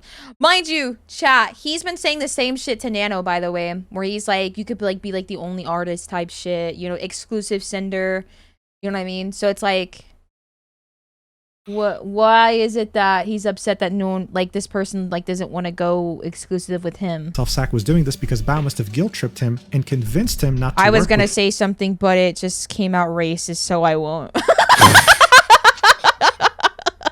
anyone other than her, including Boss. And I was mad. This wasn't even just against Cinder and I, but Tricky and Vienna too, two other singers of Boss Rush, who I cared about as much as Cinder did. He would then link an image of what confirmation bias means from a Google search. That's where people tend to favor information that confirms their existing beliefs, regardless of whether it's true or not. So in other words, he's calling himself delusional. And then he would go on to say that one thing that wasn't mentioned yet is Bao's own relationship in regards to her music throughout last year in 2024. He'd say she would talk publicly in her Discord server about how depressed she was about her own songs, about how nothing she did performed well, guilt-tripping her fans about not liking them or listening to them, and ignoring their supportive messages like it meant nothing to her because the numbers didn't reflect them. He would then speculate about the only I don't think that's guilt tripping. I think that's her having I like don't- an actual personal conversation with her chat, bro. Come on, be so fucking for real. Yeah, just being vulnerable, dude. It's just expressing like your frustrations. I don't think that's guilt tripping anybody. What the fuck is actually like wrong with this guy? Only songs she actually found successful in 2024, they would be 3, and would then point out that they all had her friends in them. At some point, Red would tell Nano about Bao's weird behavior, and would mention how the reason he thinks she got Sakamore to be exclusive was because one of her songs flopped. Here's the message. This was initially included in Bao's document in April of 2025. He would argue that the reason why he said that was because he thought it was a flop from Bao's point of view. He was referring to how she thought of them, implying that he thought this was motivation for her to do what he was telling Nano about, which was about the topic of Sakamore. To back up his claims, he would argue that he would constantly see Bao complaining about her songs and view counts in her own Discord server, but couldn't provide evidence because he was banned out of her Discord server. He would then talk about another instance where Bao was playing Jackbox with friends, and how she would abruptly end her stream. When that happened, he would immediately jump to her Discord server to see what was happening, and would see Bao chatting in a public channel saying that her view count was too low to keep streaming and that no one cared about watching her. He'd said that she was very rude to them, especially her most supportive fans, but again, he has no evidence, he has no proof. He would say, I don't know if these messages still exist, but this right here is a glimpse of Red's reasoning in regards to Bao. But Red would go even further, right? He found a tweet from Bao that was made on the 15th of March, 2025 that indirectly supports the above. Bao would say that she had learned a hard lesson about work-life balance. She'd vent and say the fear of falling behind and being forgotten outweighed all the joy and fulfillment she was supposed to feel as a content creator, never really feeling like she was getting anywhere, and if she did, it wasn't enough, and that she had to reevaluate how to be an actual human being again instead of a machine. She also, of course, spoke about some jaw pain she was experiencing in this tweet, and Red said that he hadn't even considered this when forming his opinion of her at the time. So Red says, with everything I had seen, heard, or experienced with and around Bao over the past few months all added up, I had come to this conclusion. Boss Rush's song came out and was performing great right away. Bao, who was upset with her own music's performance throughout the year and who really cared about numbers, saw how well the song her musically inexperienced friends made was doing. She also found out her video editor Sak had made the music video for it. These made her upset. She messaged Sinder and I about doing something together in the week that followed, calling Sinder the lead singer of Boss Rush, but we turned her down. She was also turned down about doing a music video with another friend recently who was guilt-tripped about it, and now us refusing to make contact with her made things worse. She must have spoken to Sakamore sometime after about how depressed she was over all of this, guilt-tripping him about everything she's done for him and to not working with anyone else going forward. When Sakamore told me why he made his decision to go exclusive, he emphasized how indebted he was to Bao, which would make sense if he was guilt-tripped into this. So over the That's an Olympic hurdle jump like type a of fucking schizo logic, take. bro. What? Oh my god! How do you jump to that conclusion? Oh my it's like- fucking god! I feel like think I even- just like I'm like witnessing someone like go like crazy delusional. Oh my! This is crazy, Decay. That's a straight up like fucking Olympian level jump, bro. Because This is like scary. that's not what especially What? after that last tweet. That's just a vulnerable tweet about like, because especially as like a content creator, you get really like too into work. Yeah. You get burnt out. Yeah. And there's also like that fear of like. I not feel like being, she has like successful every right like, to be falling upset off. though, because she's been doing what music for like years. Yeah. So it's very valid for her to be upset about like her own about, yeah, performance. that's what I'm saying. So it's like Like, what at the end of the day, it's still like fuck? it's still your job, so you're obviously gonna like be worried about how it performs. Duh. Wow. And it's like something that you put like a lot of effort into. I don't think that's. Yo, I don't. he bent backwards for this logic. What the fuck? Oh my god. I'm shaking in my Timbs just by like how like what the fuck? course of this Like- entire period, Red thought he was going crazy for being the only one to see all these different patterns of behavior. You are. I'm sorry, but you are. Saying that he had You are a little bit thoroughly crazy. brainwashed himself into thinking there was no way that this pattern he was seeing wasn't true, but admits that now he knows he was wrong. He misinterpreted the situation and misjudged Bao's intentions due to his confirmation bias, going as Wow. far as disregarding every positive interaction he had with Bao. What's even more embarrassing in all this is that Bao was fully aware of Sakamore working on the Boss Rush music video, admitting that while he went through his own messages with Sakamore for this document, he noticed that Sakamore had and pointed out that he had already let Bao know about Wow. this. You can see it here. On the 28th Jesus of September, Christ, dude. Sakamore said, "Thanks. We'll let you know ASAP if once I chat with Bober, Wow. aka Bao." Red would then apologize, saying, "I'm sorry to Sak for the pressure I put him under while working on our music video and overworking him during the holidays with what he was experiencing at the time. If I had things better planned and finished sooner, there Wait, wouldn't." did he make him miss what is it, Christmas and a funeral? I think that might have been. Was it him? I think it was him. Because yeah. I know he had to miss like a family thing. holiday, I think it was yeah. Thanksgiving. Oh yeah, it was Thanksgiving and then the funeral. Yeah, because he had a really tight deadline for a music video he was working on. God, bro, they suck. These people suck balls. have been such a time crunch. Oh yeah, then they gave him like all of like the fucking assets and shit late too. Yeah, they did. What was it, the day before? Yeah, yeah. Damn, bro. I also want to apologize for the hostility in my messages to him when he told me he was closing his commissions. It was his choice to do so, so I shouldn't have disturbed him. But see, as I mentioned earlier, Red's obsession with Bao wouldn't just affect her. It would also affect his relationship with his wife, Sinder. On the 12th of December, 2024, Sinder would say, Red came up with his theory about Bao and brought it to me. This was a verbal conversation, so I have no evidence of it, only of the events around it. She'd say, I didn't believe Bao would pressure her editor just to hurt us, and didn't believe that Bao's past actions were as big as Red was making them out to be. She caved on not liking the to comment, understood what Red was saying, but completely disagreed with his conclusion. She was already stressed about multiple things coming up in her career, and now Red was telling her that he knew one of her friends had purposely done this to her. She'd claimed that she defiantly told him it wasn't true and to get over it. Red told her to ask Bao about it, but she told him to do that instead since he was the one with the problem. She had a collab on another friend's channel the next day that included Bao, and Red wanted her to cancel it last minute because she was involved after she had already made the announcement about it in her Discord server earlier.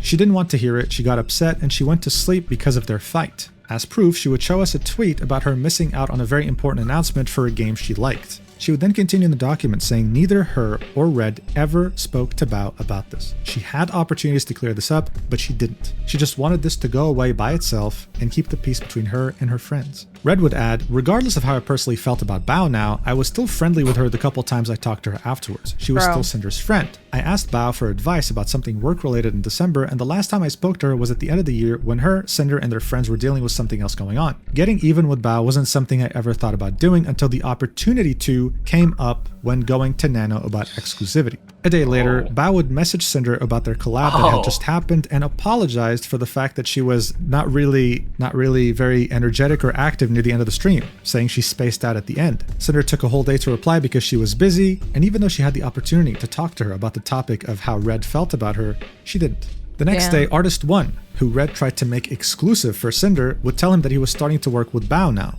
The editor would reassure Red, saying, don't worry, I'm not going anywhere if that's a concern, to which Red said, no, it's not that. It's just not the first time Bao's picked up one of our regular people we work with. I'm glad you're getting that bag. The artist would reply, talking about your editor, lol, to which Red said, our editor is one, but not the only one. It's no big deal, replying with a dead emoji. Red would admit in the document that he was mad at Bao, but he wasn't planning to do anything about it. And that it was only when he went to ask Nano about exclusivity did he have the idea to include Bao's name as a way to get even with her. So in other words, he did end up doing something about it. On that same day, the 15th of December 2024, Sakamore would make an announcement announcing that he was exclusively going to work with Bao from now on. For some reason, Cinder makes the point of saying this was the same day as my Heaven Hound model debut. I have no idea how they're related.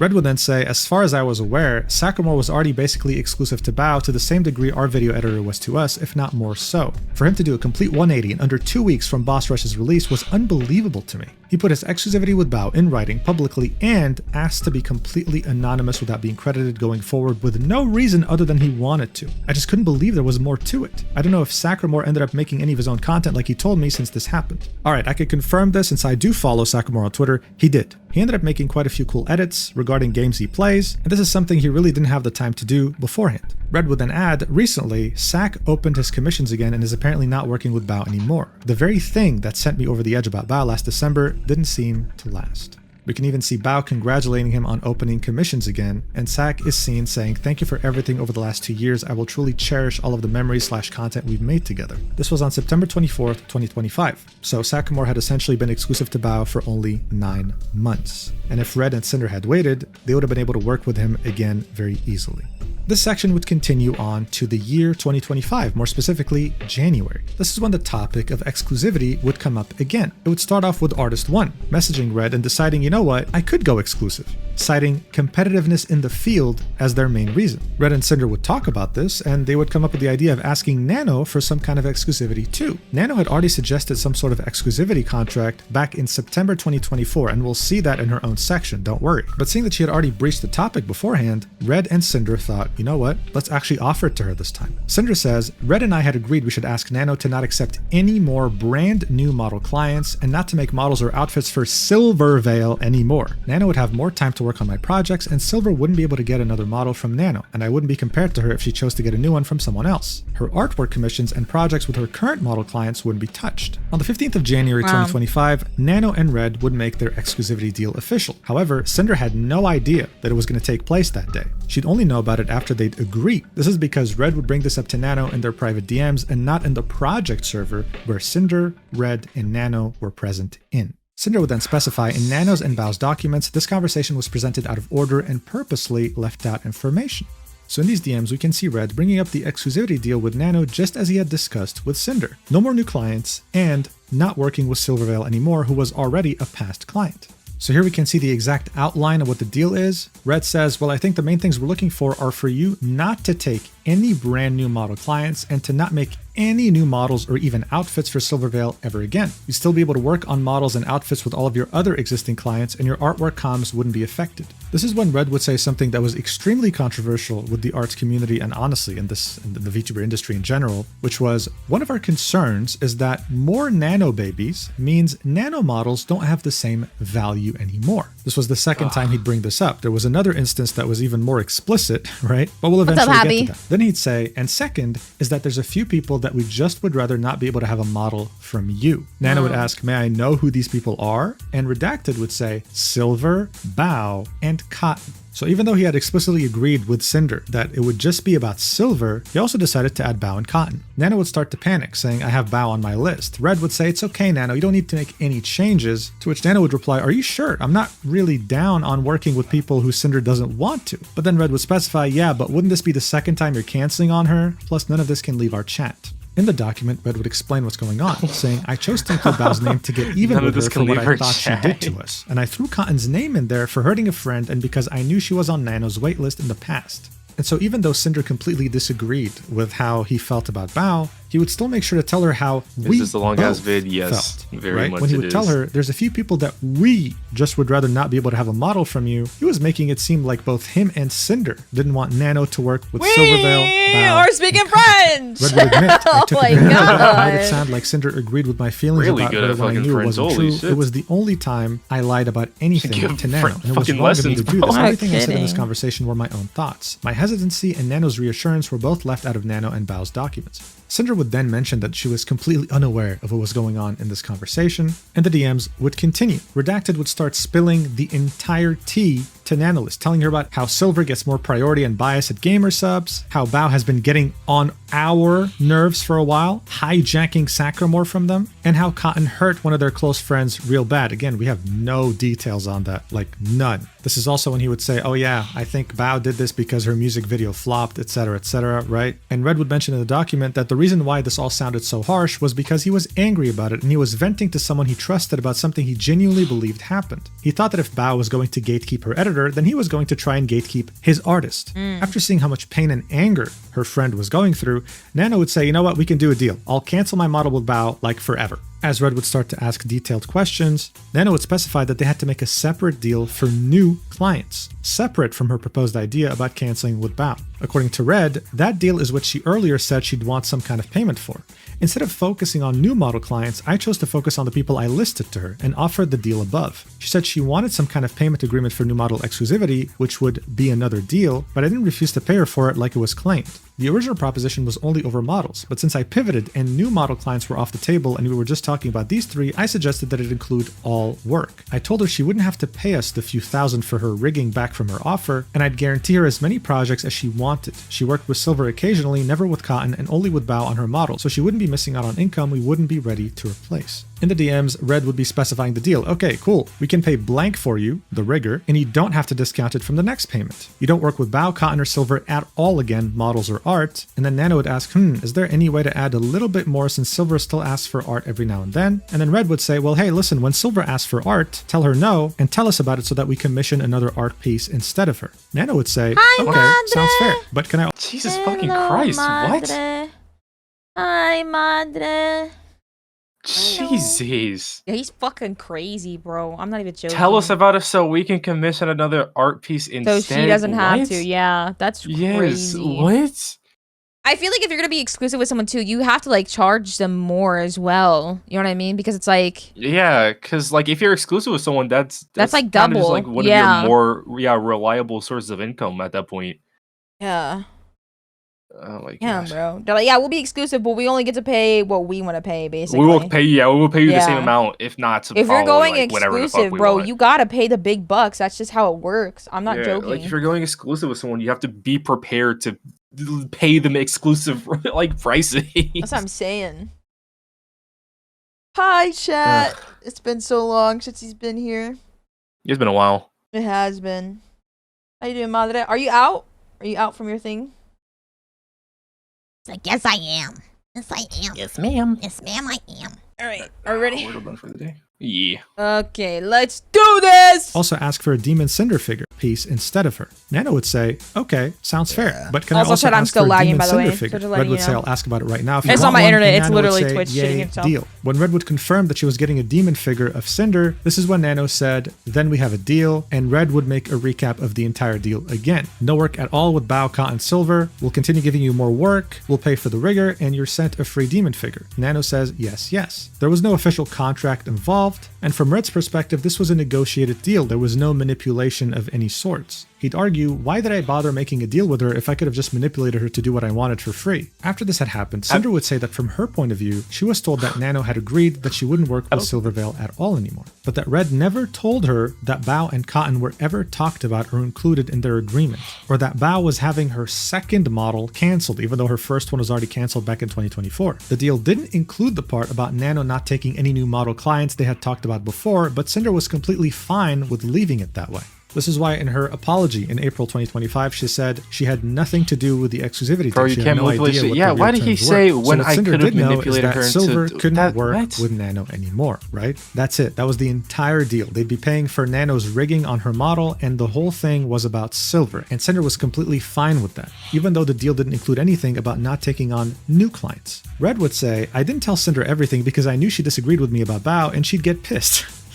I was confident she wouldn't find out about it though, with how all the business discussions with Nano were through me, and even if she did later, then it would already be long done. Cinder wouldn't have told Bao about it after the fact either. I was stubborn and wanted to get back at the kind of person I thought Bao was, more than keeping Cinder's feelings in mind. I didn't mention Cotton's name to Cinder either, since I didn't know. I feel like Red thought he was Kira or some shit. how she'd react, and I didn't want her to find out about Bao. She only Oh, agreed I am to Silver, so Kira. that's all I told her. A lot happened on the 15th of January because on that same day, Red would also Red is finalize the Kira, exclusivity deal and with Cinder's August Misa. 1, this time having an actual Oh, I contract. know. That's so August would bad. ask, do you have a list of folks you compete directly with? And Red would say, I mean, Lily from the was list you L. sent, Bao and Silver for sure. The rest, no. In the document, he'd say, because Silver didn't like Cinder and I had something against Bao now, I considered Bao and Silverveil competition. He didn't bother bringing up Cotton's name though, since she never interacted with this artist. Artist 1 would send a very detailed contract, and in man. it there was a section specifically referring to Silver and Bao. That's Red, of crazy. course, didn't push for this to be changed, but this agreement never actually ended up happening due to other reasons that delayed them finalizing things. Red doesn't specify what they are. However, just as things finally seemed to be working for Red, barely a month later, Nano would cancel the exclusivity deal she made with him. Her reasoning was that she simply wanted to work with Silverveil again. Cinder would say that this conversation with Red wasn't included at all in Nano's document, and that Nano faced no repercussions from either her or Red for going back on her word. Nano would message Red and say, so it's about the exclusivity thing. I don't think I can do this to Silver because she's still a friend to me and it hurts me to do so. I don't really care about Bao and Cotton, so I was wondering if I could pay back the Damn. figure and the Crazy. rigging with our Damn. current comms. I'll understand. Damn. That is Damn. crazy. Yeah, That I is low key, I would not crazy. work with someone like Nano. I'm being so fucking That dead ass. is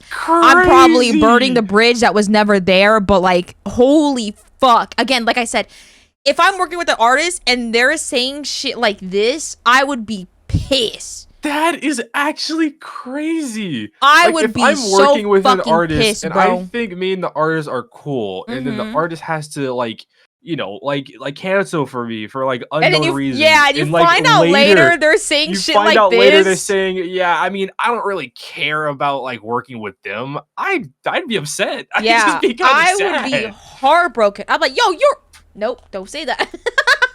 I'd just be kind of sad. I would be fucking pissed, dude. Oh, look at this loser DMing me. That's how I feel. That's how I felt opening Same up my DMs person. about. Jesus Christ. Like, damn.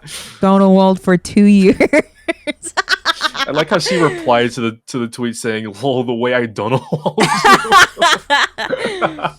Nah, dude. I don't regret every bit of it. I do not regret anything. That is actually insane. Mm. Ugh. Yeah, it sucks, bro. And if you think that's unfair from my side, honestly, I thought I had the guts. Red would say, we'll still send you the figure and you can just discount Kumori's cost from the model. I think that's the rigger's name and it was censored throughout this whole document. Maybe they forgot to do it this time, but hey, cat's out of the bag, right? Red would highlight the sentence, I don't really care about Bao and Cotton, and would say Nano couldn't keep her word on the deal she agreed to because Silvervale asked her for a commission.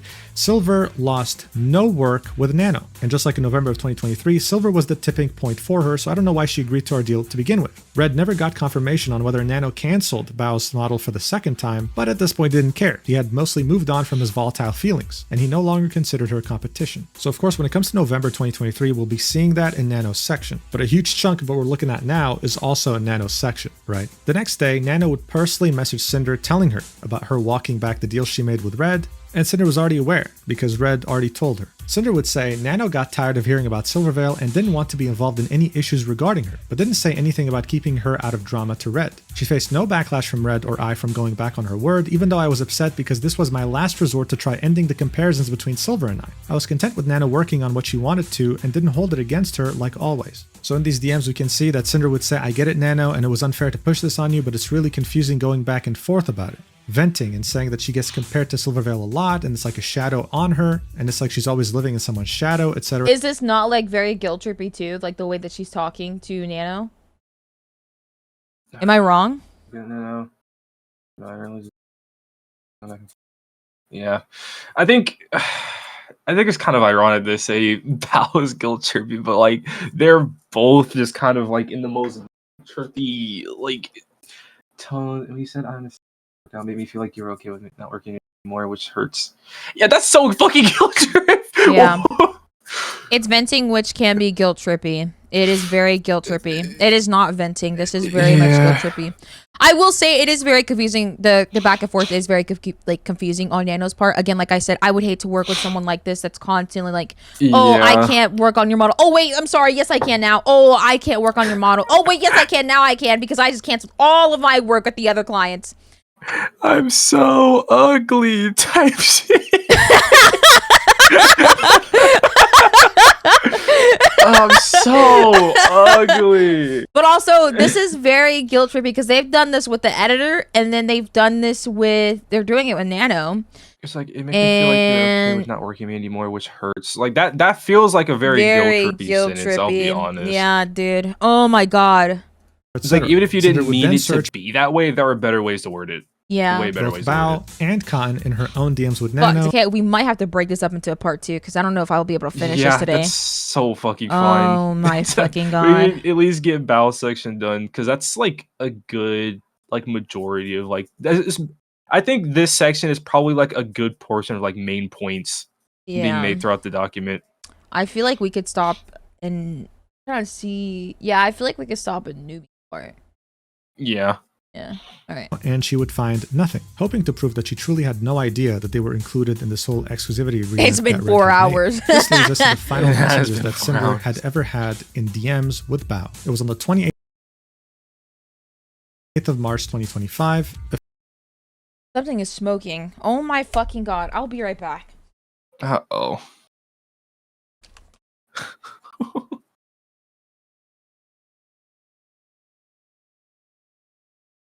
Wait, when is Sonic Rumble coming out?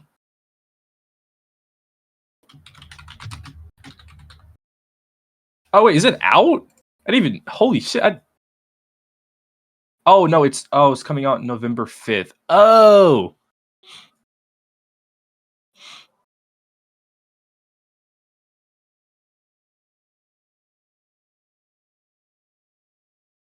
As well that Cottontail keeps getting mentioned. Yeah, I think it's crazy that Cottontail keeps getting mentioned when like she was like not a part of any of the shades. All this shit and Bao was probably on stream cosplaying pregnant silently or something.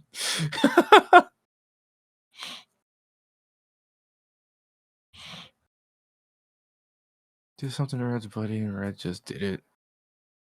Might end up being a 5-hour stream. No, it's oh yeah, 5-hour stream. Oh yeah, for sure. 100% gonna be a 5-hour stream. A lot of this is honestly just sounds like it's Red so far.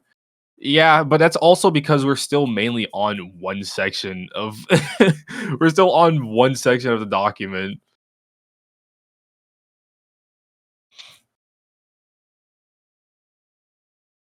And then we go to Decay's stream. I'm not streaming. I have work to finish. I have work to do.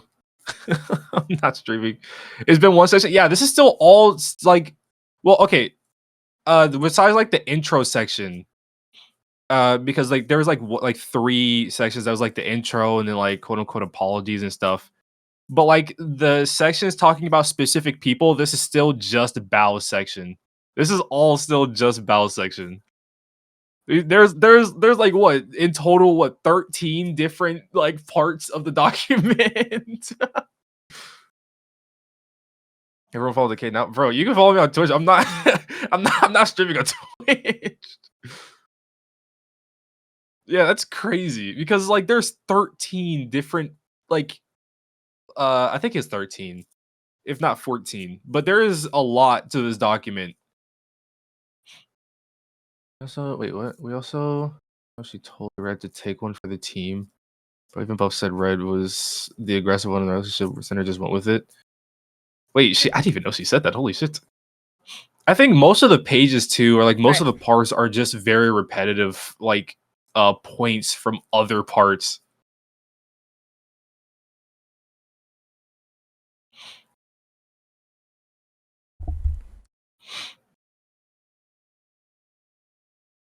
So it really is just kind of like like half the document is just a nothing. Okay. Few weeks ever like, had in DMs with Bao. It was on the 28th of March 2025, a few weeks before the drama had unfolded, and it was Bao warning Sinder about the Impractical Jokers drama, where a couple of people from the cast got outed for talking to younger girls, and she didn't want Sinder to bring it up without knowing the context. Cinder said, yeah, I saw the joke allegations a while ago and it's just spiraling, and Bao would say, oh no, I know you like the show, I'm sorry, baby. The final subsection in Bao's section would be being a bad friend, compromising with Red, and Boss Rush's role. This would somewhat be a recap to everything we just saw. She'd say that after her argument with Red in December of 2024, her and Red wouldn't talk about Bao again until sometime after her Heaven Hound debut. He pressured her not to interact with her professionally, and she wasn't going to agree to that. But at the same time, she didn't want to cause any problems between her and her husband at home. She'd say Bao was a friend that lived So she listened to him, basically. Yeah. Just, I guess that's kind of just basically what's been going on the entire time, whereas like he presented the idea. So to keep the peace, yeah. I just like went with it. I don't know if I believe this, bro. I don't know, man. They both suck, bro. She sucks at like defending herself, and he sucks at like he just sucks as a husband. Across the country, I only saw her every few months and already didn't do things often with her. On the other hand, though, she lived with Red, so she chose to do just enough to keep the peace and to find a middle ground between them. She didn't plan anything with Bao one-on-one, which they already rarely did, according to her. She didn't raid her in the time she was able to, and she didn't retweet artwork of them together on her NSFW Twitter account. Red didn't want to include Bao in anything Boss Rush related either, including collabs. Red would again admit that it was wrong of him to push his feelings about Cinder's friend onto her and expect her to essentially cut her off, and after months had passed by, he would open up to the idea of a 6-person Boss Rush song with all of Cinder's friends, including Bao. Cinder would then specify that she rarely but a talked to Bao compromise, outside of it's her okay, friends group guys. chat unless she messaged her When it was first. too late. So unless Bao messaged When it Yeah. was too late, bro. And you weren't When it even was like, literally, you like, yourself not too weren't long- even like fucking contacting your friend. Get the fuck out of here, bro. Holy shit. I mean, for what little we've heard, it sounds like Cinder doesn't have a backbone while Red is stirring stuff up. Like, even if Red was the mastermind, like, bro, she went along with it, and it's still, yeah, like, the thing is, she's like, he's still working with her. Like, they, Also, they still I have will say- stakes in everything. I will say, chat, too, like, we could sit here and say, like, oh, he was, like, the mastermind behind this. Cinder didn't know, blah, blah, blah. But she idly sat by, let her husband talk shit about her friend, and did nothing to, like, reassure her friend or anything like that. Constantly avoided her friend. Christ. And, like, because, like, at that point, I'd be like, damn, is something wrong? Like, what the fuck happened? Yeah. Cinder Do we have a directly, falling Cinder out wouldn't I don't really know interact with about? her much. This was even before her disagreement with Red. And this actually applied Apparently not just Red to is just Bao, a but for no, I'm most pretty of sure her he's friends still for the a long manager, time. but, like, she just said that doesn't, because like, of do, Boss like, Rush's the inception in March business 2024, connection she got stuff. to be closer friends with Tricky and Vienna than everyone else. She chose to prioritize them more, and then at some point she'd noticed that one of her friends was feeling isolated, so she wanted to include her in Boss Rush as well. That would be Yuzu. She wouldn't be able to really Damn. suggest this idea to Yuzu because of her cancellation, and then would go on to detail all the projects she was Damn.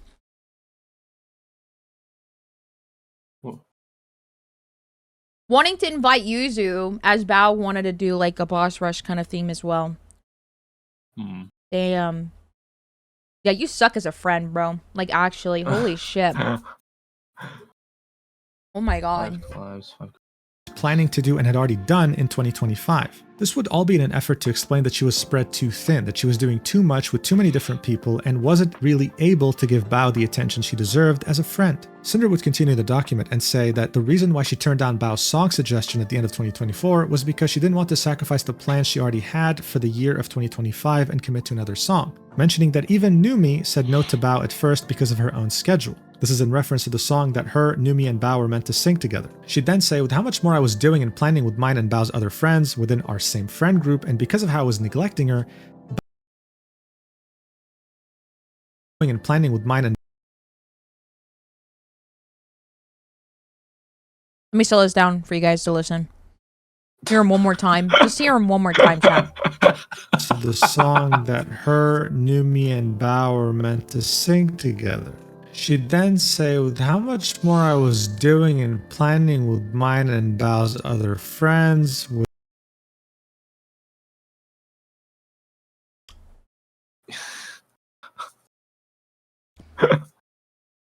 within our same friend group, and because of how I was neglecting her, Bao felt isolated.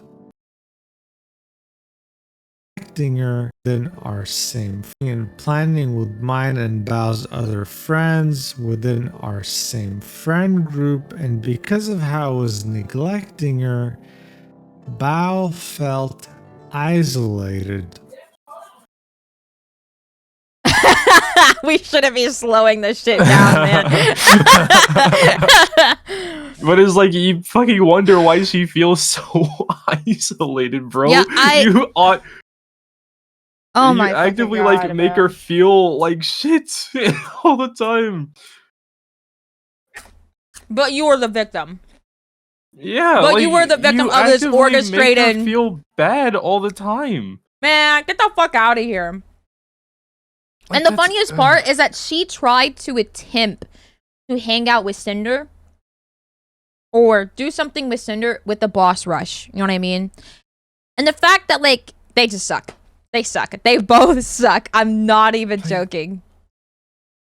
Cinder has no confidence in herself, and Red was the main reason Cinder was born. So Cinder has nothing in her head without Red, I guess, and Red continues to reinforce that, which is why they probably got married in the 5-month absence, so they be stronger They'd be together. stronger together. The friend I said feels Yo, isolated she with a has baby. confidence, bro. She had the fucking confidence to cheat on him. Like, what the Yeah, fuck she are had you the talking confidence about? to kick him out for a month. What do you mean? She has confidence, just not the right ones. Ugh. Mr. and Mrs. Smith over here.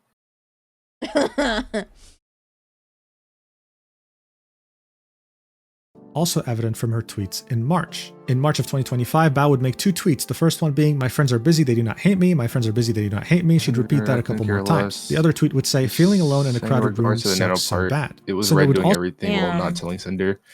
Yeah. I think, like with Nano, I think Red definitely had more stake in that. No, I'm not excusing. Which is why, like... Oh, did you read that? I had to care less. I'm Yeah. just saying, regardless to the part of Nano, it was Red doing everything while not Cinder. Yeah, that makes sense. Yeah. But I think even Mujin like made that point, which is why we're like kind of reading it out of order. Is that like with some parts it's more of Red had a stake in it, and then in other parts, Cinder had like more of a stake in it. Oh. So I think with the Nano part, Red is more of like something on like is more on Red because he had more like communication with them, and he like, yeah, is more of the You just Nano gave up? parts Hello? all on Red. Yeah, I just gave up. I just fucking gave up. The Nano part, all on Red. Not all on Red, but more on Red. Other parts, more on Cinder. This is just one of the few instances where it's like you get both of their perspectives on it. Dude, Bao was having a whole mental breakdown. I feel so bad for her, bro. Yeah, also I can lied a couple more imagine, times. dude. The other tweet would say, "Feeling alone in a crowded room sucks so bad." Cinder would also link the stream Bao would make as the drama was unfolding, where she explained how terrible the months leading up to it were, and here it is. In every scenario, I can't hear this. No, try- please don't do this to me.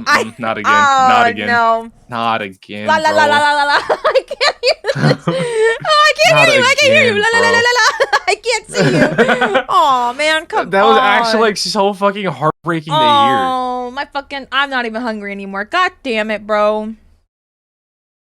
It was genuinely so heartbreaking to hear. to wrap my head around what I would have done if I was in their shoes. I can't understand. I couldn't understand it. I couldn't understand it. We had been through so much offline and online, and there's nothing more confusing and more painful than seeing someone in your friend group be so kind and so warm to everyone around you, and feeling that they have slowly become colder and colder towards you. So again, you just have to look back through what happened in this section, right? Her model gets canceled, everyone supports her, Cinder doesn't. Everyone leaves supportive comments on the Boss Rush music video, they all get hearted by Cinder, Bao's gets ignored. I'm sure there were other things in private too that contributed to Bao feeling this way, but this isn't easy. And for months, instead of blaming Cinder or thinking she's a terrible person, she would try to put herself in her shoes instead, thinking, oh, she must be busy, she must be doing this, I'm sure she missed my message, I'm sure she doesn't mean to do this, and boom. She would see Nano's messages, she'd see her friend's husband actively try to work against her, and this whole reality that she had fabricated around herself to cope with the idea that her friend was still her friend and wasn't being distant for any reason would shatter. So no wonder she cried her eyes out for 1 hour of this stream. Cinder would argue that regardless, they still did things together as a big group, but she understood how Bao must have felt. She wasn't including Bao in any of her own things, and when our friends had free time, it went towards our plans together, without her. At some point, Numi would say that Bao had confided in her about Cinder and the way she thought that Cinder felt about her, also linking a VOD in which Numi talked about this. Cinder would then say, but never did Bao try talking to me directly about how she felt, the same way I didn't talk to her about Red's feelings. She'd then say I was neglectful of Bao in my friendship with her and ignorant of how the things I did and did without her were making her feel. I stayed quiet and gave in to Red, hoping he would move on over time, never knowing what he did and said behind my back. I was an awful friend to Bao for months when she didn't deserve it. On the 26th of April 2025, Bao would post her document 6 minutes after Nano would post hers.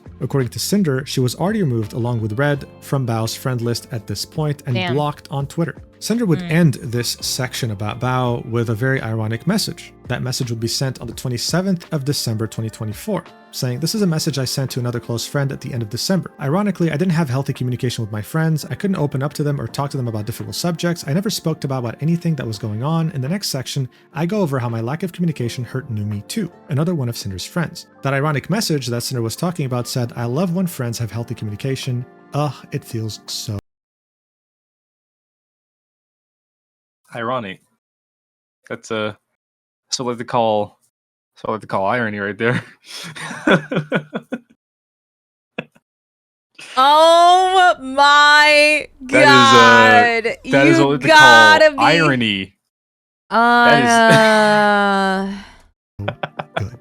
Congratulations, you made it to the end of Bao's section, but no time Holy. to breathe. As you saw, Okay, the next thanks. section would Thanks, be about Mujin. Numi. It would be way shorter than this. Fucking asshole! Oh yeah, guess what? Don't breathe! That's the fresh air you thought, huh? Before going to Nano's section, because as you saw at the end there, Numi was already aware of how Bao was feeling in regards to Sinder. She was also one of Sinder's closest friends in the space. So what happened exactly, and how did Sinder hurt her just like she hurt Bao? Well, let's check it out. This section would be called V-Card and Numi's Concert, and here's how Sinder would introduce it, saying, I messed up and hurt one of my friends, Numi. I agreed to be a part of her concert in New York City in February, but I let her down and canceled my performance. Then, when V-Card's launch date was delayed to her concert weekend, I put business over my friendship when I chose to not even be there for her so I could be representing a company and streaming with Shy Lily, which I Okay. mistakenly planned So, on. I'm gonna go ahead and give my opinion, and then I'll let you guys know if it changes after this section, okay? I think Sinder was just very excited to be partner owner and do something really cool for gamer subs. You know what I mean? Mm-hmm. That's like the benefit of the doubt that I'm giving her. You know what I mean? Yeah, she that's was like very trying to think excited. positively about Yeah, she was trying her hardest to just I don't know. I'm giving her the benefit of the doubt that she was just very excited for the V cards drop. But I also will have to mention too, tell me I'm wrong, chat. Tell me I'm wrong, YouTube comments, that but isn't Lily owner of the fucking V cards? Isn't this like her idea? I'm sure it was made and then she saw it and then she kind of like brought in the idea of like, oh, we should have V cards with gamer subs, you know what I mean? Type shit. Yeah. So it's like, I feel like Lily was like very excited because like this is something that she probably had an idea of. It was Lily like is an the idea. It was owner, like her basically, yeah. idea, which makes sense. Yeah. It was her idea. Lily's the owner, basically. Yeah. Okay. So I think so. All right. So we're just gonna go with that one, because I mean I could ask Lily and confirm it, but I'm gonna get Donald. But like, Ask Shy Lily. I'm Lily. I have a Just question. asking. Are you owner of V-Cards? So it's like, but I could have sworn that she was like the first one hyping it up or like announcing that V-Cards will be with gamer subs. She So I was thought that was hyping up the most. yeah, she was hyping it up a lot. So I was like, okay, all right, fire. The same day. Although I did make it to Numi's show, I still made a decision that hurt her. All while preparing for her own concerts, Numi had been producing an original song for me since December. I was Damn. asking a lot of her when I wasn't doing the same in return. Damn. I made her feel more like a business partner than a friend. Numi has always been an incredible friend, and I was lucky to have her care about me. She always motivated and inspired me, especially when it came to music. I was the one who was a bad friend. Her messages are only here for context. I'm sorry to her again for this whole situation I caused. I didn't bring any of this up before because it wasn't something that involved anyone who had posted a document about me. I thought this was settled at the end of January 2025 privately between Numi and I. Apparently, I was expected to talk about it, and when I didn't, it was used against me. This situation was vaguely described to push the idea of my manipulation, avoidance of accountability, and sabotage of my friends, but none of that is true to what actually happened. It was caused by my own miscommunication, fears, anxieties, and misplaced priorities. So I want to go through the entire series of events, my thoughts, feelings, and decisions leading up to V-Card's launch, my collab with Shy Lily, and Numi's concert in New York City. So this document is fairly short with 26 pages. What takes up most of these pages are images of DMs, but fundamentally speaking, it's a fairly simple issue to describe, so I'll be summing it up and reading DMs when necessary. From the start, this was pure miscommunication, okay? On the 1st of September 2024, Numi would bring up the idea of a concert to Red.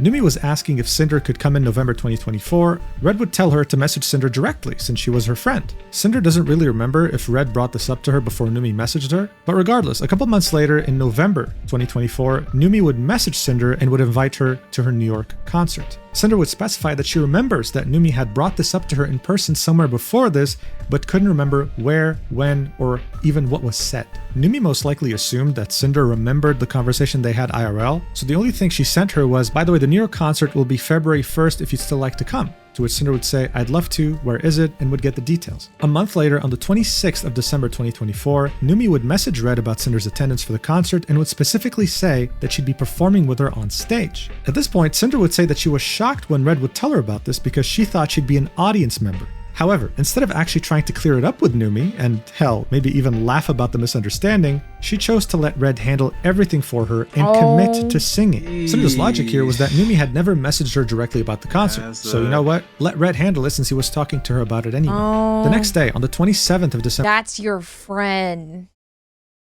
You got your quote-unquote manager messaging your friend. Esta pendeja. But she has the ability to DM Lily. Okay, get the fuck out of my face, bro. Get the fuck out of my face. You don't understand. All of her time was going into DMing Lily in Silverville. You don't understand. Two people that didn't fuck with her, but she has like her other friends like texting her wanting to like, you know, hang out and shit. Aren't managers only for business matters? That's all that managers are for, is for business. Business and schedules, and that's it, bro. If you are a friend of someone, you have to message them. I hope my friends would be offended if my manager, if they have to go through my manager. I would pray that they're offended. Be like, yo, what the fuck? Does she have to get her bodyguard? Like, what? Am I a threat? Oh my god, all of the time in the world to get Donowalled by Silver. Oh my god, dude. Cinder would bring up a collab idea over a new product launching with Gamersubs, which was Vcard. It was supposed to release on the 17th of January 2025, and she wanted to make it happen around that time. Around January 6th, 2025, Red would message Numi about the hotel so he could start planning the trip for the concert, and Numi would reply. The next day, Cinder would message Shy Lily again about the Vcard collab to make sure that the initial plans were going to go through. They would have normally had to collab on the 18th of January, but then Vcard's release date would be delayed until the 31st, which would of course delay their collab as well, since it was meant to be around the release date of the product. On the 10th of January 2025, Red would finally get back to Numi about her question about whether Cinder wanted to perform. He'd bring up the fact that Cinder isn't 100% sure about performing live, and would make a few different excuses as to why coming in person will prove tough, like how Cinder only likes to go on stage and cosplay, how they're worried about fans finding their car if they drive there, etc. Numi goes as far as proposing that Cinder could just join in virtually from her home as her... I think I'm just tired and waking up early, you know what I mean? Her Vtuber model, she didn't have to actually come to New York. She'd also reiterate that she doesn't want to pressure Cinder to do anything that makes her uncomfortable. Now, I really have to point out here, Numi reiterates this multiple times, and unlike Red's discussions with Sacramore, she wasn't guilt-trippy at all. Red would then ask who's coming to New York other than Cinder, and when Numi would say that multiple of her friends were flying out, Red felt pressured, saying, oh, so we're the bad friends. Even as Numi reiterated, you guys don't have to feel obligated to go to either, by the way. I hope it doesn't sound like I'm pressuring y'all at all. I know everyone is tired from 2024 travels. And Red would say, well, now we're like the bad friends if we don't. Numi would again reiterate, I don't like that. I don't like that. What a fucking guilt trip, bro. I actually don't like that. Oh my god, dude. Holy. Jesus I am lagging so badly. Give it a second, chat. Holy. Does Twitch just fucking hate me today? I actually don't fucking like that. Care. If you guys don't want to come, it's not a big deal. And yet Red would still insist, even though he knew that Cinder was very uncomfortable performing on stage. On the same night, Numi would message Cinder about matching t-shirts, and again, Cinder says nothing about her being uncomfortable regarding singing live. Wow. In the document, she admits she should have just gone to Numi to talk to her about this, but she didn't. A few days later, on the 13th of January 2025, Cinder would ask Red to message Numi on her behalf to let her know that she isn't comfortable singing live, but would still be showing up to the concert to support her. The excuse Red would make up was she's nervous to sing with a live mic, to which Numi would say, no worries, with a smiley face. In the document, Cinder would outline 4 reasons as to why she chose not to perform. The first one being, I was too anxious to get on stage and sing with a live microphone. This was the biggest reason I made the decision to not do the show. She'd even show us DMs with another friend back in April 2024 of her almost almost bailing out on her performance at the WeepCon concert because of her being nervous. The second reason was she didn't really want to make a public appearance on stage without being in cosplay. It took a lot of space in her luggage, it was a hassle to bring with her. She still would have been okay just wearing her Sinder wig, but that didn't fix her problem with singing live. The third reason would be I didn't think my part of the show was that important or integral to the concert overall, and that pulling out wouldn't have been that much of an inconvenience to Numi. As far as either of us knew, there weren't any songs planned for me to do yet, and the set list was done in December. Sexy Drug was the only song Numi and I had covered together, so I assumed that would have been the only one. Any other songs in the set list that may have been intended for me to perform were never communicated. She suggested to Red that I could perform one of my songs, but I only had 2 songs to choose from. Even if we sang them all, that was a total of 3 songs. I didn't think it'd be a problem to fill in that 1 to 3 song gap in the set list if she even had to. I don't know anything about the prep work that goes into planning a concert though. And finally, 4, Red told me that Numi reassured him that I shouldn't feel pressured or obligated to perform or even go to the concert. 3 days before this furthered the idea that my guest performance must have not been that integral to the overall concert, and it would be okay to her if I pulled out. Sinder would then say I kept putting off making a decision because of my anxiety of performing versus the stress of letting down Numi. I should have made my choice sooner and messaged her myself to talk about it with her instead of Red. And she never messaged me to ask about my decision either. Maybe you would have been able to make something work. How can you be this shitty of a person and still want to act shy? Bad person with confidence, bro. Oh man, dude. Jesus Christ. I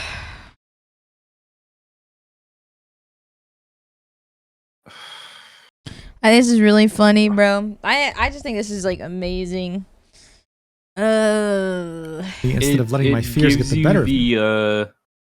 It gives you the guide, like the step-by-step guide of how to be a good friend by doing everything opposite of what's in this document. Holy fuck, dude. Red and I were still going to the concert even if I wasn't performing. Bao would end up filling in my spot in the show at the last minute, being a much better friend than I was. Gamersubs, Vcard, and my collab with Shy Lily had nothing to do with my decision not to perform, only about not going to the show later. My collab with Shy Lily was not scheduled at this time, and absolutely no way was I trying to somehow sabotage Numi and her concert. So yeah, this is definitely unfortunate so far. Cinder just thought that she wasn't that important to Numi, right? But this entire stress and anxiety and her saying that she didn't want to let down Numi, I don't know, it felt more like it was performative. Numi tried her best to accommodate her, saying she can cancel, there was no worries. But Cinder kept talking about letting her down as if she was her boss. In reality, a true friendship means you could be honest with each other. It also didn't help that most of the communication was done through Red. Cinder wasn't even the one who told Numi that she couldn't sing. In any case, a few days would pass, and on the 16th of January 2025, Cinder would officially make her announcement that she became a partial owner of Gamersubs and would single-handedly start to pressure her. So instead of Famous Bao and Numi Kiss, it would have been Cinder and Numi Kiss? Nah, because I don't think Numi was...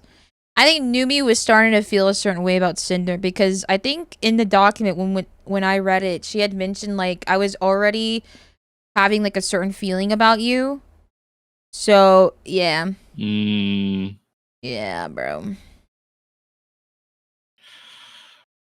To live up to the expectations of what a Gamersubs partial owner should do. This of course will be in reference to Shy Lily, the first VTuber to ever become a part owner of Gamersubs. Vcard was about to be the company's first massive drop of the year, and she of course wanted to be present for that. More specifically in a collab with Shy Lily. In her own words, she would say this would be a great way to do that together, the two VTuber part owners side by side, while sharing something we both were excited about. This is why she had reached out to her about this in December. On the 22nd of January 2025, this would become a part owner of Gamersubs. Vcard was about to be the company's first massive drop of the year, and she of course wanted to be present for that. More specifically in a collab with Shy Lily. In her own words, she would say this would be a great way to do that together, the two VTuber part owners side by side, while sharing something we both were excited about. This is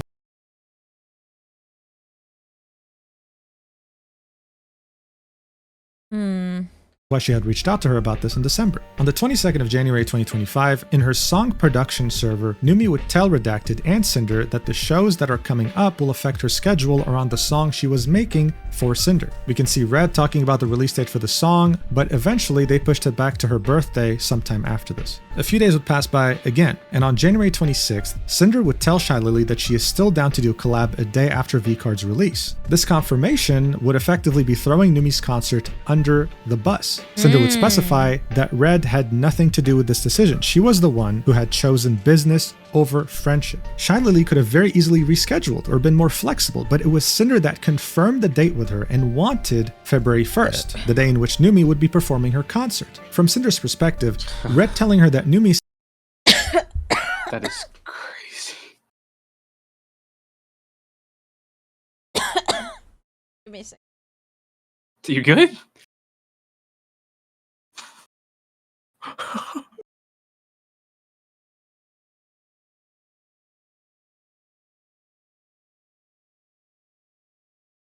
Guys, I think my friend is dying. Oh my god. You fucking good?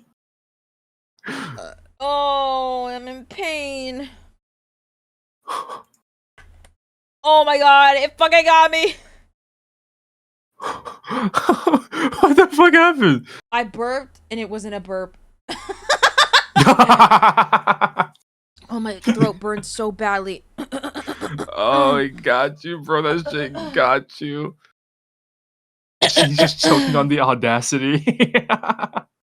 Did you vomit? No. Oh my, Jesus Christ, I can hear it coming up. Jesus. No, it wasn't throw up, guys. Oh my fucking god, it fucking got me, bro. That was like out of nowhere. That got your ass, bro. Sure you didn't Did you vomit? see that one No. comment under the post that you that you made? I think it was yesterday. Of That said, "Does GERD stand for girl eats ranch Doritos?"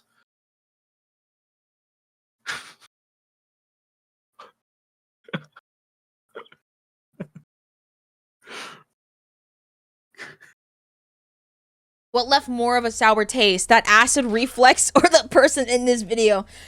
I think it's kind of hard to put a I was gonna say something and the I don't know. acid reflex stopped me, bro. I think it was my karma that caught up so fast. I was gonna say, was it a sign?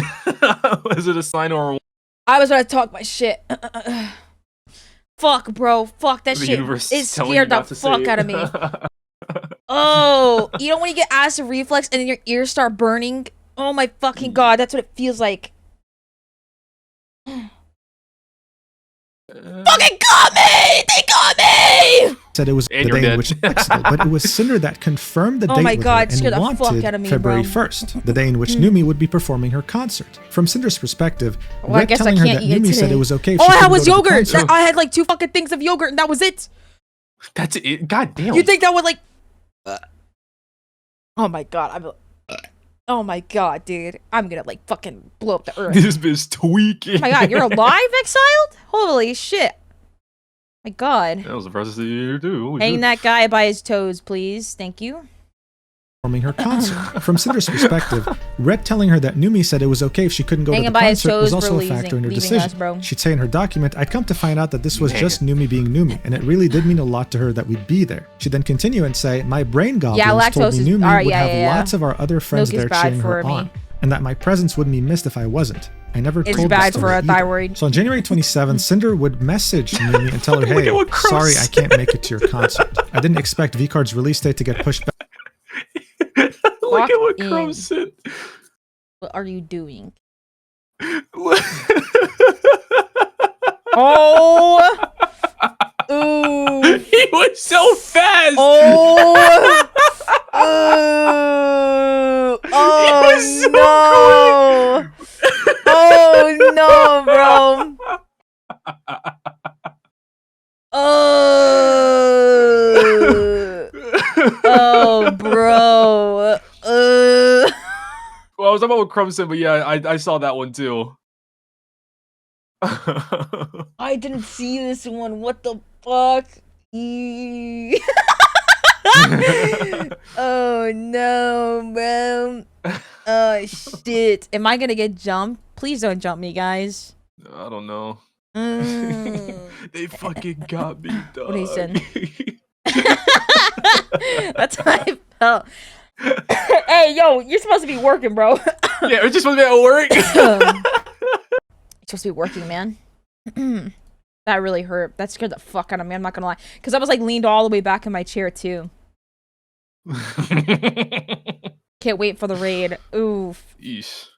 Was just Numi being Numi, and it really did mean a lot to her that we'd be there. She'd then continue and say, my brain goblins told me Numi would have lots of our other friends there cheering her on, and that my presence wouldn't be missed if I wasn't. I never told this to her either. So on January 27th, Cinder would message Numi and tell her, hey, sorry I can't make it to your concert. I didn't expect VCard's release date to get pushed back to your concert's date, and I feel obligated to be around for the launch weekend as a GamerSupps owner now. I'm sorry, I love you so much and I miss you.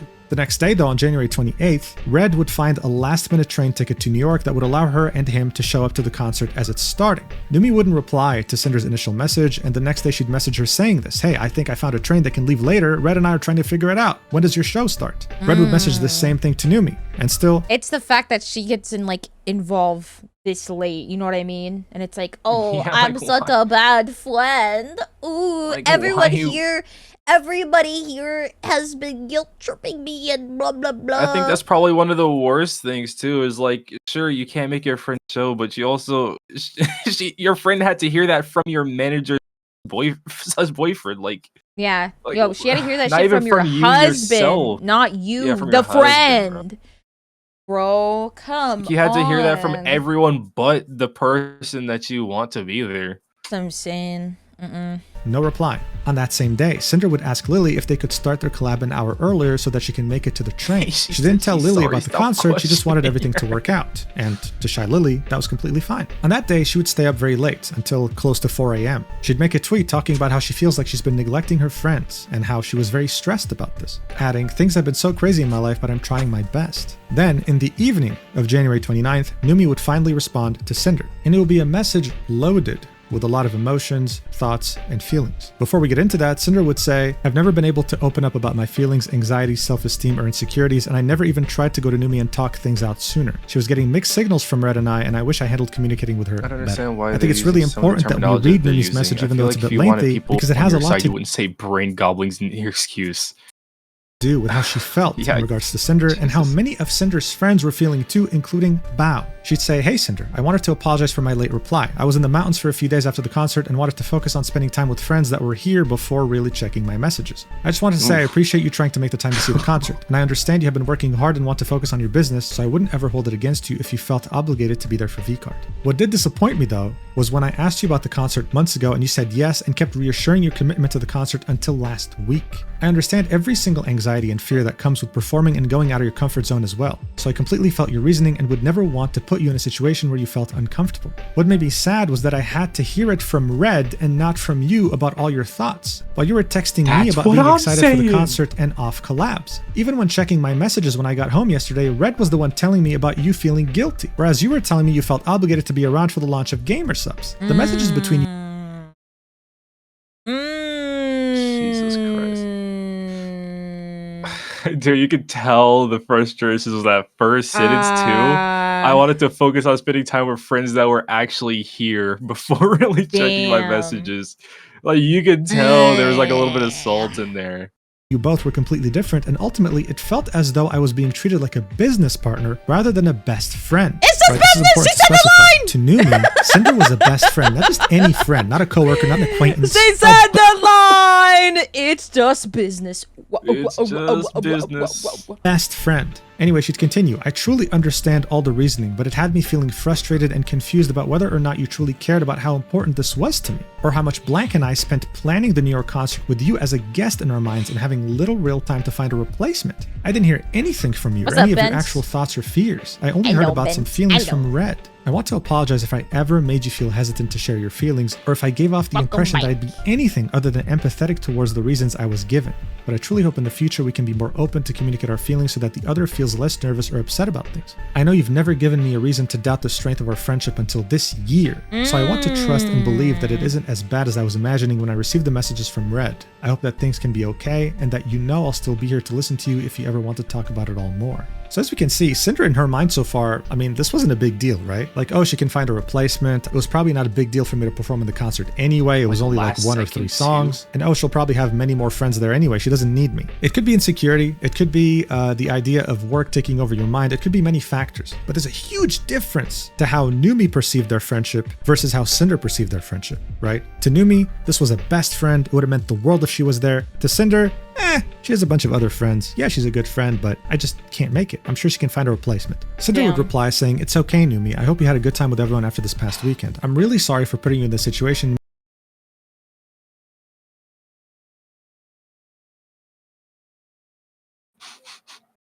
Look at the highlighted part. Must be nice, bro. Must be nice, man. Must be nice being able to attend a fucking collab, bruh.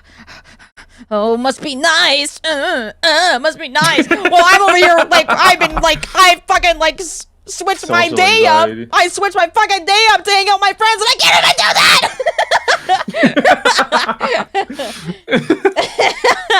that. Get the fucking do what I want to do. Fuck this glorp shit. Making you feel so frustrated, Numi. I hope you had a good time with everyone after this past weekend. I'm really sorry for putting you in this situation and making you feel so frustrated about everything. I've been so stressed out with the things going on in my life and career lately that I hadn't stopped for a second to consider how my actions were making you feel. She would agree with Numi that Red should be the one telling her about how she feels about things, that she's a friend and she deserves to hear things from her mouth directly. She would say how it's always been extremely hard for her to voice how she's feeling with people in general, especially when she's anxious about the situation. She'd reiterate that she wasn't comfortable with her singing skills at all, especially in front of a live audience, and that she let down Numi when she needed her. She didn't realize that her appearance was that big of a part of the concert. The next paragraph she'd type in the apology would be highlighted in the document, saying, now that I'm a part GamerSup's owner, I feel a lot of pressure to live up to what Lily is for them and to the community. Oh my fucking god, bro. I can't imagine what it's like. I can't imagine how hard it is to live in someone else's shadow that no one put you in. Yeah, It must be so fucking difficult. Because like you're doing your best to compare yourself when you really don't need to compare yourself, dog. Just keep doing what you're fucking doing. Why do you need to live up to? Yeah, like, as I'm saying, what like, you someone put else is yourself in doing. the shadow that no one put you in. You're in the shadow by choice.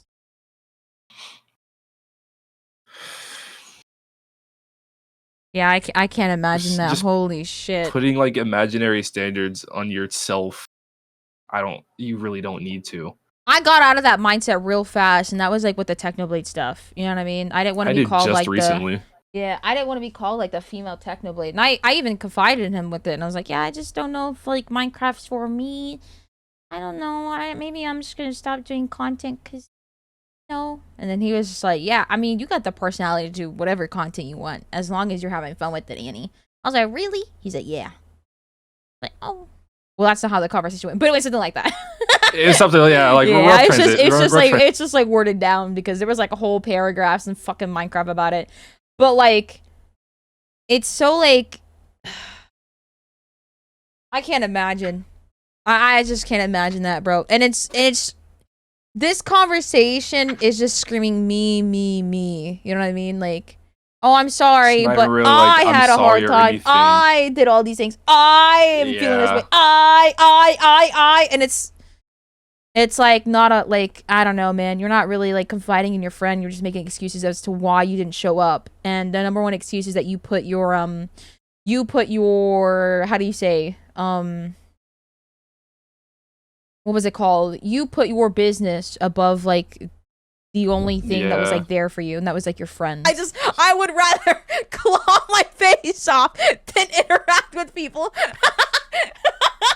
And I still stand by that. That still hasn't changed, bro. Did you see my tweet? Did you see my tweet today? I literally said, please be repulsed by me. I still stand by that. That has not changed. My announcement didn't really make the splash I thought it would, and V-Card is probably their biggest new drop this year. For full transparency, I made plans to collab with Lily the day after V-Card's launch day. Takes more effort to stay in the shower than to leave it? Wait, that's fire. The collab was pushed to fire. this weekend. I didn't really know how to tell her no, so I planned it as early in the day as possible to be able to make the late train to New York City. She then That's confirmed that fire she as is coming fuck. to Numi's show, and said that she could try her best to perform their cover song together to make it up to her based on the planning process, right? If it's Again, possible to actually find a replacement. Showing up too late. That's crazy. Or not. She would then say, I'm really sorry about all this, Numi. In the document, she would specify what she meant when she said she didn't think the announcement made the splash she thought it would, saying this was such a major and massive accomplishment to me, and it felt like a lot of people, including some of my closest friends, didn't notice or care. Now again, Numi would... What?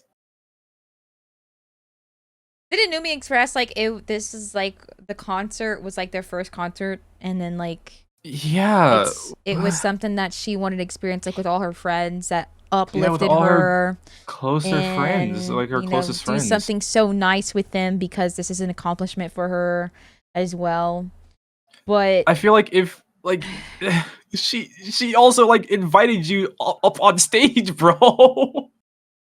maybe you could announce the V cards too on stage. I mean, I don't know. I don't know what else to tell you. I don't know what else to tell you. Like This is in between crazy. songs, you probably could have. This is insane. Yeah, man. I don't know what else to tell you. This is pretty fucking crazy. Holy shit. Whoa, me type shit. And it felt like a lot of people, including some of my closest friends, didn't notice or care. Now again, Numi would reply with a very lengthy message, but Holy shit. again, I really have to emphasize it's very important because it shows not just how she felt, but how multiple of Cinder's friends felt, including Bao. She'd say, all I really wanted in all of this was to hear how you felt, so I really appreciate you being open and honest with me despite everything. I was given so many different reasons, and when you brought up feeling obligated to be there for the V-card thing, I think it really made me feel sad because you didn't acknowledge anything prior to that. It was the first I heard from you regarding the concert, and hearing you connect the reason to business, I felt like I meant less to you. As disappointing as it was, I truly just wanted to hear from you, so thank you again for opening up in the previous message. Red is a nice friend to me, and I understand for a lot of business things it's better to go through him, but this was just something very deep and personal to me and something that you committed to with me when I asked you in person. So it meant a lot more to hear from you in that respect. The different responses I'd get from the both of you were very confusing, but most of all, it left me confused with how you truly felt regarding it all. I hope from this you can understand that I'm here for you too. We do different things, but we're both in the same space dealing with a lot of similar difficulties. I'll always be here to extend an ear or a hand if you need me, especially if it's relating to music. One of the reasons I kept asking you if you were sure about the show, aside from the prep. Oh my god, bro. Wait, she tried to like make herself feel so fucking different, if that makes sense. She has What? like this like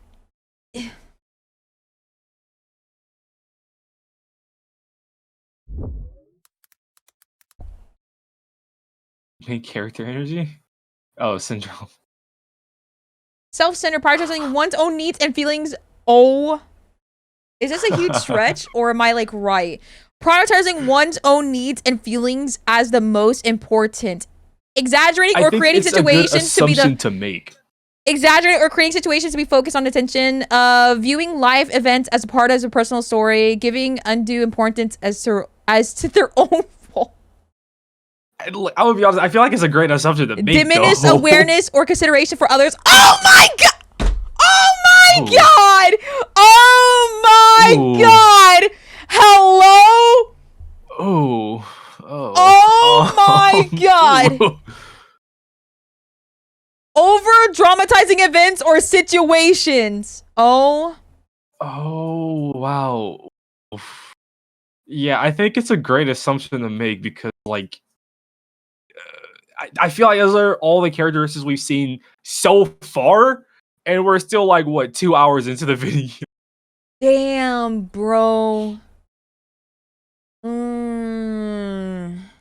Oh. I feel like I think she feels everything revolves around her. Yeah, but I can't diagnose that. Sounds like my mom. Yeah, it's like I Oh said. my god. Jesus Christ. Oh my, It oh my seems like a good God. assumption to make, but it's like can't really confidently say it, you know? Let me. Oh my god. Why does Gen Z have main character syndrome? How can I tell if I have main character syndrome? Self-centered behavior, attention seeking, narrative farming. Oh. Oof. Oh. Over dramatized expectations of special treatment. We just saw this shit in the exact same. What the fuck, Decay? Lack of empathy, social media behavior. Lack of empathy, but it's just a comment. at the end of Social the day. media behavior, culture, and media influence. Oh my fucking god, bro. Ooh. Oh, That just sounds incredibly causes, narcissistic. symptoms, Yeah. lack of empathy, constant need for attention and validation, dramatized events, and believing your problems are more important than others. Damn, dude. Difficult with criticism, reacting poorly to criticism or jokes, and having a distorted view of reality, or a need to control their image, constant need for validation, self-centeredness, prioritizing your own needs over others, and viewing others as a secondary to your own story. God damn! Yeah. Potential impacts, damage Should fit the relationships, over time definition. friends and loved ones may feel overlooked. Oh my. Decay. Holy shit. Like, I'll be honest, like it's not that big of a stretch to say. Leading to resentment and Like- emotional distance, hindering growth. The focus on idolized narrative can prevent genuine self-expression and hinder the ability to form authentic connections with others. Mental health concerns, while not formally diagnosed, the tendency can sometimes be linked to mental health issues and can impact self-esteem if the person's curated reality doesn't align with their real life. Oh my Yeesh. fucking god. Is this person to believe? Yeah, that's why I'm like, Oh. like I'm not gonna like confidently say, but it's also like it's not a big stress to like assume, like because it definitely fits the description, you know. Like all the Wow. characters we've seen thus far, Wow, 100% does bro. fit the description. Oh my fucking god, bro. Yeah, but like at the end of the day, I'm not a medical or mental health like specialist, so It I'm was not just gonna like confidently say it. So, but like you can it was say a huge does stretch. I was like, fit, wait a minute, this yeah. sounds so familiar. I was like, because I was like, she's screaming me, but disregarding like her friends, like, you know what I mean? Yeah, And like 'cause, no like, it fits accountability. into a fucking Yeah. Oh my fucking god, bro. For everything was because I wanted to know if you were having any second thoughts, or if you needed to vent any frustrations or fears regarding performing. I've told you this, but I had stage fright for years because of a traumatizing first experience, and I only gained confidence through VTubing and making music with blank. Every single show I've done was either ruined or messy in some way, but I've still managed to push forward and get over a lot of my fears. When Red was telling me you were anxious, I wish you could have brought it up with me sooner. It's scary opening up to people, especially after you told me how other friends were to you in the past, but I promise you I would have been here to listen to you and hear about everything and reassure you that it would be okay. If afterwards you still felt too scared, we could have figured it out and found a proper replacement without any added stress from both of our ends. In the next 3 paragraphs, she would reiterate that she's there for her if she needs her, that she's there to listen, that she's there to support her. She empathized with her situation with gamer subs, especially in the position she's in, and she never wanted Sinder to stress so much over this concert. She realizes that this is an important weekend for her, but to Sinder too. But the next couple sentences would be really, really important, right? Numi would say, despite the fears I've had over our friendship, I have tried my best to silence any kind of demons I've had telling me the worst case scenario. I remember the person you were when we met, and I want to fully believe that you're still that person that I know would be there for me and her friends and her community. You may That's not be a essentially mental saying, health yeah, expert, but that's what I'm in med school for, and yeah, she for sure fits the textbook description. Yeah. Like I said, you Also, don't have that's to believe basically that you're her still that- saying, "Yeah, I have like bad, like I have like a gut feeling about you, but I'm trying Yeah. to ignore that in Oh hopes that I'm my wrong." Fucking god! And her and Bao had the same feeling too, so it's like, Yep. damn. Mm.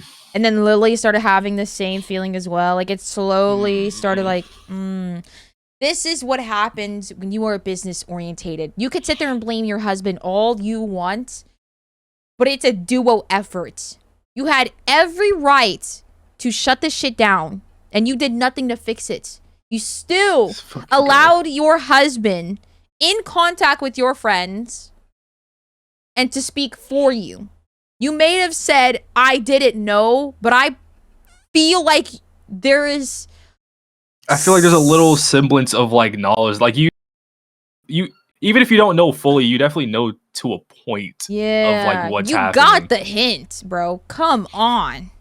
person Because like that I know would be I there for me refuse and to her friends and believe her that you were community. ignorant And like to I the said, you don't have to do entire. anything to make things up to Yeah. me. I truly just wanted to hear your thoughts. It's okay. Thank you again, and I accept your apology. So her saying, despite the fears I've had over our friendship, the demon she tried to silence in regards to Sinder. This is an extremely important detail because this was exactly how Bao felt too. Since the end of 2024 leading up to 2025, Sinder would get extremely busy with work and would start to truly neglect her friends. Numi was pretty much revealing to us here that these demons were in her head for a while and she tried to silence them for as long as she could. Just like Bao, always trying to give Sinder the benefit of the doubt, putting herself in her shoes and trying to empathize. Obviously, that's a very big deal. It shows that you're neglecting your friends, miscommunicating, etc., etc. And to Sinder, she'd admit that this whole situation was a wake-up call. Literally She could've realigned her told you you're sleeping priorities, on the and couch she told tonight herself if you that she don't couldn't let stop. something like this ever happen again. She'd only reply 2 hours later to Numi because she broke down crying after reading her message. They'd figure out the details and they would conclude that she was coming. So the next day, on February 1st, 2025, Sinder and Shy Lily would do the unboxing collab for V-Card. Sinder would share her DMs with Shy Lily, showing that they were friendly. I mean, everything was going well. And both Red and Sinder would finally be able to make it to the concert in time right after the collab.